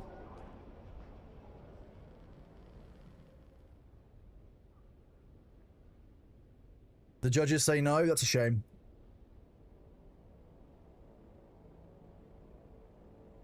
If I do drink all of this water in one go, I'm probably going to immediately need the loo.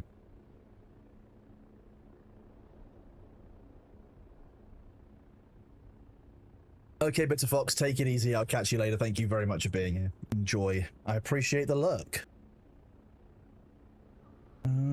Okay, we've done those 3 quests, I think, haven't we? We can go back to the deep desert and be ready for tomorrow.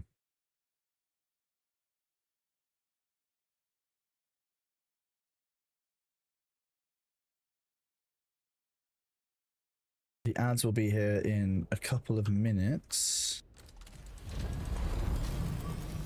Probably it's been 40 minutes since the last... Time goes too quickly. It's kind of unreasonable.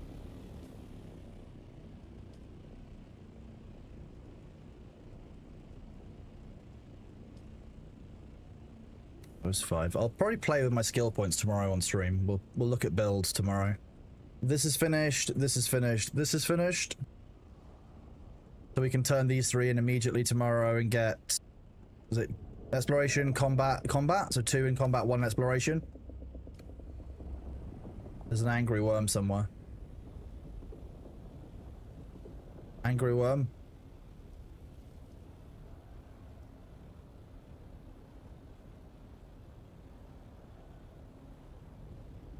I'm glad you like the new lurk emote. It's very good, isn't it?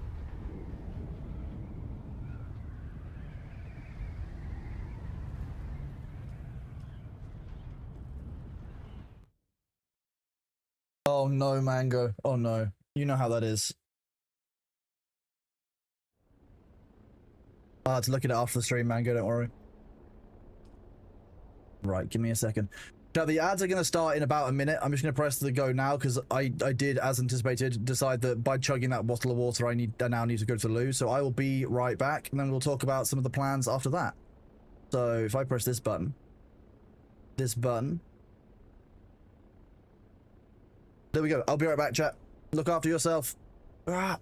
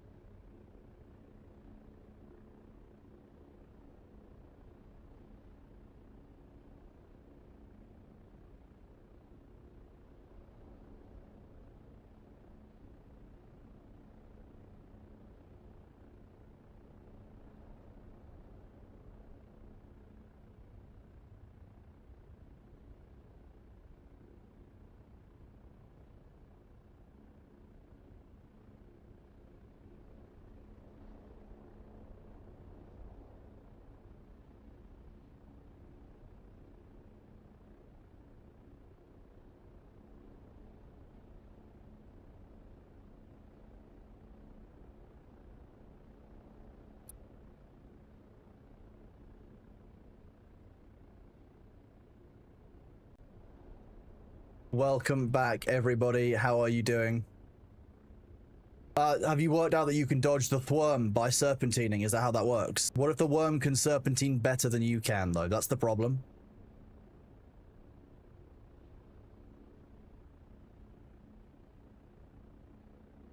Welcome back, everybody. How are you doing? Good to see you all. Thank you for bearing with. We need to decide what to do with the rest of the day, really. I think I've done this one.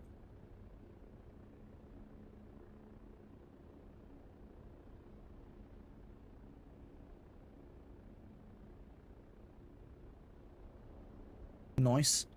it may very well be, chat, that I tomorrow have a number of codes to give away for the base game, this DLC, and the Lost Harvest DLC, for those of you who might not already have it. So I'll probably do it so that anyone who doesn't have Lost Harvest can apply for it, because I've got quite a few of those keys. I think I've got like 10 of those. But after that, I've got a couple of versions of the game to give away. Anyone else doesn't feel safe at AFKing in Harko Village? That's how I feel about when I go into the Atreides towns. I just feel like I'm gonna get backstabbed by whiny babies. That's the problem. Yeah, difficult.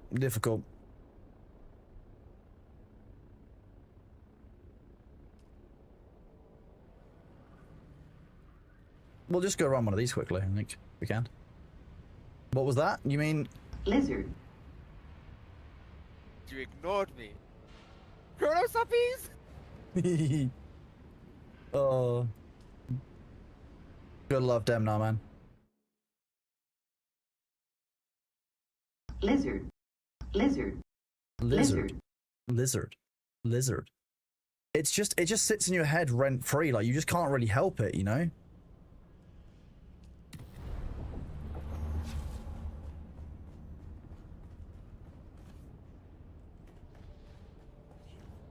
This is Imperial Testing Station number 136. Chronos uppies! It's so much fun.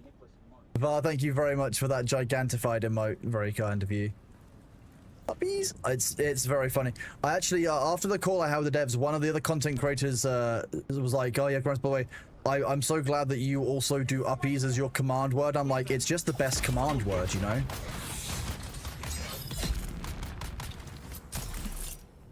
Like, what other, like, what else word would work other than uppies when you're carrier mining? It's just perfect.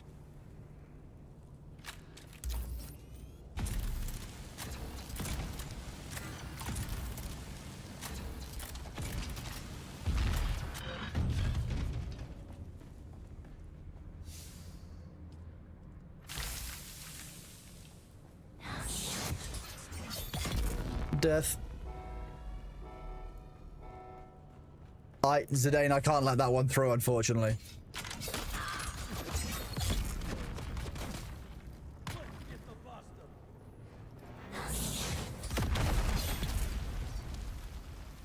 Somewhere around here is a melee guy. Look at him.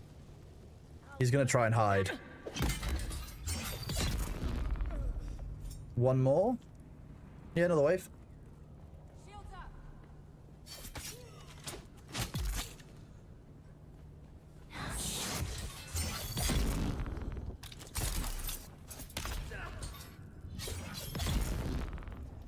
Unlucky. Going from my butter. I mean, I am on the lowest difficulty. It's basically just an attempt to get another one of the Pie Rocket blueprints, if we can, because they're kind of neat. There's someone here. Here.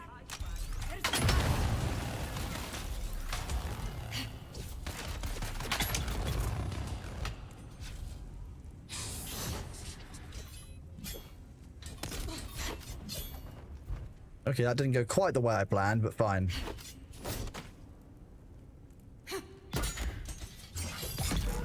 You do make it look easy on the higher ones? I don't think I do. Maybe, I don't know. Maybe I just make it... Maybe I just don't show how much I'm struggling when I'm fighting some of these. Because sometimes they are not easy.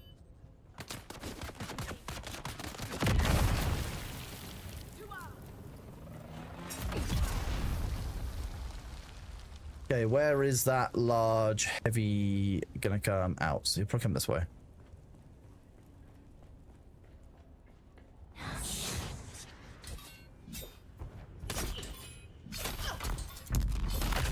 They're coming.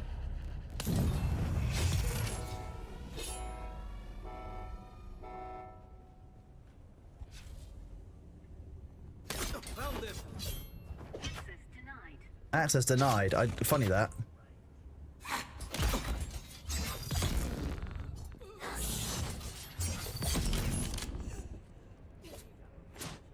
Stab in the butt.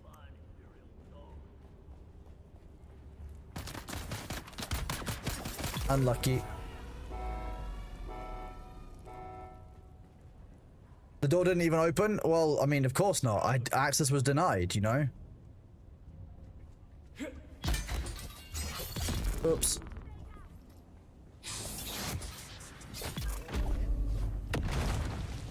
Another wave. Shields up.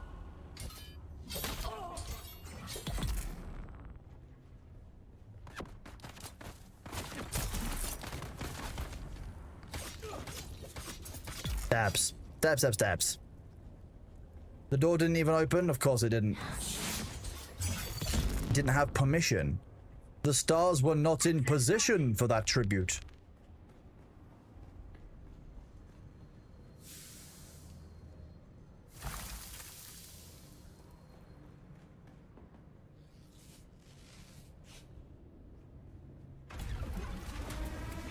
Right, let's do this.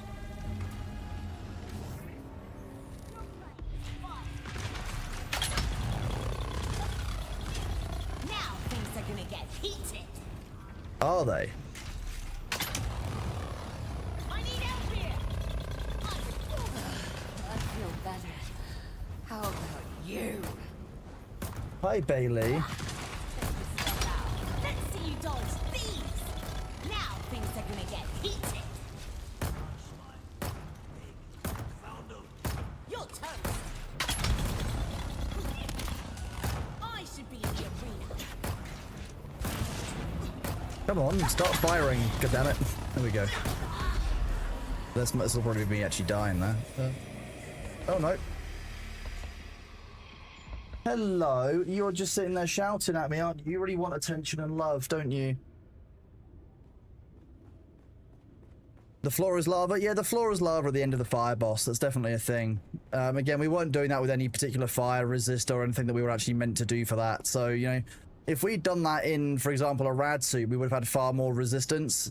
You have to remember that. You know, there is fire resistance on every single rad suit, so the environmental resist is quite good.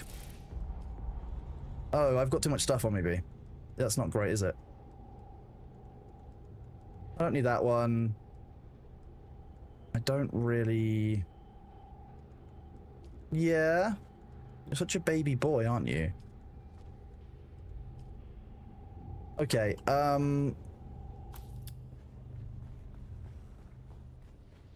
This is Imperial Testing Station number 1. You want chicken? Is that what it is? Okay. Have I noticed any performance improvements? Yeah, things are with each patch, so there seems to be a little bit of a performance improvements each time. I do also need to do updates on my game drivers and stuff as well. Hello, are you coming back underneath? Why are you all cold? Are you coming back to your nice warm heat pad because that's where you know the warmth is? You've gone outside and you've immediately come to your heat pad via my screen so that you can warm back up. Okay. The nice sword, BP. Thank you, Decheesy. I grew it wait, no, I didn't grow it myself. Hello, you're such a baby. Are you just wanting fuss and love? Is that all it is? Are you feeling left out because I was out yesterday and I've been working today? You're so adorable, aren't you? Yeah?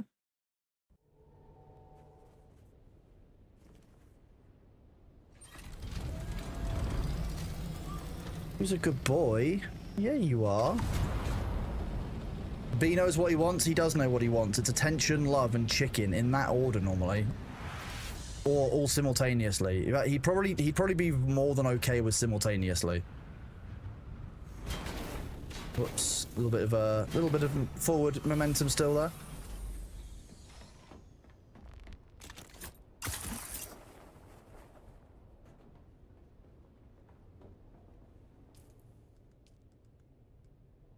Oh yeah, and the replica pulse sword, very nice.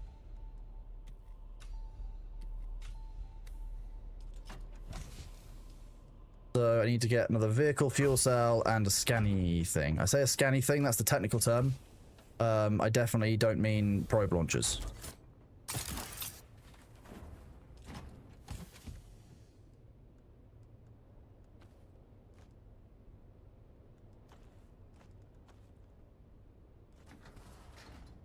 $91. Okay.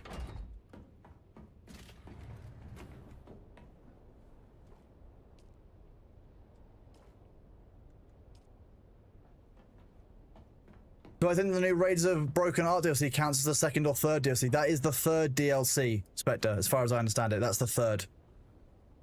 Okay, chat. What I'm going to do is Bailey very clearly wants me to leave and go and give him cuddles. So as part of the adoption arrangement, I'm going to go and do that, which means that we are going to instead go and raid into the ferret channel over there so that you guys can have something cute and fuzzy to watch while I go and have cuddles with B. So thank you. I want to thank you all very much for being here. I really appreciate it. We'll be back checking out more Dune tomorrow. Deep Desert Reset. We will end up in the Deep Desert, most likely. We'll make a base out there. We will scan it. We will do the daily content runs. We will do the weekly reset, and we will likely engage with more of the game. So I will see you guys later. Thank you all very much for being here. Yes, Bailey says goodbye.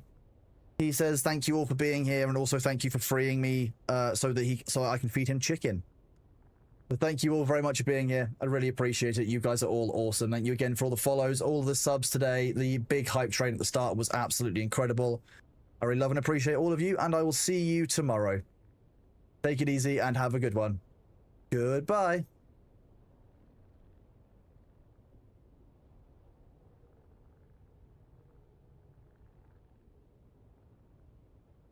Catch you later, YouTube. Thank you very much.